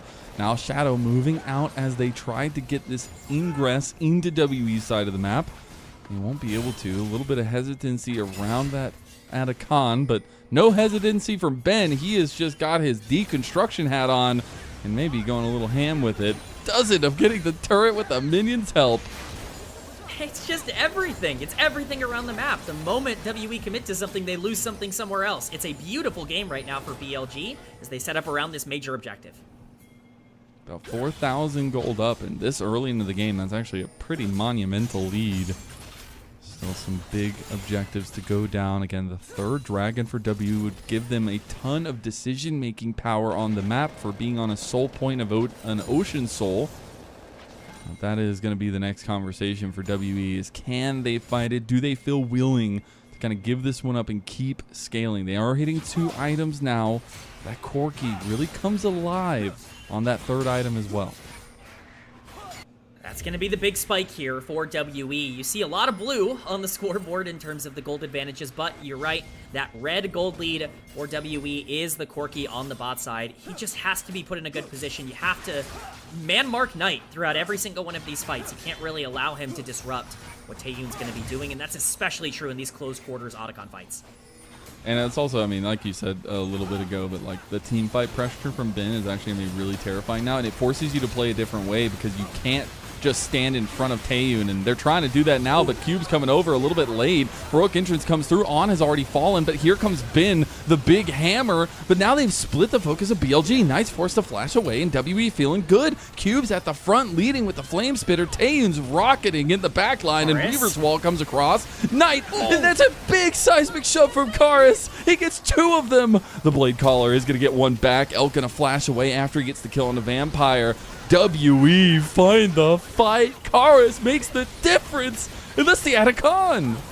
That was absolutely ginormous for WE. It felt like that setup could never really work for them. They were on the back foot for the last 5 to 7 minutes, and not only is it Otacon, it's Dragon here as well, and that's sole point for WE. This game just got a lot more interesting with that fight. I do hope we get a replay, because On ends up getting taken down immediately at the beginning of that fight, and I'd love to see exactly what locked him down, but we get this setup, and this looks fantastic for BLG. So much of the engage goes on to Shadow, who's just negating all of the damage, but the moment that On goes in, it's full down onto Monkey, and he pops the Crescent Guard. There's just no damage coming down, and Knight, once he dives in, his whole team is already out, and so it's a completely intersected fight. You're absolutely right here. Karis ends up with the huge monumental play. Not only does he block Shadow and Bin in, but the shove here is gorgeous coming in from Karis, and just like that, WE losing their support, yes, but gaining so much on the map and really reestablishing themselves. Oh my god, we're going right back into it though. Monkey taking the forced fight into BLG, found Elk with the 3 Talon Strike, and they find him with Cube in the back.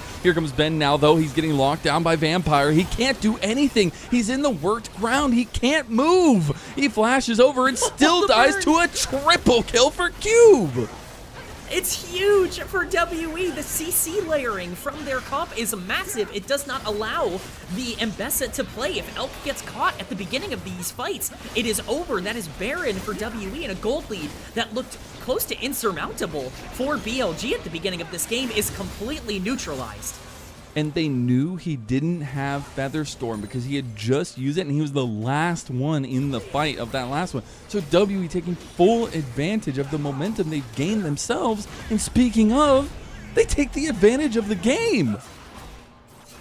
Oh boy, Lennon, this is unbelievable. I gotta get a replay. How exactly did this start? So it's just a hook with On being a little too far forward. He wants to go for the engage, but again, it's Monkey who makes a gigantic difference diving in and doing so much of Elk's health bar. On tries to salvage the play, but at this point, they were already caught too far forward, and you're absolutely right. The moment that this CC ends up layering down onto Bin, it is over. He flashes to try and survive, but the burn is too strong. He goes down in flames, and WE is rising back up to the top of this game.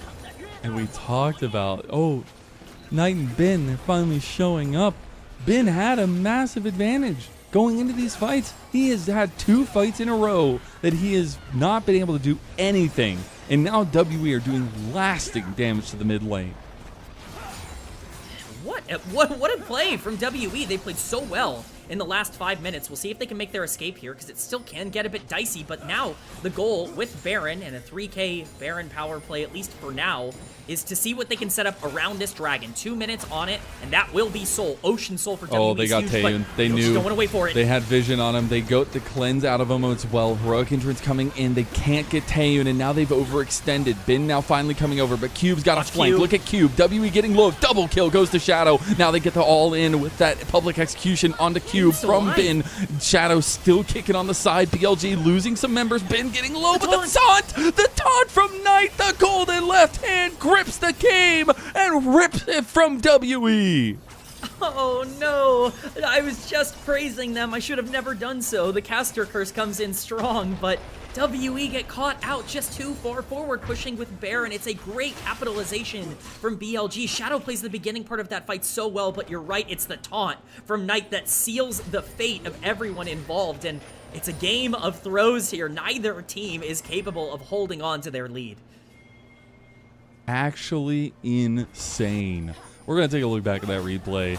I can't believe Shadow gets a double kill here, but it's a great proactive play from BLG.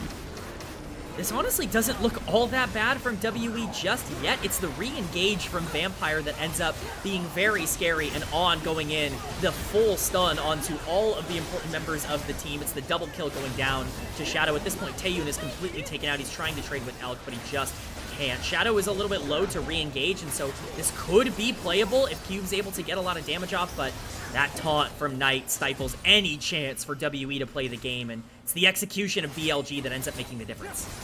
And now you're on 3 items for Knight, 3.5 items for Elk, and 3rd item completed for Ben. The big boys are on the table, but there's still some questions to be answered. 30 seconds for WE on their Dragon Soul. They also finally got Taeyun to 3 items on the Corki. Oh, this is still so tense. This dragon is going to determine everything. 15 seconds on the spawn. WE are in the area, but BLG, of course, are not going to let this go. They're a little bit split right now. Yeah. They only have 3 members here. Grand Star, they just pull the play. They say it's time now. Chorus. We go on the back line. We find the heroic entrance. We find everything, but Karis is out. Now Featherstorm with the Blade Caller, not going to be used just yet. Elk misses it. He can't hit Monkey, and Monkey's chasing him down, but BLG, the back line has gone to success. No way, Although Monkey is picking them apart now, Knight and Ben are combining. The legends of old for BLG have risen from the depths in this game, and BLG take the fight. The flash play, it might be taken out of the game, but you can still find a way. Knight gets the play. BLG find the win of the fight, and now they're going to look for a tier 2 in bot. That's the difference between WE and BLG, is BLG see an angle 3v5 to use the Grand Starfall and the heroic entrance from Galio to make something happen. They're able to secure the dragon, they're able to win the fight, and they take full control of this game off of a really proactive play. We're going to take a look back at that. This play is ballsy. I like it from BLG. How can you not? I mean, it's absolutely gorgeous. They blow up Karis almost immediately at the start of the fight, and On is actually able to get the taunt off, or the charm off, on almost everyone. So at this point, the entire fight is completely intersected by BLG, but Monkey trying his best to pull it back. This Injao is very strong. If Taeyun was in a position to follow up, perhaps this is turnable, but alas, with Karis at such a low health bar and Monkey not able to 1v9, it ends up just being a strong victory for BLG. And like I said, on top of that, they get the dragon. They stop the soul being taken by WE, and that gold lead is really starting to balloon.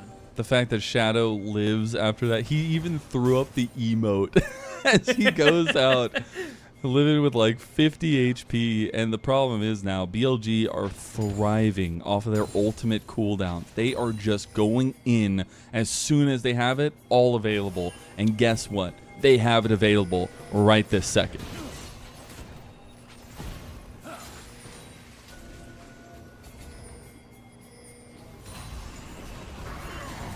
Knight's overextended.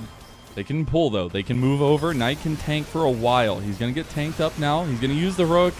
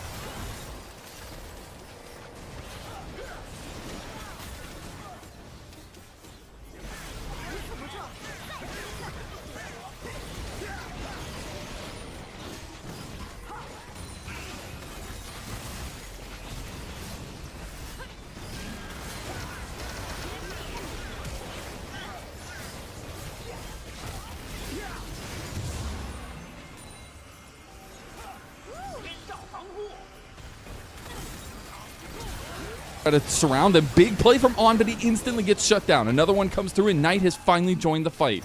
They need to wipe these Baron buffs off of WE, and they want to do it. Shadow walks in. No vision from WE. Didn't see anything. Now Ben trying to find his angle, but the seismic shove. Taeyun gets caught. Double taunt comes through, though, and Knight is running rampant on the back line. This big Galio finally gets taken down, and the trio of WE are alive.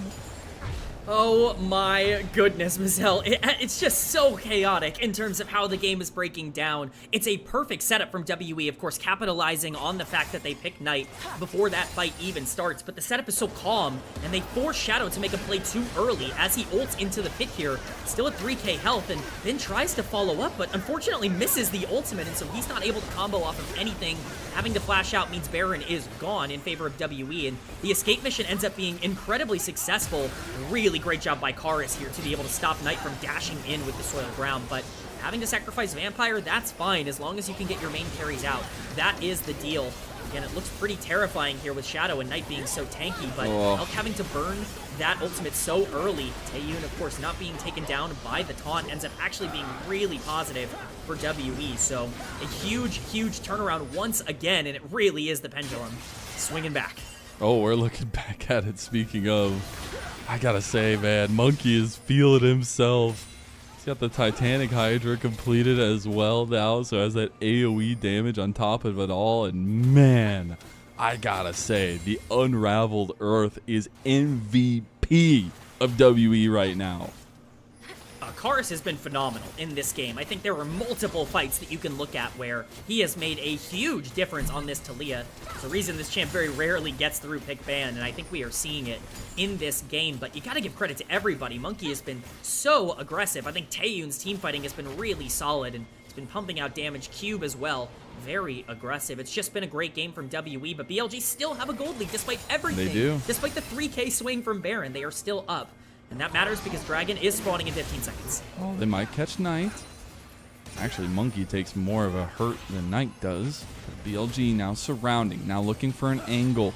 This Dragon right around the corner. Ben goes in. He finds Taeyun. Triple knockup from On into the heroic entrance at BLG. They've executed the team fight. Monkey tries to get out with the flash. He does end up making it away. But all of a sudden, you're missing Taeyun. You're missing Vampire. And Karis has to go to mid lane to try to get this turret. It's a little bit glitchy, but he's fine. He's out of there. Dragon goes to BLG, though, and they'll put it up to an even soul point for both teams. It's just an overly ambitious engage from WE. They have to understand that the Dragon is the priority here, but Vampire turning and hooking into the enemy team, they want to try and turn it. It's a perfect close quarters fight for a Rakan Galio combo from everyone involved. We're going to get the chance to see this again, but Vampire and Taeyun stepping up like they want to fight here. Oh, Ben's ult lands onto Taeyun. That's massive, and it locks him up to be able to combo with On.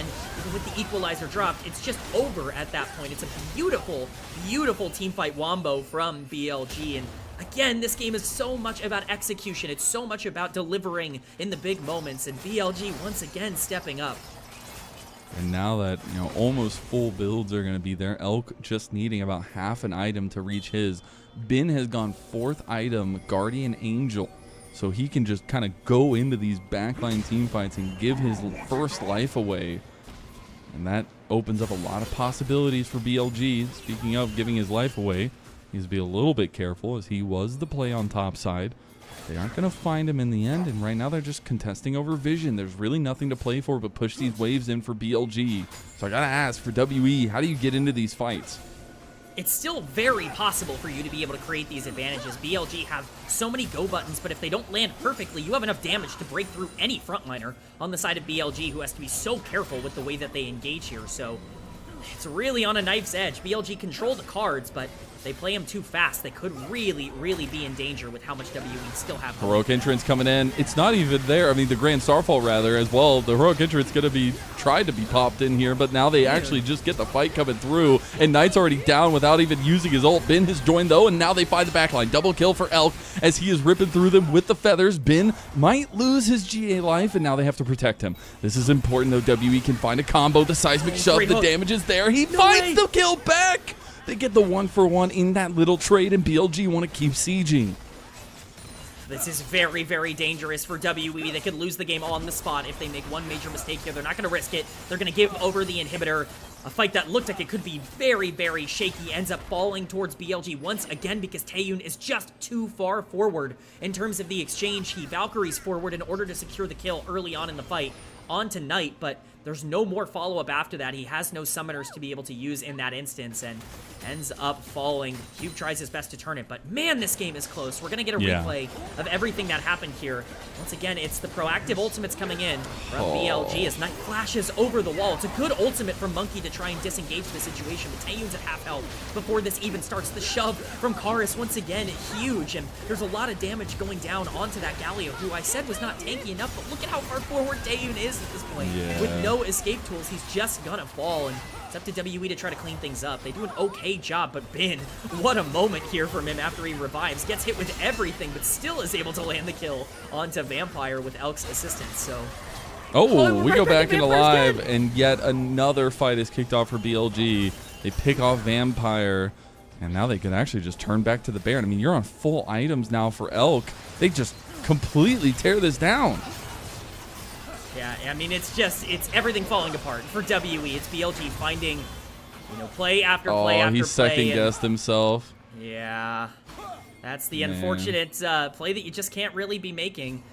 Obviously, kind of the job of the support to get as much vision as possible. Sometimes you just have to end up dying, but a consequential death there for Vampire. And it ends up being a big turning point. BLG sitting on a huge gold lead now, 3K up for Elk, and it shows in the items. Look at that build. It's huge, but Corki with the QSS is definitely at least going to be able to try and survive with Cleanse on cooldown. The problem is he just has so many things he has to walk away from or dodge or get away from, and Shadow, he doesn't have the flash now, but that was the bane of Taeyun's existence last time, the flash CC from Shadow. Now this time they're going to try to get down this inhib top side, get this multi-lane push of super minions coming in. And they'll back off, refocus down towards bot side. Vampire wants to stop their backs, maybe. We'll get the vision over there, and does stop their backs for a little bit. The Baron empowered recalls will come through. BLG get to go spend all that juicy money they had. They'll be resetting back for this dragon fight in about 20 seconds. Yeah, pings are slamming down for both of these teams. WE is going to try and get as much vision as they can before BLG walks up, but they might even be too late. Oh, they're looking for the hook. Go for the engage. Doesn't find it now. Could get items completed. Another GA, but this time for Shadow. So he's willing to throw his life in there. He goes for the Grand Starfall to get a better position on this top side of the fight. Knight and Bin on the other side. You got to remember, Knight can always join. WE very worried at what is happening around them right now. BLG willing to fight this even though they have the Baron because it's soul for either side. It's not even going to be a 50-50. They find the backline access. They find the two-man knockup with the charm. Taeyun flashing away, but he dies anyways. WE, they've been picked apart. BLG walking them down just like a dog on Sunday afternoon. WE won't have anything left. They're going to get TP'd on in the mid lane, and BLG look to hold strong in this series. It's a great engage from BLG. It's Bin pulling the trigger on the top side on this Ambessa. What a game from Bin overall. He is the difference maker. It's a great follow through by On. At times it looked like he might have gotten stuck over the wall, but it does not matter. BLG striking first. Striking first in a series that we do expect to go the distance. WE won Game 2 last night, and while it's a slow and steady burn, this is the BLG that looks so scary, that can take anyone at any moment, and this is a team that has found their stride with Shadow in the jungle. It's certainly not clean, but it's a win nonetheless for BLG. A game that felt like it was anyone's to lose ends up being won by Billy Gaming. You want to see maybe a bit more consistency, but outside of that, a 40-minute banger in Game 1, I'll take that. Yeah, I think so. I mean, again, it wasn't clean, but it was damn fun. And I think those are the kinds of games you like. And it was like quintessential BLG, right? In some iterations of this team where you have a lot of the kind of first 25 minutes being what can Bin, what can Knight do, what can the jungle, whoever the jungle at that point was. And I think the ending factor always ends with Elk. And I think not only did they improve their score with this combo to 12-1, which is just ridiculous, it was a moment where Elk needed to step up, needed to find those kind of moments in the team fights where he's not getting extremely blasted by Taeyun and able to get damage back in. And he had some really, really good decisions and moments in those fights. And I think that he deserves a little bit of that praise as well for his Xayah performance for sure. Absolutely. You have to position so aggressively as Xayah in this game. You have to put yourself right on the edge of danger in order to really maximize the damage that you're putting out against a comp that really can blow you up at any time. If Elk wasn't playing perfectly, this game would not have been winnable for BLG. And I think in a lot of those fights, the edge of danger, holding the ultimate for the last possible moment, you know, he wasn't scared to make the big play, and that's the Elk that we loved last year. Yeah. That's the Elk that helped get this team to World Finals, and so I'm glad to see him back. Yeah, that's the Elk that has been hit or miss, at least before this split. Obviously, this split, they are hitting hard. It's looking really good. But WE, again, we go back to it. Some tough decisions in that fight, but there was still that want for success. Look at the dip of that gold craft, man. It's the Grand Canyon. And yes, it goes back up because the Grand Canyon is tall. But that moment, that was WE's moment. It really felt like they found the game-winning play. They end up winning this gigantic fight. They get Otacon, they get Soul Point for Ocean Soul. Like, it looks like everything's going to be perfect. They win one more fight, they grab Baron. It feels like everything is going in their favor, but they just can't execute when it matters the most. I think that there were multiple moments in this game where slight positioning decisions or just these, like, minuscule, like, you know, who's going in first? Who's staying back to protect the back?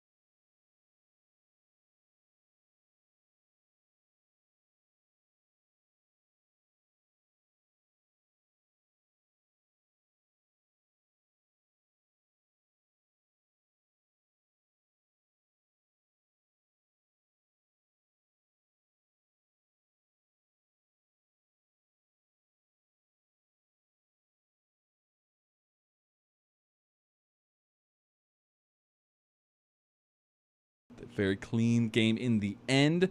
Rocky start to get there for BLG, and it shows a little bit of what this series has delivered over the past 24 hours, and especially with the kind of comeback fighting that WE had in their last series against each other. But now we gotta wait for the MVP. Gotta say, it could be Bin, it could be Elk. I don't know between the two. Both had a lot of impact. It could also be somebody else completely entirely. I think there is at least an argument to be made for On, as he both pushed the team forward and held them back. You know, however you want to push that. But it's actually going to be Knight on the Galio. I mean, he was pretty big. All right. 90% KP on a Galio feels pretty good. I can look at a couple plays that game that maybe would argue against a Knight MVP, but hey, you know, he's too the captain famous, of BLG. man. He's too famous. I can maybe understand. Yeah, you know, he recreated what you can do now with the Flash Tot, and people were like, oh my god, by nostalgia. There you go. Yeah, that's what happened. But Knight gets his 5th MVP of the split. I feel pretty good for BLG. But that does mean that we get to move on at least and see exactly what's going to happen in that second game. If it's going to be a lot of the same from yesterday's series, or if the fates will change. Now, before we do that, we obviously got to give a huge shout out because I think it's been awesome to see the way that WE have fought, but you got to turn it around at some point. And is that going to be tonight? We'll find out on the other side of this break. We'll see if we get to go to our 6-game dream after a short one.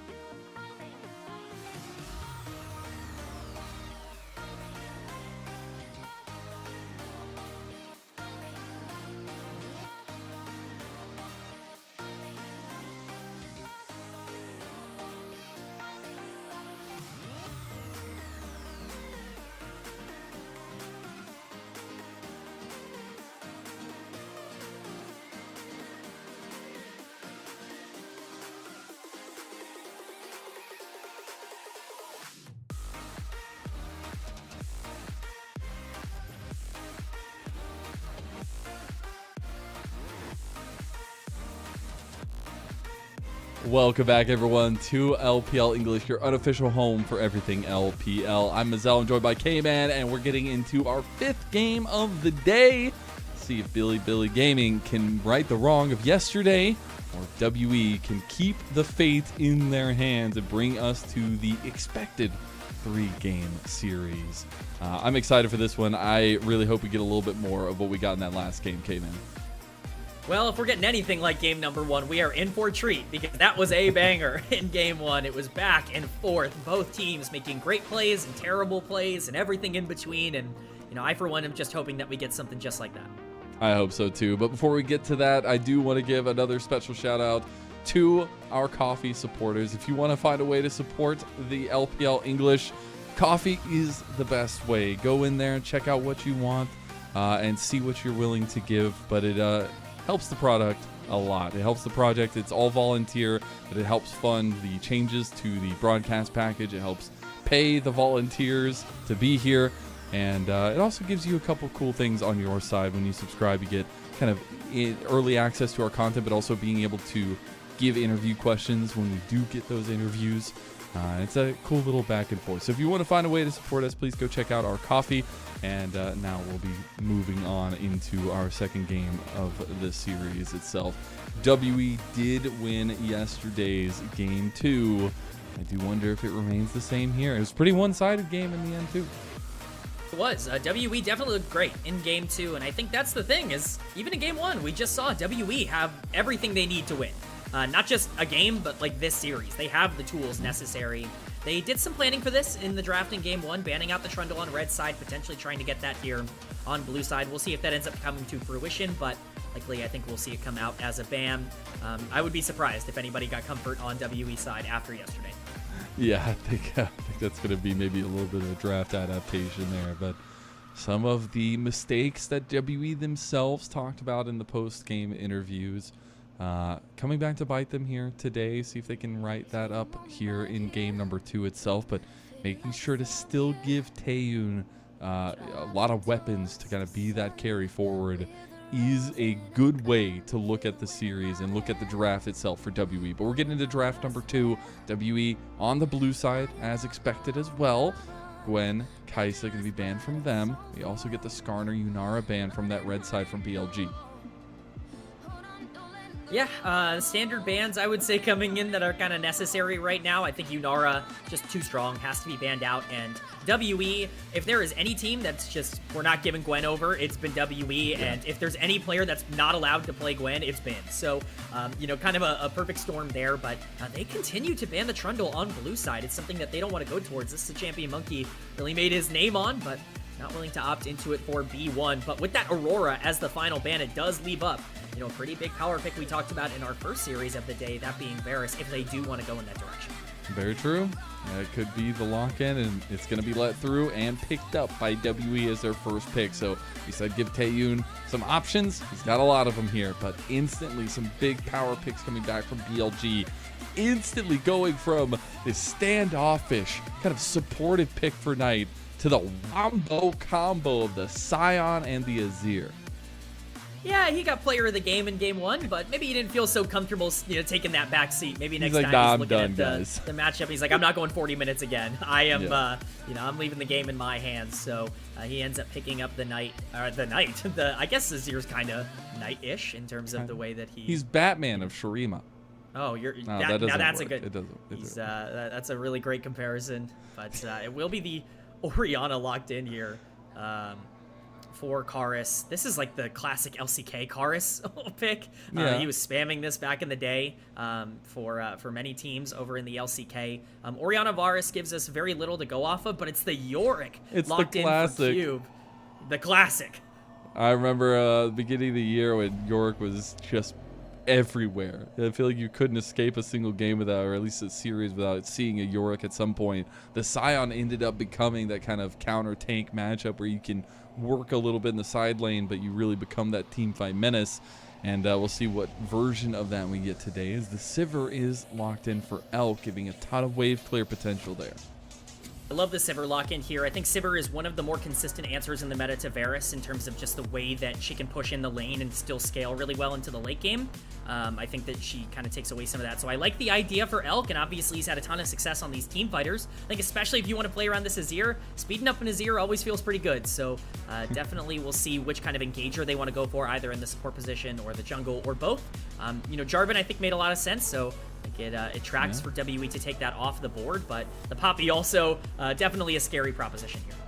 I'm really curious at what we're going to get from jungle here for both of these guys. We saw last time, I mean, Monkey took that aggressive invade into Shadow, and I think we're going to continue seeing things like that between these two guys who love to get active early.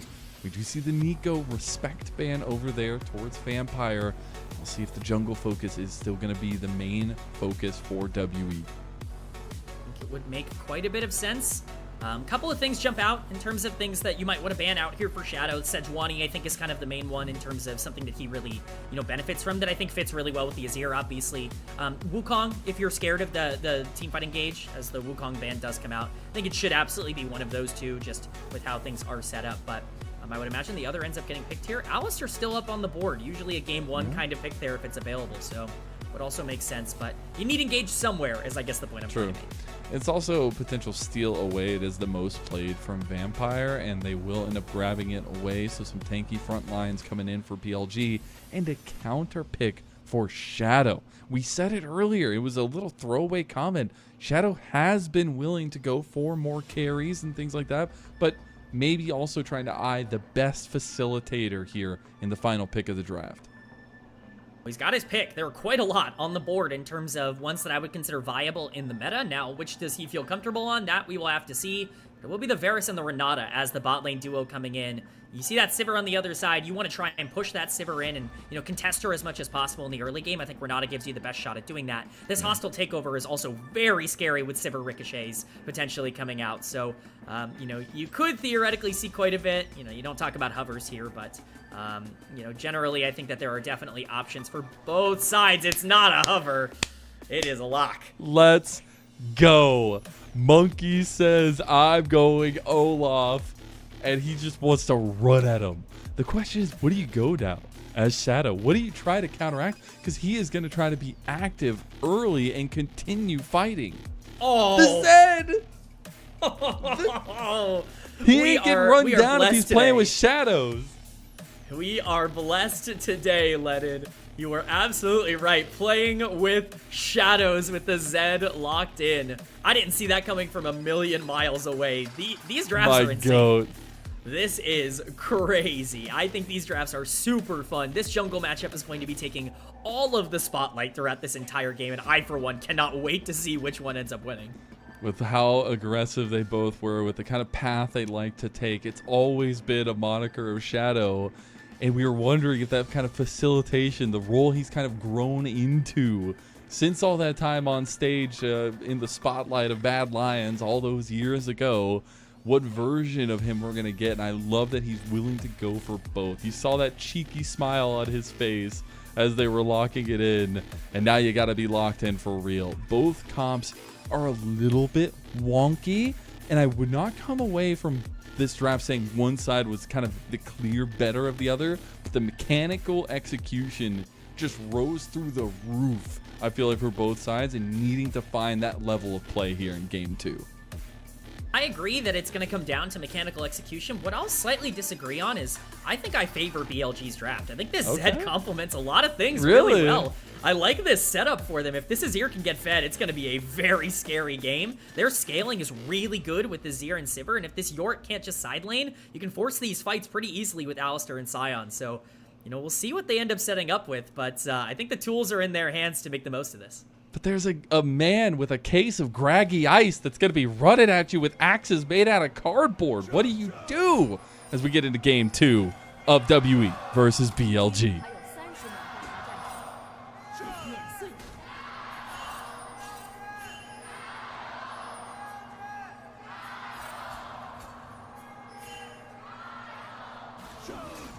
They always get the extra one in there.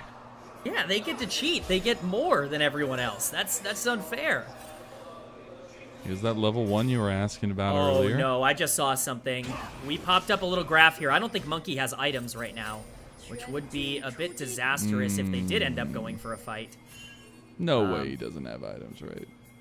Oh my god, Monkey, back the hell right now. Right now, go back.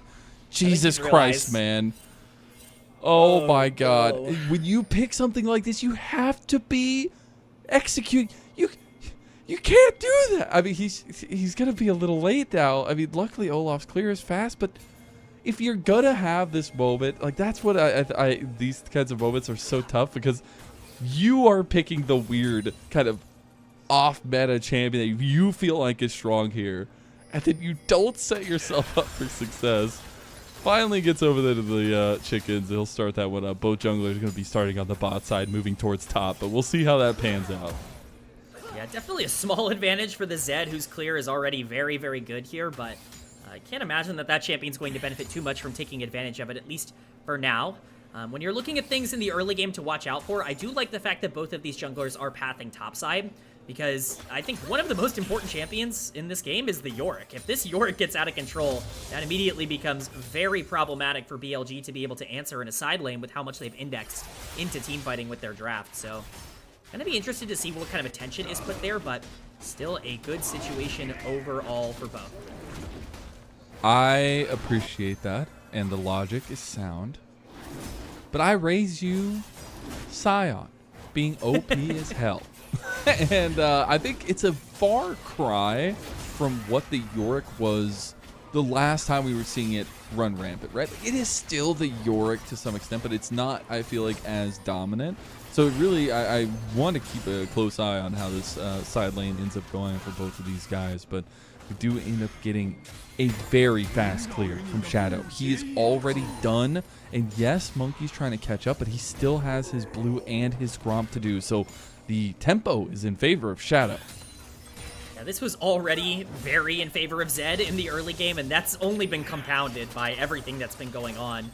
Actually gets a full recall off and is able to just walk back to the grab in time. So this is a really big lead. If a fight does happen here, he's got double sword to be able to fight this out. See if Shadow wants to maybe play a bit aggressive. Oh, Monkey knows. Monkey knows he wanted to come over, and it instantly gets chunked. Though you do gain attack speed when you get lower. Monkey wants to take the fight, missing the shuriken there. Gonna go ahead and pop the ghost here. He's just gonna fight it out. Does have the shielding. Shadow can't fight. The flash comes through the undertow, and Monkey! The solo bolo for WE's jungler. Now Bin dies too. Looks like Monkey will give his life for this with Bin's corpse being able to take him down. But what a play for Monkey as we get a fight bot. And on, force the flash. Is going to be down. Elk is still fighting in a 1v2. It's a little bit dicey in the end. But so far as the dust settles, a 2-1 advantage for WE.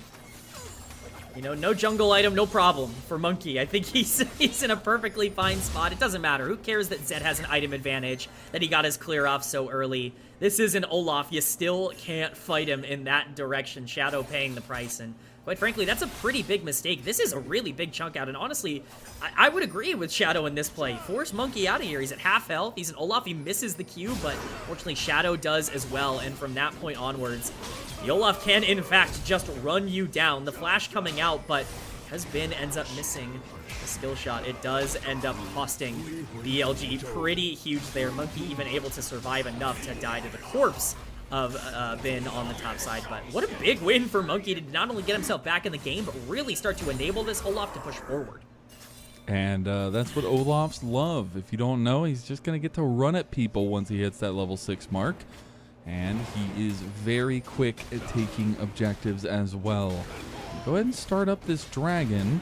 Vampire was on vision. Shadow could move over, but then go ahead and give this side of the map. Go for the scuttle over there. So WE will strike first for the objectives here as well.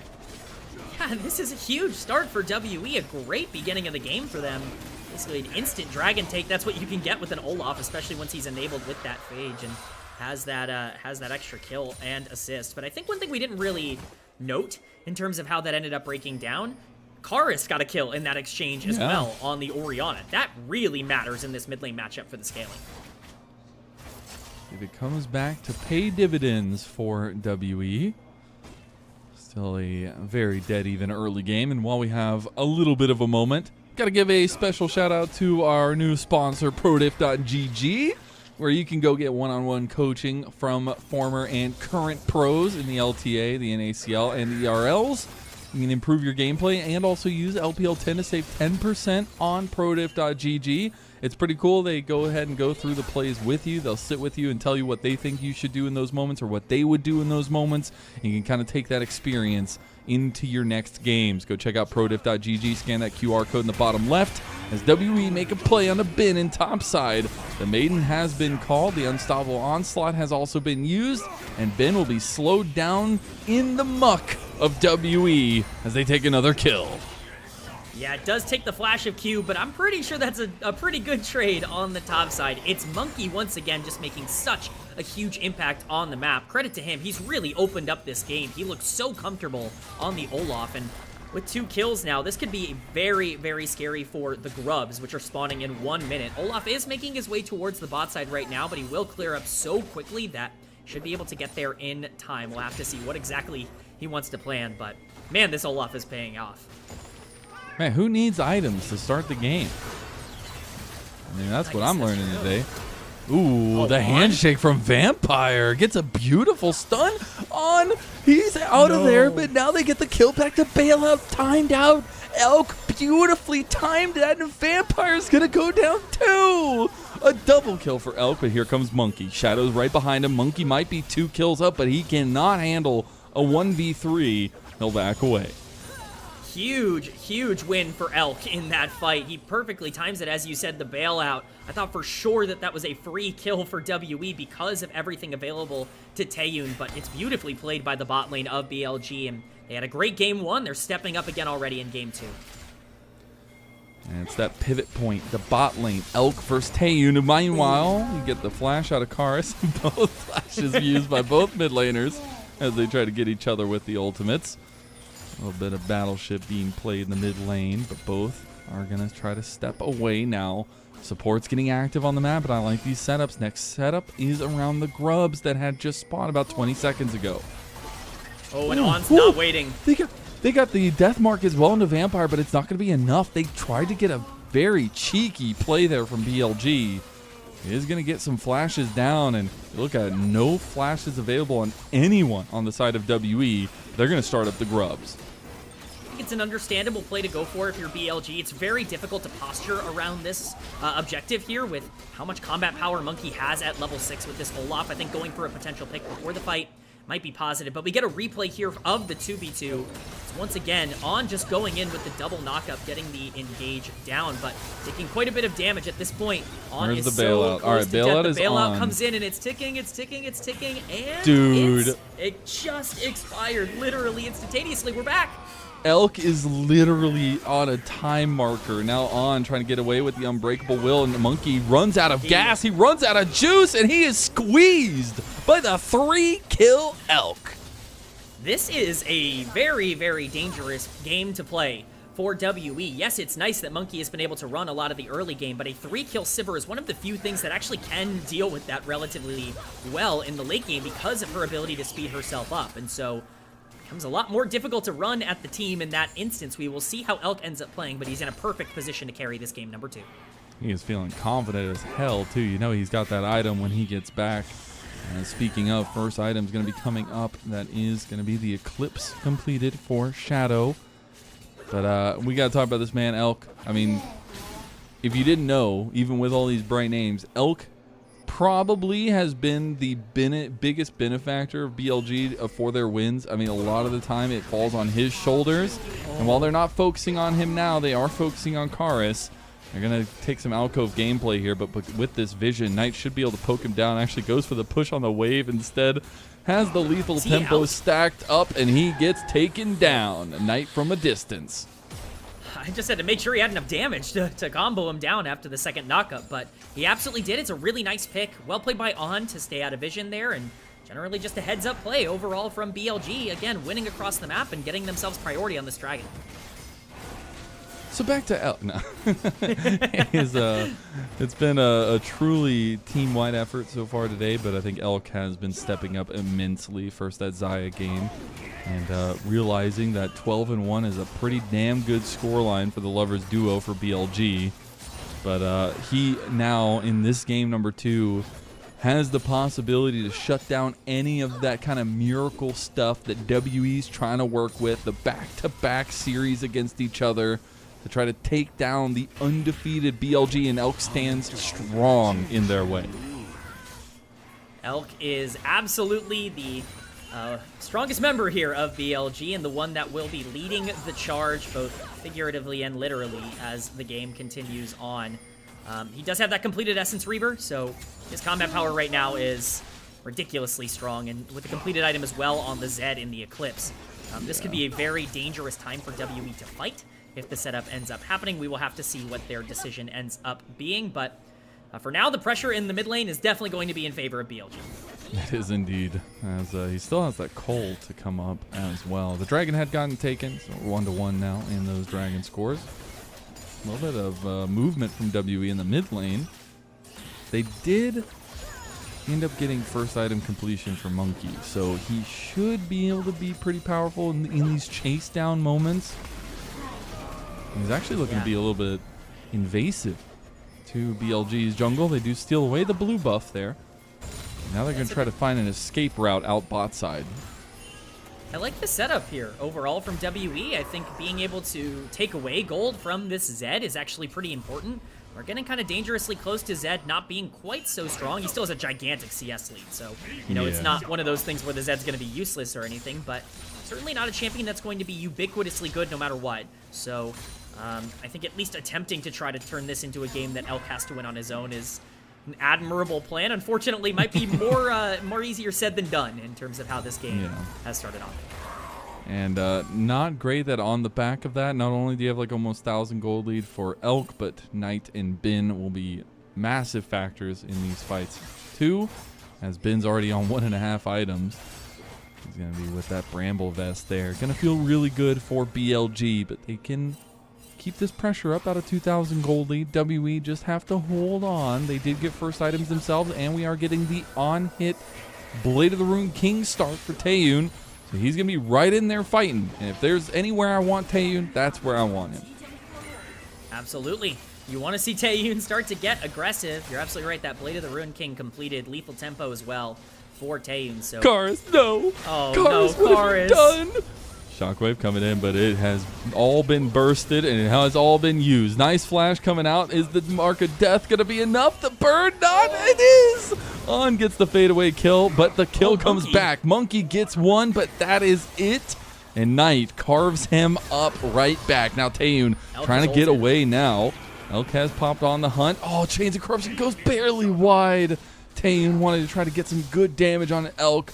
They don't get anything in the end. It is a 2-for-1 in favor of BLG.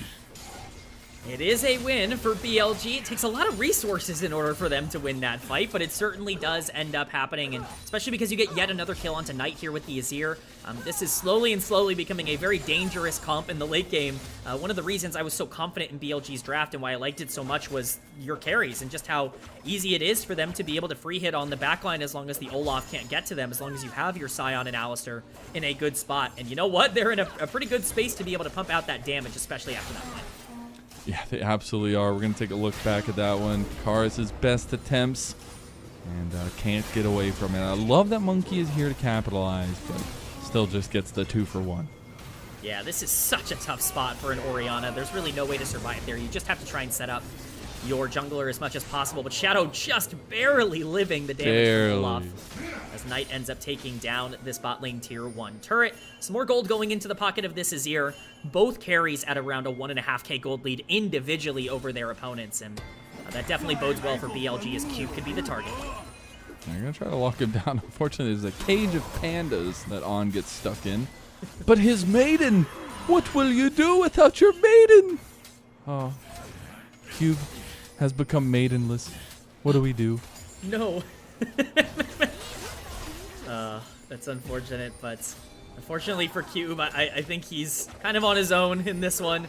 Maidenless and literally. teamless.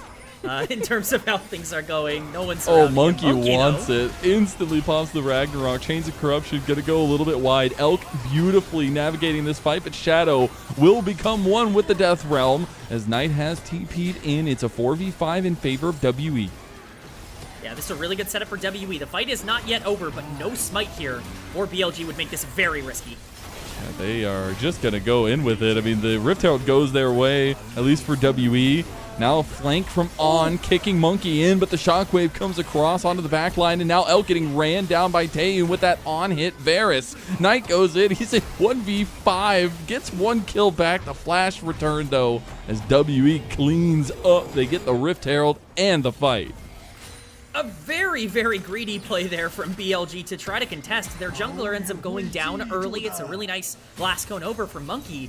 And then they just don't give up. They just stand there and end up trying to fight. On looks for the flank, but he doesn't knock, I don't know, Varus or an Orianna into the team. He knocks an Olaf right into the middle of his entire team, who ends up just running through everybody. And WE with a really nice team fight win to get them right back into this game. And Taeyun's got some money. He's going to be able to spend it. Monkey going right in, right where he knew he needed to. Yeah, this is huge. Once again, unfortunately, the Chains of Corruption not landing, but Shadow is dead at the start of this fight. It's impossible for him to be able to get out of here on the Zed. He's really been neutralized in these fights, but once this Herald goes down, which is entirely controlled by WE, Monkey is still healthy enough to be able to contest here. And on the flank looks like he's in a great spot, but ends up going for the isolated Olaf and just pushes him right into the Azir. And as much as that can be a positive, it's really difficult to really punish that as much as you would be able to another member. Knight tries to pick up something in return, does force the flash for flash trade from the Yorick, which could be punishable, but it's a really good play from WE. And once again, just like in game one, nobody is holding on to these leads. Yeah, not at all. And I got to give a special shout out to Karis there. The Shockwave as that counter engage came in from On, kind of distracting the other side of the fight against BLG.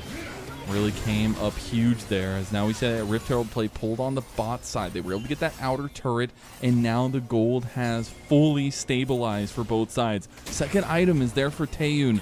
Not there just yet for Elk, and this Gwinsu's really turns on the heat for the Varus.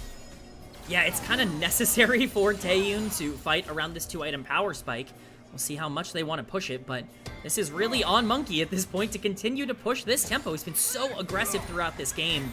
You know, we've talked a bit on the pre-show in game number 1 about how there can be times. Oh, the hostile takeover is being used. Vampire, in a abundance of caution, tries to use that to get himself out, can't get away, and BLG find a pick. That's what I was talking about. That is literally what I was referencing. You can't be making those mistakes. Every game, it feels like around this time, WE makes one critical error. That is another swing in favor of BLG. Now, not quite as consequential as maybe some others, but he's just backing in such an aggressive spot and gets caught out. Oh, man. That feels so bad, dude. That it's just, the problem is, like, you can't make an excuse for that. Like, as much as you want to, but hey, you gotta go with the lessons taught. We'll see if they can turn that a little bit around, but about 1,000 gold lead now for BLG off the back of that mistake. Flicker Blade has been completed for Elk as well, and also has the cloak, so going to be getting close and maybe going for that IE. We'll see what ends up happening in these setups, but still, these fights so contentious. We don't have one for a while besides the Atacon spawning on the bot side of the map. I mean, that is the objective to look out for here, spawning in 10 seconds. We'll see if either team really wants to prioritize it. I typically think it's very difficult to try and prioritize Atacon with no other objective on the map, but you never really know with teams this aggressive. They might just want to force a fight no matter what. So we will see how it ends up going, but again, that power spike for Taeyun, this is the time to capitalize on it, and just doesn't really look like there's an easy way to do so. WE, though, at least making their way into the area to control the vision. All right, flashes are coming up, and they realize they have this attack speed. They have the Olaf and the Varus. They can just take this Atacon out from under BLG's noses. But this is begging for BLG to be in their comfort zone. Their fighting strength that we've seen already in this series. WE back off instantaneously as soon as they see everybody from BLG show up. Cube is going to be left alone in the side lane, and Knight will potentially be able to get that outer turret in the mid lane. BLG start up the Atacon. Yeah, this This is so risky. Teleports are available for both members that are not at this fight, but Cube is going to be happy to split push. This is good for WE. It creates more time for this Yorick. It looks like they're going to back off to answer. Knight moving topside. That being said, you know, the false trigger pull there from both sides, trying to get some of these TPs out, trying to get some of this movement out so they can make some plays at the latter times. I love to see those kinds of movements. Also, Monkey can have the Randuin's second here, as well as the Hex Drinker ready to go with his shield. It's going to be getting pretty tanky. Yeah, I really love this from Monkey. He's going to be so difficult to break through, and that gives him a lot more time to, you know, run past the Scion, to run past the Alistar. It gives you more ways to be able to break through onto that backline. You're going to have enough damage, you're Olaf inherently, so love the idea. It's all really just about the execution now, and these close quarters fights could really benefit either team just depending on how the setups end up going with either the ricochets and the shuffle, or ideally, of course, the Olaf just getting a free rundown with the Orianna ball on top of him.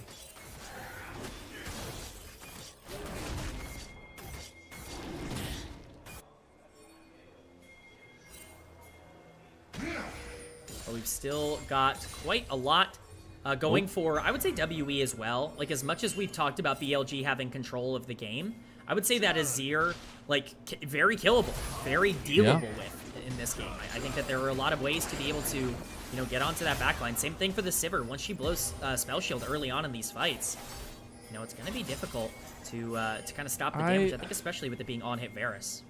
I sense some hesitancy from WE to take space at least, but now they're going to move in full force. I mean, you have Dragon in about 25 seconds. It would be a soul point on yet another Infernal Soul, by the way. We're lucky tonight. But a soul point for WE gives them so much of that decision-making power. Monkey trying to catch down Elk, forces Elk's Spell Shield out, even though the Undertow did not hit. Big cooldown for Elk to have That's to worry Ghost about down, now. though. Yeah, but Monkey is at the very least shoving in this wave, creating a ton of pressure in the mid lane. This is a big turret coming up from Knight. It actually stabilizes this pressure quite a lot with the Dragon up, so Elk should be able to clear this out and make his way there. See if WE can punish in time. Monkey getting chunked here. If he finds one Undertow, that is his immediate go button. Not able to find it where he wants to. Here comes the Unstoppable Onslaught. Shadow trying to go in early. The exhaust comes down. The Shockwave. Shadow can't do anything. That's exactly what WE wanted. This Zed is just not making an impact on the game. It's so difficult for him to go in. They needed to wait a little bit longer, and all of this is happening with Cube split pushing on the top side. This is exactly what WE wants as they now start up the Otacon. You're forced to react to the Yorick. This is actually insane. All right, they do end up stopping Cube from backing there. They'll be able to take him down slowly but surely, but they just gave up Soul Point over to WE, and it still takes a village to take down Cube. This is the strength of the Yorick. I called this out in the draft where, despite the fact that you feel like you're in a great spot with Azir and Sivir, you make one mistake where you take, 30 seconds too long to set up a fight, and the Yorick absolutely punishes you. It's one of the most punishing champions in the game for improper setups, and BLG is really feeling that to an extenuous extent right now. Almost on third item for Taeyun as well. Monkey getting closer and closer to his. Do like the Executioner's stop off from Elk just to try to combat some of the healing that's going to be coming through. But I will say, big man on campus. Knight has now hit 3 items, and we said it at the beginning of the day. We've gone all across these focuses. It's been crazy. It's been back and forth. But at the beginning of the day, I said, on paper, Knight should absolutely dumpster Kharis. But that has not been the story. And that has not been the story for a lot of this split for Knight and even last split. But now he's on a signature champ. He's on his big power spike with 3 items. I need to see him unleashed. This is the opportunity for him to showcase why he's considered the best player in the LPL, but could be seen in a fight right now. They go for it. They know Vampire's caught out. They're going to Unstoppable Onslaught as well. Taeyun is right there, but they might just all get caught up in it. Vampire going to flash away. Ends up getting a decent chunk back onto Bin. Knight forcing on the side here. Meanwhile, Cube has been pushing up that bot lane. What do BLG do? It seems like every time they try to find answers, they come up with nothing. And again, all of this happening while Cube is just happy in a side lane. Pushing in waves and forcing decisions from BLG. They need to be more decisive. It's been great defensive play by WE, but at some point, BLG's play has to work. Okay, they're going to try to collapse on a cube. Last time they did this, Knight was forced to burn his flash, and they still took all 4 of them. Oh, disgusting! But he does get out with that blast code, and now Knight dies to the Maiden under all of that. Knight is gone now. That 3-item spike, non-existent for BLG. Where was the damage from the Azir? It just didn't come through. It was autoing, and the Yorick never got broken down. It's huge for WE. Not only do they win in the side lane to be able to create more of a pressure advantage, but now they can just rotate up to Baron, which had just spawned here, and they can pressure this objective as well. I don't know, man. I'm getting feelings of we're going to 3. WE feeling so strong in some of their decisions here, but now they force the Baron fight. Taeyun was really strong, but BLG, they overextend now on, headbutts the Maiden, and just gives his life away as BLG watches. Now they just have no contest here for this Baron start. Yeah, this is a really, really bad situation for BLG. This is Shadow's even desperate. getting poked out. Like what? They just walk up to an Olaf. Now they try to go back in on the Olaf, and Shadow instantly has to use his shadows out. Bin goes in with a double knockup and just dies at the end. And WE, they're bringing back some of the magic from yesterday. It is a huge fight win for WE, but because Bin's passive does get them so low, they do have to back off the Baron at the very least for BLG. Knight will get the chance to respawn and set up vision around the area, but yes, absolutely huge, huge win for WE. Oh man, there's just so much going on across these 2 games so far. We asked for another banger, and I think we're being delivered one right now. Definitely one in favor of WE right now. Feels like Shadow can't really find any impact here on this Zed counter pick R5. And it's really going to be about the rest of the team to get something going. Bin and On have to be that stalwart front line as we do crest over 3 items for majority of members here. Did get that Mortal Reminder stop off from Elk to be able to take these down a peg. But yeah, I mean, just look how far ahead Cube is from the next highest, as well as Monkey. He has been farming up a storm on both sides of the map. And the reason that's so crazy is that he was down like 35 CS in the early game. Like, this was a nightmare early game for the Olaf, who was making plays around the map, but wasn't able to keep up with the Zed. Everything has equalized. This Zed pick has looked, quite frankly, almost entirely useless in terms of how it's come out. It's really been up to the carries here, and the front line is just not strong enough to be able to hold up. And Ben just trying to answer side lanes, trying to find an answer, I guess, to Cube. But unfortunately, there is no answers to the Cube problem right now. Shadow trying to find his entrance here, but if one undertow hits, and his BLG instantly on the back Works foot. on the way. That's going to be the speed up in here as well. WE has a flank. They're finally bringing all 5 players around as the Dragon has spawned. You got to remember, this is Soul for WE on an Infernal Soul. This would be huge. It looks like Knight needs to stay out Undertow of danger. hits, he goes in. Ragnarok pop. Knight getting out, trying to get away. Can't get away from the Ragnaroking Olaf. He's just running rampant. Monkey! He's going insano! That's 3 kills down. WE find another one. It's just unstoppable. The Olaf is simply too strong. 4,000 damage in that fight from the Olaf as he just runs at the 5-kill Azir, taking no damage and burning through his health bar. No ultimate can save you now, Knight, and that's going to be Infernal Soul for WE. You mentioned just how strong that is, but it's not just Infernal Soul. WE want Baron alongside their fight win. Just get us to 3, man. Just go ahead and get us queued up for the 3rd game. Get us to 8 a.m. Pacific. That's what I'm here for. As WE, again, for a 2nd night in a row, find a domineering Game 2 advantage. This has really been an awesome showcase for WE. Have there been mistakes? A few, but at the end of the day, this has really just been them understanding exactly what they need to do, looking at BLG, having a tough-to-execute comp, and forcing them to make a decision here. We see the step up from Knight. This is such a big problem. He ends up looking to try and poke down, but has to remember one small misposition mistake, and the game is essentially over. And this Olaf is not too concerned with any sort of soldiers that you might be bringing out. Bring a whole army. You cannot stop this Viking as he runs through the entirety of BLG. And again, at that point, that might be the nail in the coffin. And You know, I hate to be super poignant about things, but this might be the most useless Zed I have ever seen in pro play. Like, literally cannot do anything. It just comes down to the compositional difference. And I think it's just WE with a very, very strong idea of how they can execute these fights.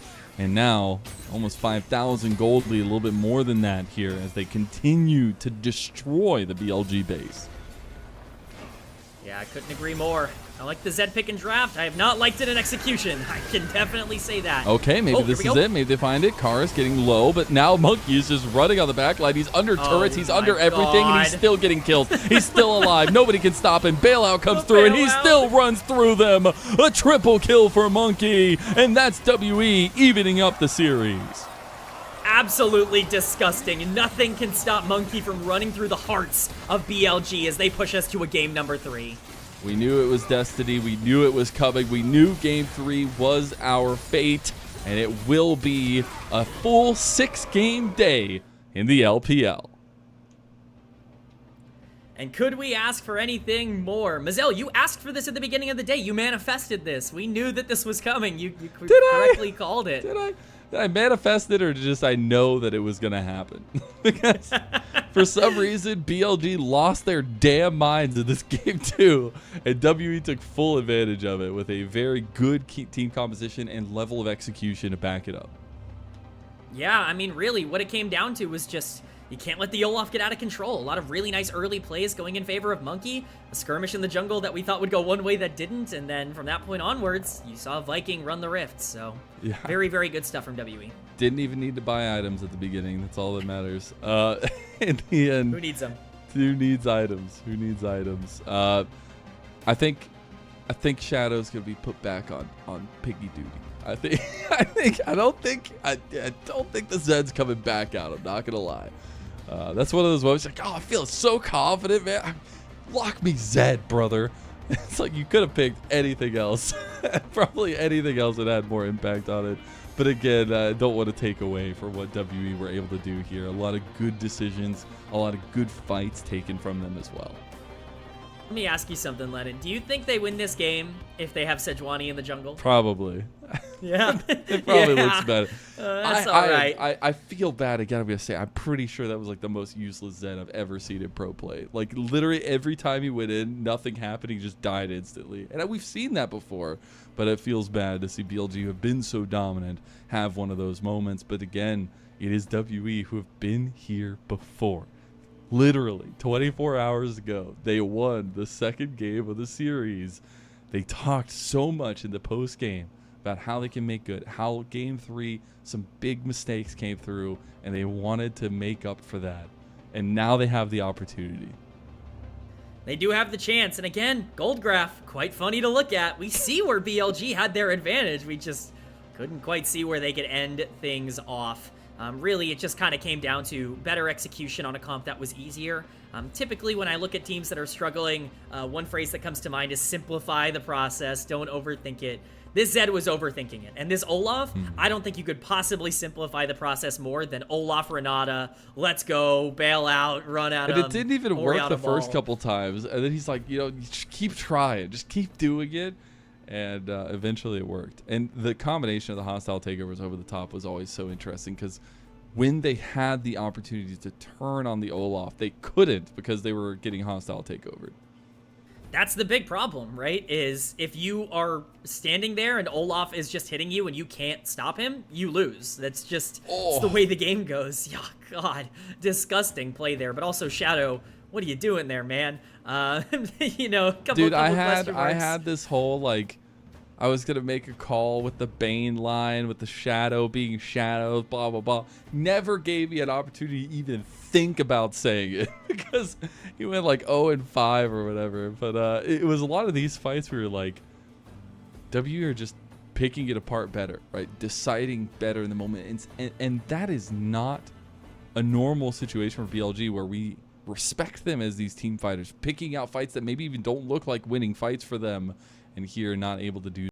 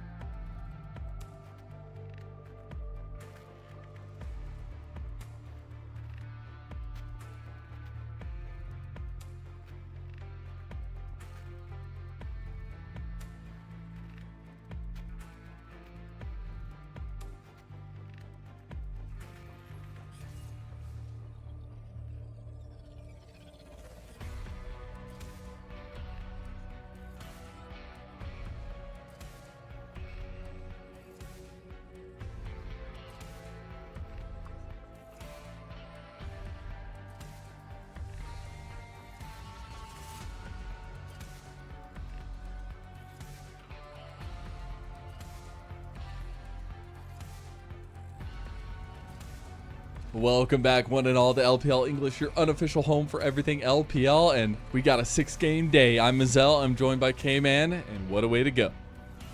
Oh man, could you possibly ask for anything else? Could we have expected anything more from these two? What a banger that we're getting here today. 2 great games and a third one on the way. Yeah, no, I think it's exactly what we would want with that rematch. Literally the next day between these two. It would be so sad if it just went to a 2-0 after the back and forth nature of yesterday's series. And it feels good to see it come to culmination with a 1-1 tie going into game number 3 of this best of 3. And I think we can take away a lot from that Team WE side of things in game number 2. And especially with letting Monkey take the controls, man. When you give this guy the pick, whatever, just let him go.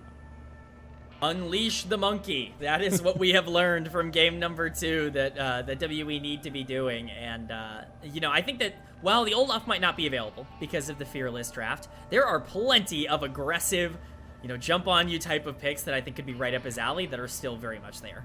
The Trundle is still open. I know it's been banned both times by WE. Maybe it's their plan all along to get the Trundle through, but they probably will have to ban it because it might be first pick for Shadow if they do let it go through. So we'll see as we get closer and closer to the draft itself. I think we can talk a little bit about the impacts that different positions have had. I think jungle has been a big undercurrent, less so an undercurrent, more so the main current, at least in game number 2 for Monkey. But some other things going a little bit, like Taeyun versus Elk has been very back and forth in the carry potential between the two of them, which I really appreciate. And Karis is actually getting the better of Knight, I feel like, across the series. I mean, even in that game number 1, there were some moments that you could, lean his way as well in it.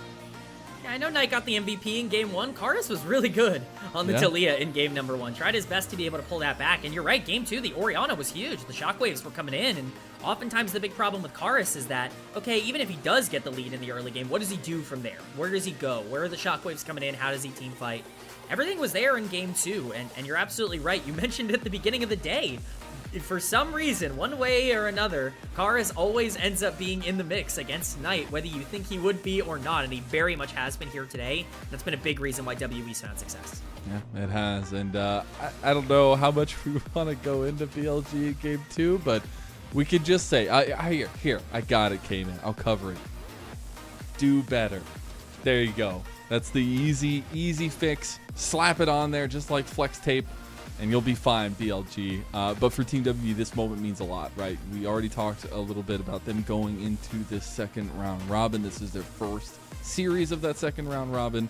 And we have to see how this kind of next step up for WE is going to be. Are they going to try to find this late season run, or will it end much like it did in split number 2? That's the question. If you want to make a late season run, this is a pretty darn good way to start it off. And don't forget that WE's run last split, it wasn't just through teams that they should be beating or even mediocre teams. They were taking down everyone. Like when they got hot, when they figured it out, when they found the game plan, there was no one that was safe. That included every team that, ended up being near the top of the standings. So you do want to see that again, and it wouldn't be out of character for them to do it, but as much as I'd like to get my hopes up, game 2 yesterday also happened, and they ended up dropping game 3. So we will see how they end up adapting here. Hey, again, I know if you didn't hear me harp on at the end of game number 2, these moments are special in esports. The fact that you set out for a goal of making good on mistakes that happened in game number 3. Now WE have the opportunity to return to that forge and make it different as we get into game number 3. BLG on the blue side here, as they will be banning away the Skarner, the Aurora, and the Karma. It's going to be the Yunara, Gwen, and the Trundle ban on the red side. First pick Nico for On. This was really a big pick for him last split in terms of just how much he could create with it. Nico is certainly not the same champion she was last split. The nerfs have come in at least a little bit on her. She's still very relevant, and that ultimate is still huge, but we will see what kind of impact on the game On can have, because it's very much going to really be in his hands. They are wanting this because they want him to be the primary playmaker for the team. We know he's capable of doing so.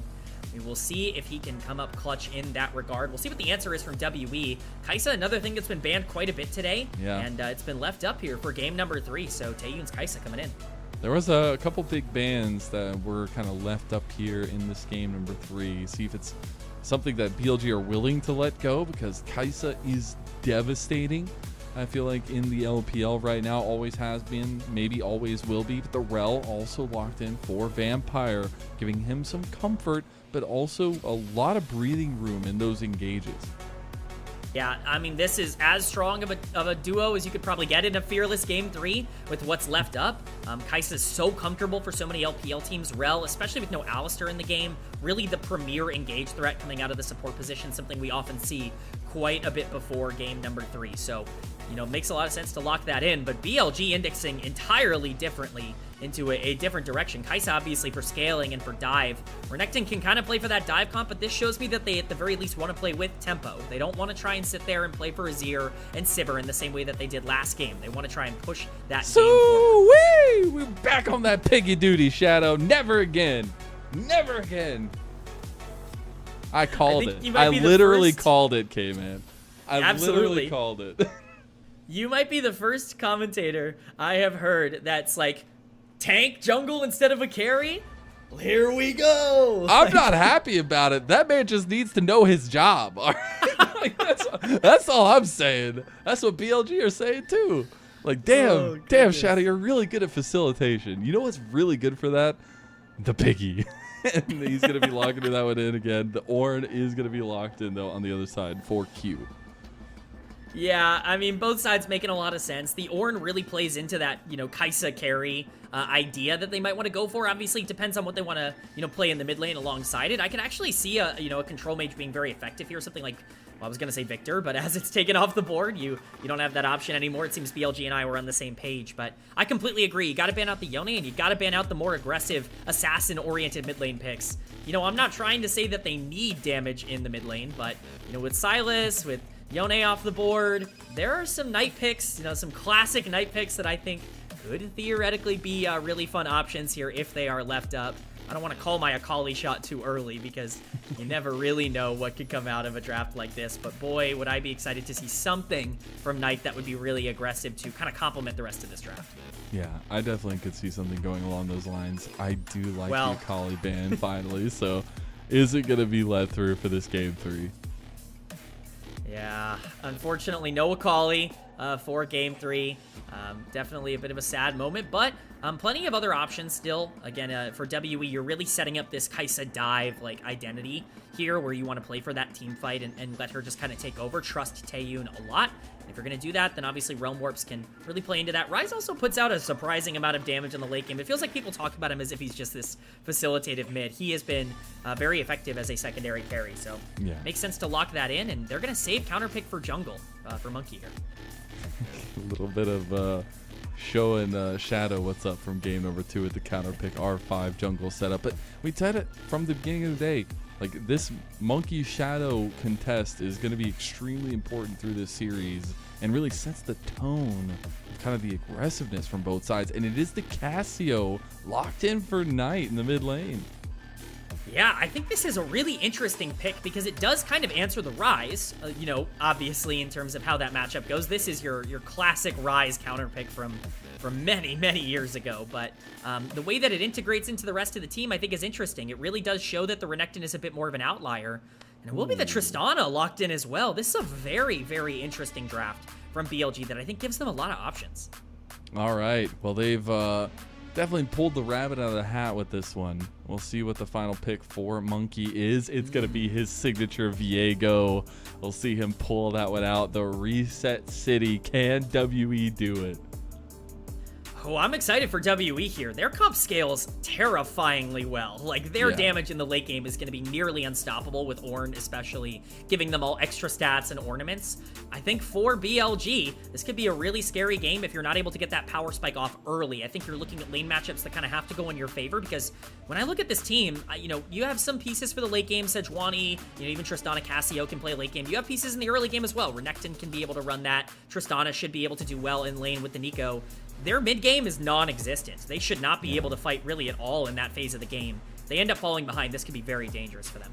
I feel like BLG are kind of issuing a hands check here in a lot of ways because like they have some good options together, like synergistically. But a lot of these cases, you need those advantages in the solo lanes. You need those advantages in those 1v1s, 2v2s. But in those fights, the bar of execution can be pretty high for you. Whereas on the other side, you have such ease of engage. You have so many good ins that it's BLG saying, we are better than you, Team WE, and we can take this game 3 and remain undefeated. That's what's being thrown down. That is the gauntlet for sure for BLG. If they're not able to step up, and I think especially if you can't get gold on one of your two carries, your Cassio or your Tristana, this game becomes very scary very fast with, you know, a pretty big advantage over to a potential protecting Kai'Sa late game type of comp, and even Viego getting resets. There are plenty of ways and plenty of options for WE, and BLG need to put the pedal to the metal early. Half of BLG's losses have come from WE. Let's see if they can make it real.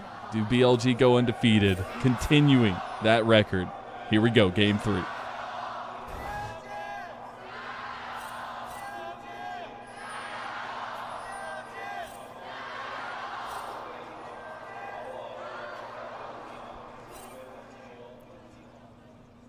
The extra cheers have not done well for BLG is all I'm saying. Not paid dividends just yet in terms of paying off that support, but they will have their chance to really support their team here in a game number 3. Pretty standard start, but we are getting potential delayed invade here. They do have vision of Paris. Oh, the flash! Oh, Vampire tries to go for the jiggy flash play. Lockdown Elk won't find it in the end. Takes a decent amount of damage back. And as we take a look at the ruins, it will be the Sejuani spellbook. We have seen this before. Also provides some utility to that pick, which I appreciate. This has really become kind of the popular rune for Sejuani, which I find very fun. I think it gives you so many options. You know, obviously the smite being necessary in most instances, but honestly, Sedge is one of those champs that's happy to not have flash for extended periods of time, and swap that out for an exhaust or even a teleport to get around the map. You can see some interesting plays happen. Oh, Vampire going to continue to look. Yeah, it goes for another crash down. You saw it all over social media between the games, but congratulations to On. 5,000 total assists. Number 11 all time in the LPL. Congratulations to him. I know he's gotten a lot of flack here as of late, but now he's on a pick that I love watching him work the map on the Nico. Yes, congratulations to On. I'm sure we can all remember the days where he comes in as the sword art replacement for Weibo, and you know, people Dude, he was the youngest player in the LPL. Like, it was crazy. Yeah, it's cool to see the glow up, the World Finals level glow up that On has been able to make over the course of his career, but it's going to have to be big in this game on the Nico. You're absolutely right. He's been a truly, truly exceptional player on the Nico. It's one of the reasons why this team found success in the playoffs to be able to get to MSI last split. See if he can do it again. All right, we're getting to the culmination of the jungle clears. Shadow should be looking for a little bit of action, potentially just going for those resets, but that's where we can focus on the differentiation between the jungle matchup in this one, because game 1, game 2, it was all about what they can do to kind of get in each other's face. Monkey went with that invade early in game number 1. Shadow went with the invade in game number 2. Now we get a little bit of a play on bot side. Speaking of Shadow's influence, he is trying to facilitate for his carries. And now they're going to find Elk first blood for BLG, and even On doesn't go down. They find exactly where they need to.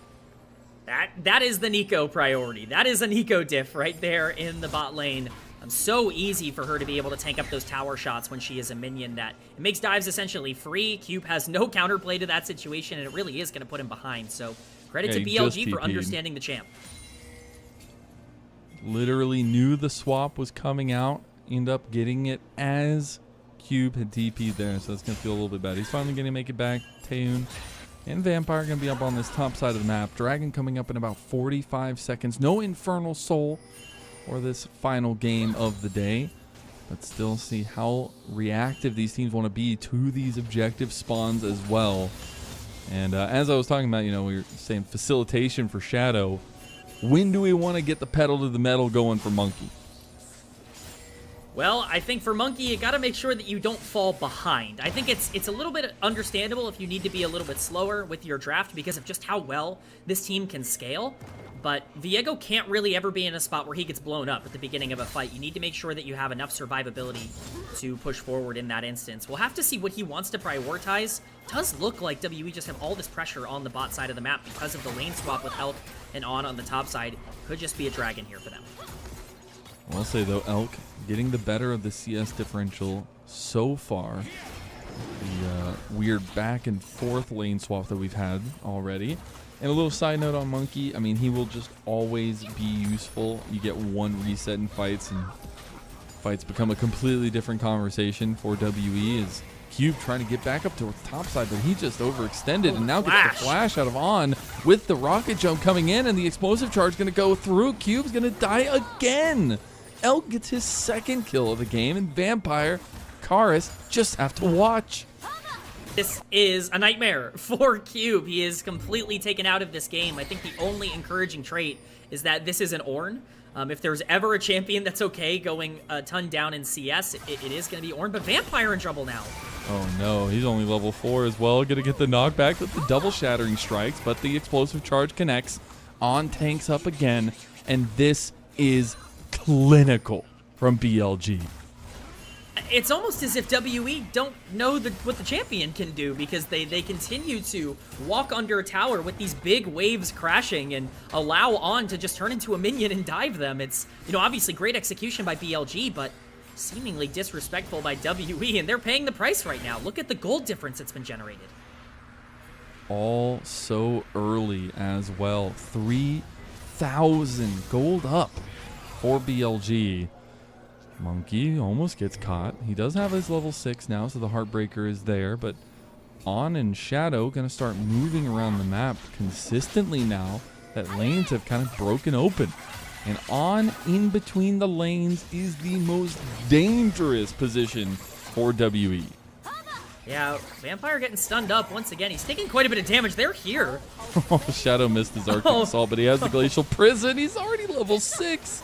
Doesn't find the damage on the Vampire, but Taeyeon's going to have to back away too because Shadow's doing the classic play of follow through on the engage. Oh, your mount versus my mount. Poro wins. Danger here. It's crashing.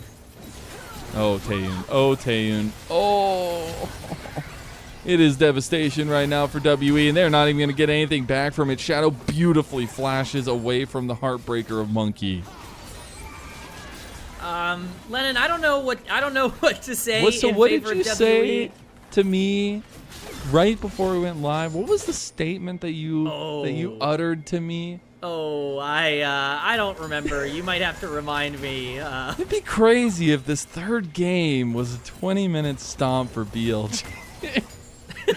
It's not looking like a 20-minute, but it's looking like a stomp nonetheless. About 3,000 gold up, 8 minutes in. Now we have the next set of objectives coming up with the grubs on top side and tons of pings coming in from BLG.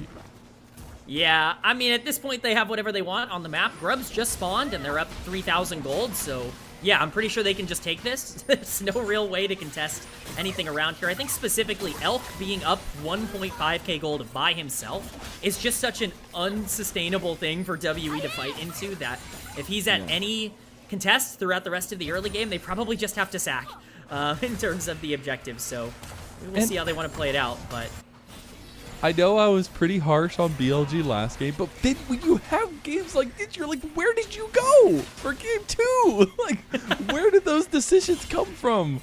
And that's the beautiful amalgamation that is BLG in their undefeated Split 3 so far. And now they're just using this pressure they gained early to just consistently try to poke at WE. Shadow now using this control ward in the bush. He actually could have made a play on the Taeyeon if he had seen him, but the red buff still going to go the way of WE. Yeah, at least they're able to get their own jungle camp. I think that's a small win for WE considering the circumstances, but Things around the map not going quite too well. Ben going to be able to shove this in, force the TP out from Cube. That's one major resource burned. And worth noting, Cube is the exact same level as Elk on the other side. So this Ornn is going to be, it's going to take him quite a while to get to a lot of those ornaments. Really not an ideal set of circumstances. Knight, by the way, has just been able to sit here and farm at almost 100 CS at 9.5 minutes into the game. Yeah. Is also still going to be strong on the Casio, despite the fact that he's not really been involved in the action yet. And again, I think we need that step up. We saw a step down on the Azir, a classic for Knight. And now on the Cassiopeia, the first time in the split that he's playing it, being willing to go for the Rod of Ages build here too, so scaling nonetheless for both sides of this mid matchup, but really want to see some emphasis given to Knight and Elk to be those carries. There's a little bit of a CS differential, about 20 in the jungle, and something to kind of keep a side eye on as we move forward here. Yeah, you got to make sure that you don't get too far, you know, in your own zone, right? Like, you can generate a 3K gold lead, and then you can forget that you have it, start playing super aggressive, make bad plays, and throw it away. We have seen bigger gold leads thrown today already by these two teams, and so you have to make sure that you keep your pedal to the metal in this instance. But with Elk so strong, as we can see on the bottom of your screen, it's really, really tough to imagine a world where if he's at the fight, it's going to be playable for WE. First items coming in. Kraken Slayer start for Monkey. I feel like we have seen more of the Trinity Force start, but honestly, after that game too, let the man cook, is what I say. We'll see as these other first items start coming through. Obviously a little bit delayed because Karis ended up going for his Mercury treads first. And the Dragon going to go to BLG, the second one of the game, so we'll be 1-1 in Dragon score between the two.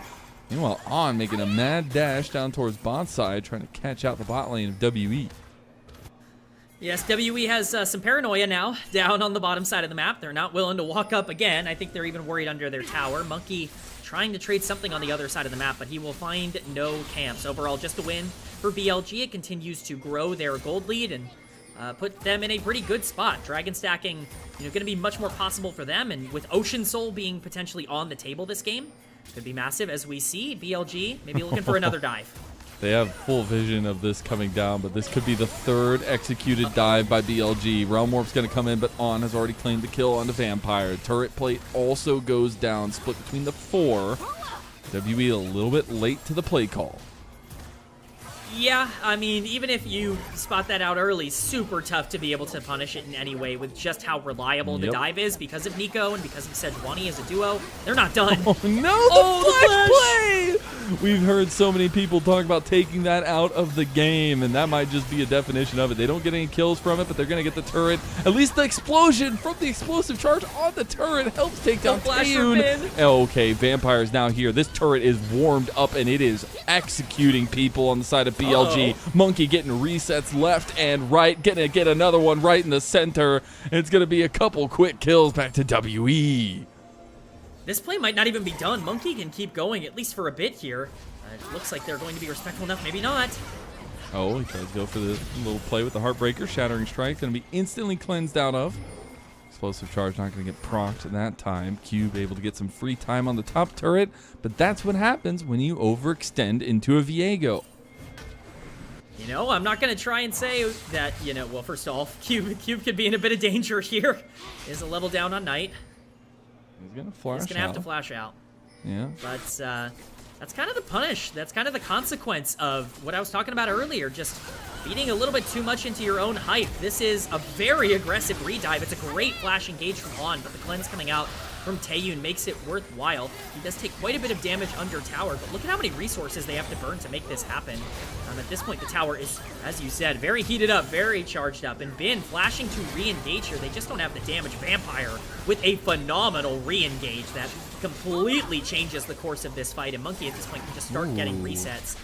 You know, as much as you might be up 3K gold, it's still a Viego, so definitely have to pay attention to that. That's the constant, is it's always a Viego. They're going to find another dive, another kill onto Cube. And that'll be all three of Elk's kills are now Cube. Yeah, you know, Cube not having the best of times on the top side here. Certainly not enjoying the game, I think, that's being played. But I think he can take some solace in the knowledge that it's not the rest of his team that ends up falling down. BLG, though, capitalizing again on this idea that, hey, we're Nico Sejuani, who's going to stop us from diving? Absolutely no one. And continuing to really assert their dominance despite the bad play earlier. And with full, almost, at least, objective control so far from BLG, they will be looking for this Rift Herald play in about 20 seconds. They already had that one dragon taken away from them, obviously the early one from WE, but so far since then, they've had full control. Also, still waiting on the Rod of Ages completed for Cars. That feels so bad because you're already at 5 stacks for Knight. Yeah, I mean, this is 15 minutes into the game. No Roa completed for Rise. This is tragic. As Taeyun. Oh no, he gets everything used on him by Knight, and on they combine to take down the carry of WE. There's just no way to play the game if you don't have cleanse for this Kaisa. There's so much CC on the other side of this matchup for BLG that anytime he's targeted, there's really no way to survive. There's no tower, there's no part of the map that's going to be able to defend you all that much. You just have to hope your team can capitalize. For now, he falls in the mid lane, they lose tower, and Rift Herald will be next on the priority list. I mean, Elk is scooping up so much gold, 2.5 thousand gold up almost over his counterpart in Taeyun. This Tristana final pick on the blue side really paying dividends. Ben gonna get 1v2 down here. Monkey should have the damage. The knockup isn't there, but the Heartbreaker is.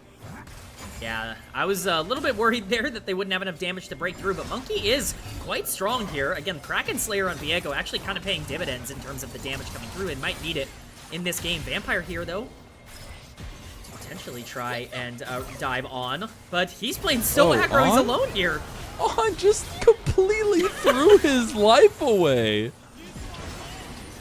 That is truly one of the plays of all time that I have seen as this bot tier 1 will fall. And just like that, more chunks of the gold lead falling out of BLG's pockets. Dragon is now up on the table. It's another Ocean Soul. My god, we've literally only gotten Infernal Souls and Ocean Souls, I feel like, today. But BLG are going to move out to kind of snuff out WE's potential attempt at that neutral objective. Certainly going to at least punish this with a bit of a Herald Charge, as actually doesn't go off into the tier 1. That's huge to get this into the tier 2. Come on, be like Shadow. Get a mount. There you go. Okay, Shadow will just take it himself. TP is going to come in. There will be Cube joining the fight, but he is not very strong.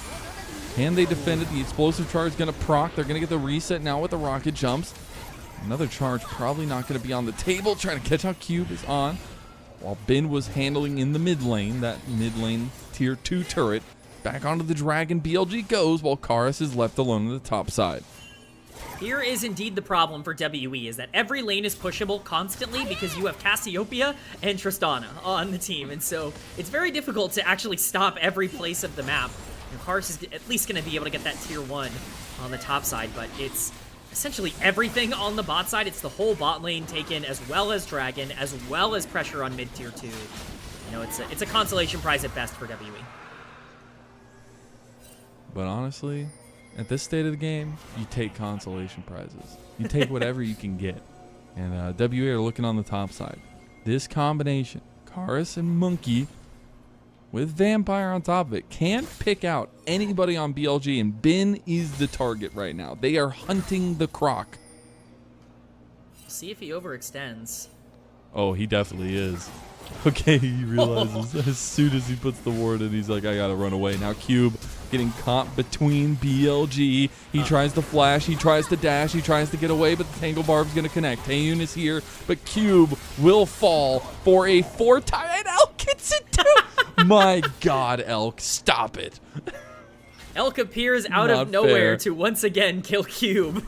It seems like this has become a bit personal for Elk, and you never really know, but you know, great job there by BLG to capitalize on their top lane dive just a tad bit better than the enemy team. No objective to take just yet, but Otacon spawning in 1 minute. That's the setup around the bot side of the map here as WE could look. Okay, they get the lockdown on to the side of Vampire, and he can't even move. He didn't even get a chance to. Without that frontliner, you really lose out on the way that this comp can work. Cube is back up, but he has to run out of mid lane. And BLG continue to propel this lead forward. Almost 6,000 gold up now, 19 minutes in.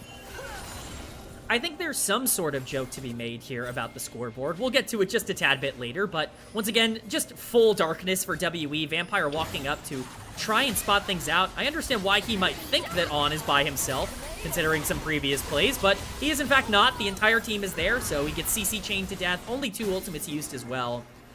You know, overall, just one of those plays that happens when you're a support playing from a 5k deficit, but when I look at the scoreboard here, you know, you look at Monkey, you look at the rest of the team. It's one of those solo queue experiences where, yeah, I'm 3-0-2. Maybe not feeling so good about the rest of this game. Oh, Vampire going to try to go for a play. Fortunately, Shadow is unkillable at this point. And, yeah, it just... I know I talked about it in the draft. The hands check gauntlet has been passed by BLG. They said, we are tired of this. We are tired of giving kind of even style comps where both sides have strengths. We are just going to run around as 4, as 5, and we are going to run you down, WE. And that's what they've done, to be fair. Yeah, I mean, there's Like, no real dives? way to stop it right now, especially with how much they are pushing through. Otacon is likely next on the target menu. They might just be fishing for WE, though. Yeah, they might be. As Realmworks coming in just to get some vision. See, Otacon already started up. They're just going to try to pull the trigger on the Vampire. They know that they can burn him down. And will be the Glacial Prison used. Otacon about half health now. Can we see a steal? Monkey wants to get in the pit. Bin able to buy a little bit of time here, but the Otacon's already gone. Now Bin still alive. Gets the triple knockup from On with the Pop Blossom. They try to get Knight out of there with the flash. Now Elk is looking for resets. Elk. Going on to Taeyun. Getting the rocket jump, but he's all by himself. He's in trouble, and the resets had come through from Monkey. That's all you needed was one reset from Monkey, and it finds the fight again. Actually huge for WE. They still give over the Otacon, and looks like Knight is potentially going to pick up yet another one. Vampire with a shield that's just enough to stop the Cassio burn, but still a good fight overall for WE. It's hard to really contextualize it because they're still down so much, and they gave over Otacon, but trading anything in that instance is definitely a success for a team that's failed to find so many advantages. It's so crazy. We got to take a look back at this fight because we were so focused on the Elk side of things while Monkey was running rampant. Yeah, we're going to get a chance to see here. Bin gets chunked out really early. He ults quickly because he wants to try and zone them off. And after this On ult ends up going down, they really feel like they can just take it no matter what. But the ultimate coming down doesn't kill the Viego. And that really is the end of the fight here. It's a fantastic job by Monkey as that Renekton to really space and perfectly time that Q to get the kill off, get the reset. And from that point, like, it's good stuff for Monkey. He's played really well. He's 4-0-3 on the Viego. He's up 50 CS. The mechanics in that fight from him were so nice to see. The slide over to get the soul back with the Heartbreaker. Oh, man. That's why you save this counter pick for Monkey's Viego. In a game, it's always a problem. It's always an issue. And now another issue coming up. Soul point for BLG on an Ocean Soul. Yeah, this setup is going to matter a lot. If WE can still get onto the backline, no fight is unwinnable for them in the right scenario. Cube's ult is also pretty massive. It's up in 1 second. See what he wants to do with it. The fights can go either way. Just got to get the right setup. As Dragon going to be started up, I think WE are okay giving this one over, but that will give them a 5-minute timer till they need to fight that next one. Gives him at least a little bit of breathing room. Cube will have some time to get some extra items on him, some extra levels on him, which will really matter. Monkey, of course, already very strong, but likely will have that third item completed by the time he needs to fight again. So, pretty good delay here overall for WE. And from a game that looked like it was over at 6 minutes, I think WE have done an okay job of trying to keep it alive. Yeah, I think so too. And that's a beautiful sight to see in a series that on paper should be so obviously one-sided. An undefeated team versus a low-ranking, almost last-place team in Group Ascend. But in these back-to-back best-of-3s, we've seen some of the best of WE and maybe some of the worst from BLG. So trying to take advantage of the moments is all that really matters. And for WE, these wins need to start coming. We've said it time and time again, but they need to keep themselves in the higher ranks of that bottom 4 to make sure they can get the best opponent, best setup going into the playoff play-in. Yeah, you do not want to be number 8 in Group Ascend right now with how Edward Gaming are playing down in Group Nirvana, but definitely worth noting that in this game, it's about a 3k gold lead for BLG. It's about a 3k gold lead for Tristana, and so you are able to get onto that AD carry. You could be neutralizing a lot of the problems. Thank you, Cube. So Monkey might have the ability to take over. Yes, thank you, Cube, for donating that gold lead over to Elk, but the setup now around the Baron, spawning in 15 seconds. BLG definitely posturing around this, but I doubt that they would want to commit to it so early. We will see, though. Yeah, I gotta say, though, almost third items coming through for Elk, but those second items going to be extremely important, especially with that almost 10 stack Rod of Ages for Karis, the rise, the scaling, and this team composition for WE. It's getting closer and closer coming online, especially if Knight gets caught with his hand all in the trap. WE turn it now onto Baron. That is a huge pick. Baron has started here for WE. I mean, they just burn it. I mean, with Monkey being the snake, Shadow steps up over here, but now this Ornhorn has been called. Shadow trying to make an escape, but he completely leaves his carry in the dust. He left Elk out on an island. And BLG have fallen completely apart here. Baron going to be going to WE. Oh no, we might be in for one of the biggest comebacks that we have seen in the LPL this year. Don't call it a comeback until it's there, but Monkey and Karis are stepping up. Vampire as well. We're going to get a replay of exactly what happened. Knight just face checks the entirety of WE with no vision here. He just walks up, assuming he's going to be safe. He is not. Vampire, Cube, they are ready to capitalize, and he is bursted down from this point. This fight is still winnable for BLG. I want to make that clear, but Vampire on the flank sees Elk, stuns him, cleanse down, does not matter. Layer the CC, exhaust him, he is gone. Once Elk is gone, like I said, that's the whole gold lead for BLG, and now that gold lead's gone. It's 500 gold lead. WE are in command of this game. And that's a scaling comp that WE have. They are built for this setup, and I'm just going to call Knight out right now. I'll walk past it. I'm a biggest Knight fan out there, but my God, when you are one of the best players in the entire world, you cannot make those mistakes. You cannot. And he does. And now WE in a prime position. Almost 3 items on majority members. Just lacking that on Taeyun. Lacking it on Cube. And this scaling really coming online, K-Man. This has got to be one of the highest damage Viego builds I have seen. He is going to obliterate the backline of BLG if he can get access to it. But BLG have reassumed ranks. This is what worked for them. This is what built them. A 5,000 gold lead is grouping, keeping together, and now they realize that can be their strength. Yeah, they have to stick together. This game is very winnable for BLG. They are not out just yet at all. This Tristana is still incredibly fed. And despite the gold being even across these two teams, if you can get Elk into a position, he can still dominate a team fight if you keep him away from Monkey, but you have to set that up. 40 seconds on the Dragon spawning. That is everything for the rest of this game. BLG cannot be allowed Ocean Soul.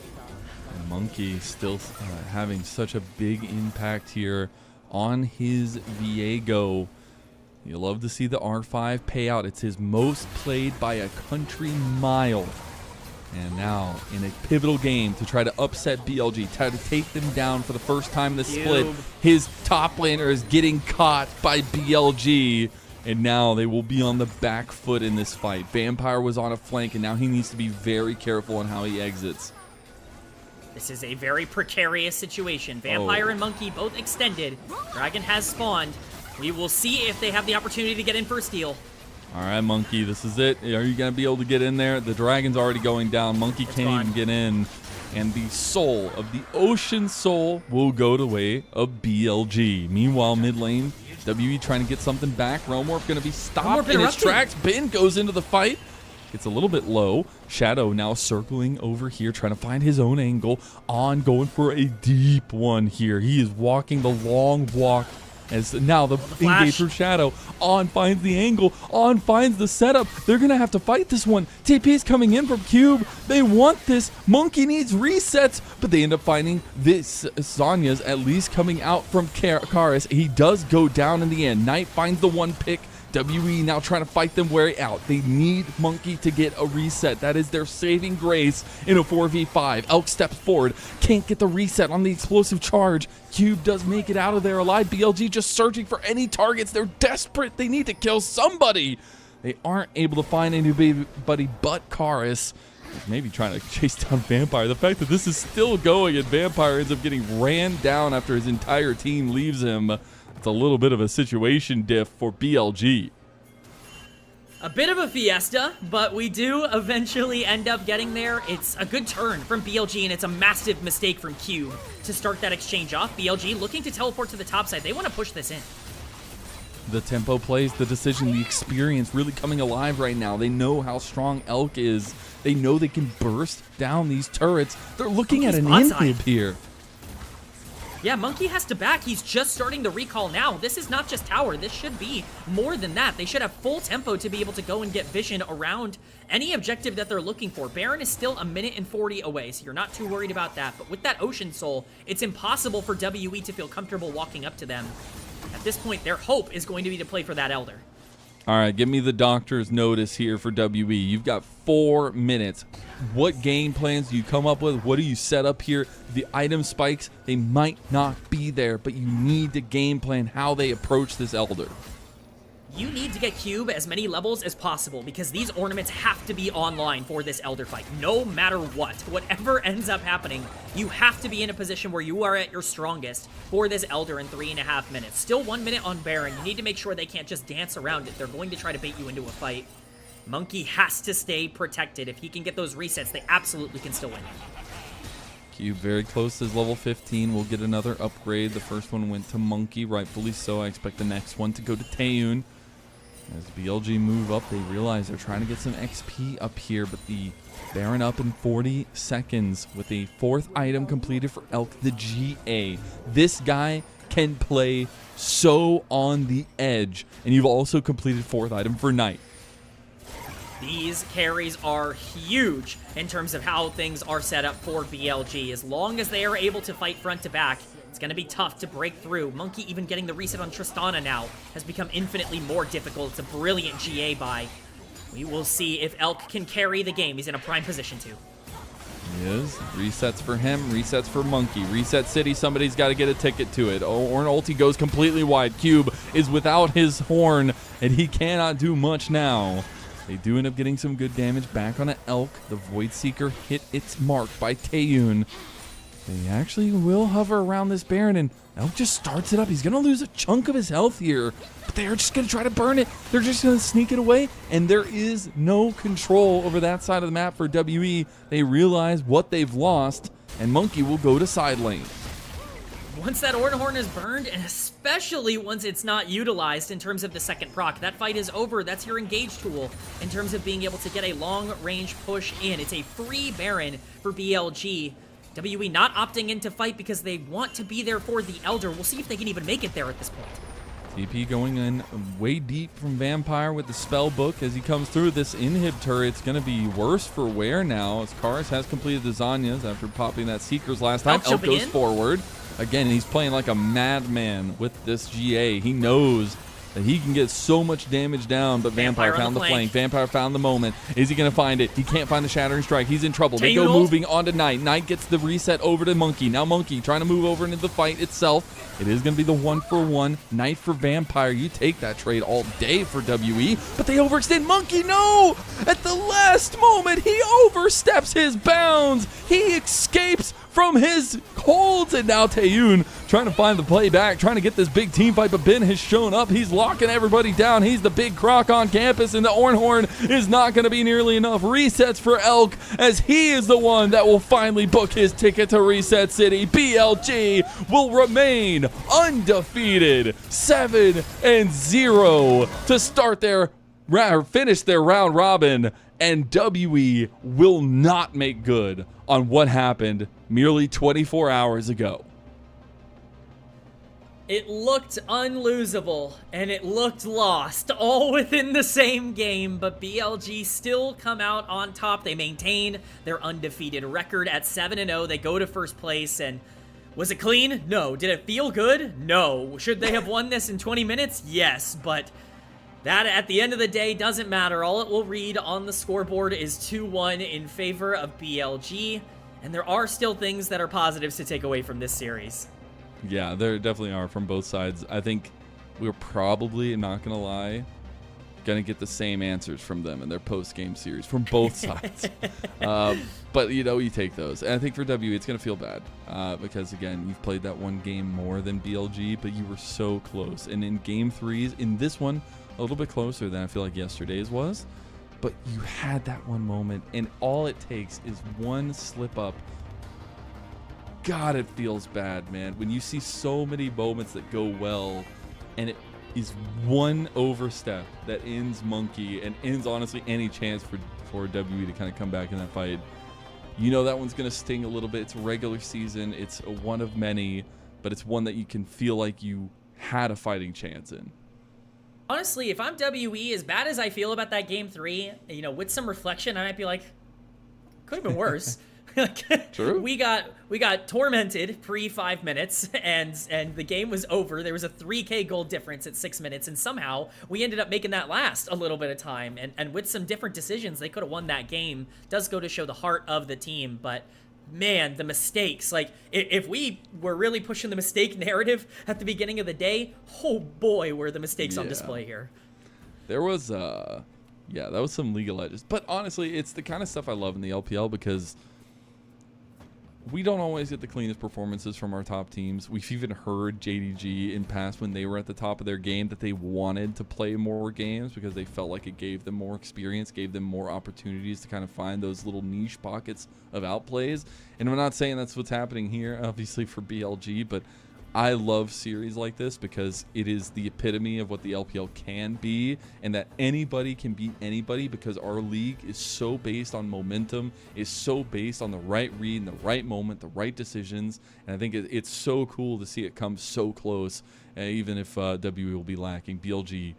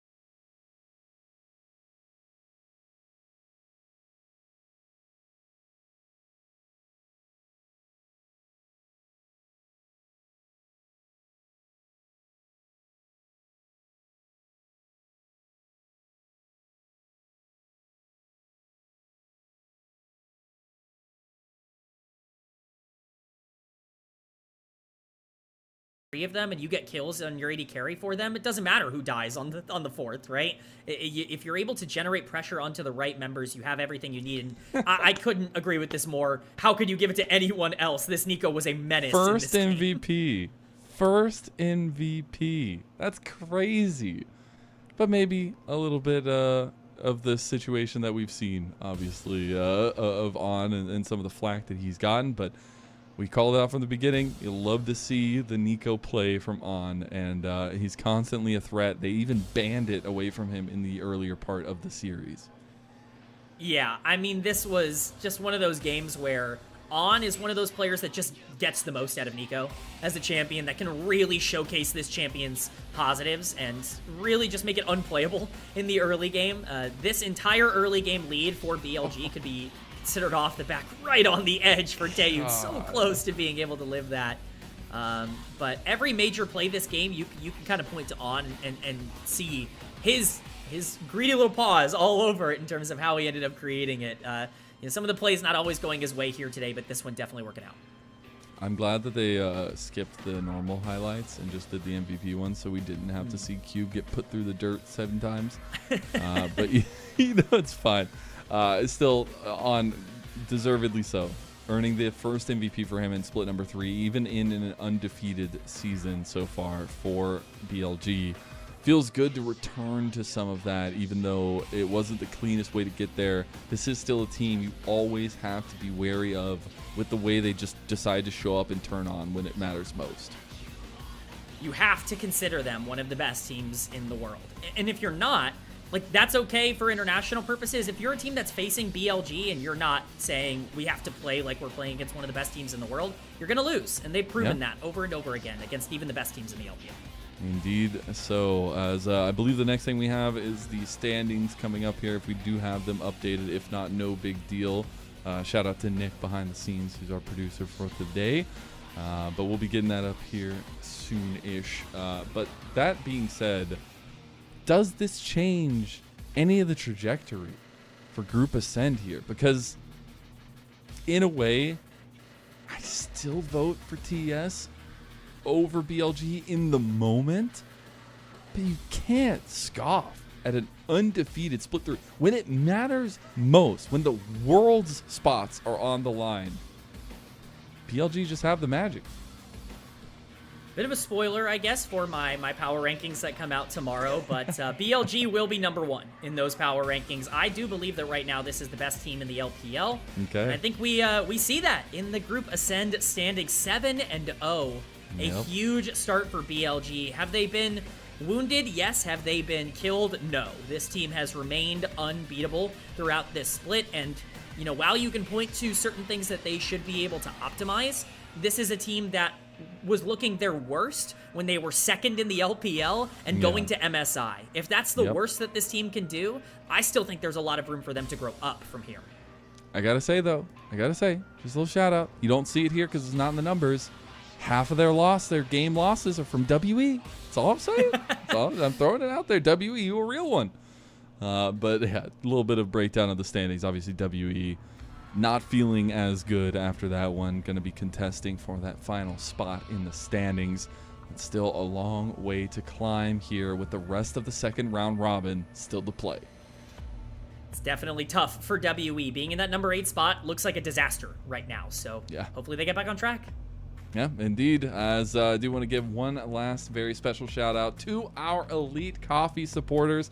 Thank you so much to Aaron Soup, Mung, Forest Without, and owners of Asil Morel. Their pledged financial contribution helps level up the broadcast on a daily basis. I know we talked about the coffee support earlier. This is that next level. This is the Elite Coffee supporters, and it helps make the product better with all the volunteering that we do and being able to help provide for some of the people that donate all their time here. So huge special shout out to our Elite Coffee supporters. Thank you so much. And now that is gonna be it for our day. We had a full 6-game day, which also means that we end up perfect timing to go watch LEC. You can just keep the clock turning. Start with LCK, go to LPL, in the middle of LCK, and then you go to LEC, and then you go to LTA, and then you're back here for LPL at night. It's going to be perfect. Make sure you get all your hydration, get all your snacks. Huge shout out to Nick, huge shout out to you, K-Man, and to our moderators and our social team putting out everything here. It was a fun night, and we'll see you back for more LPL tomorrow night. Go say hi to LEC!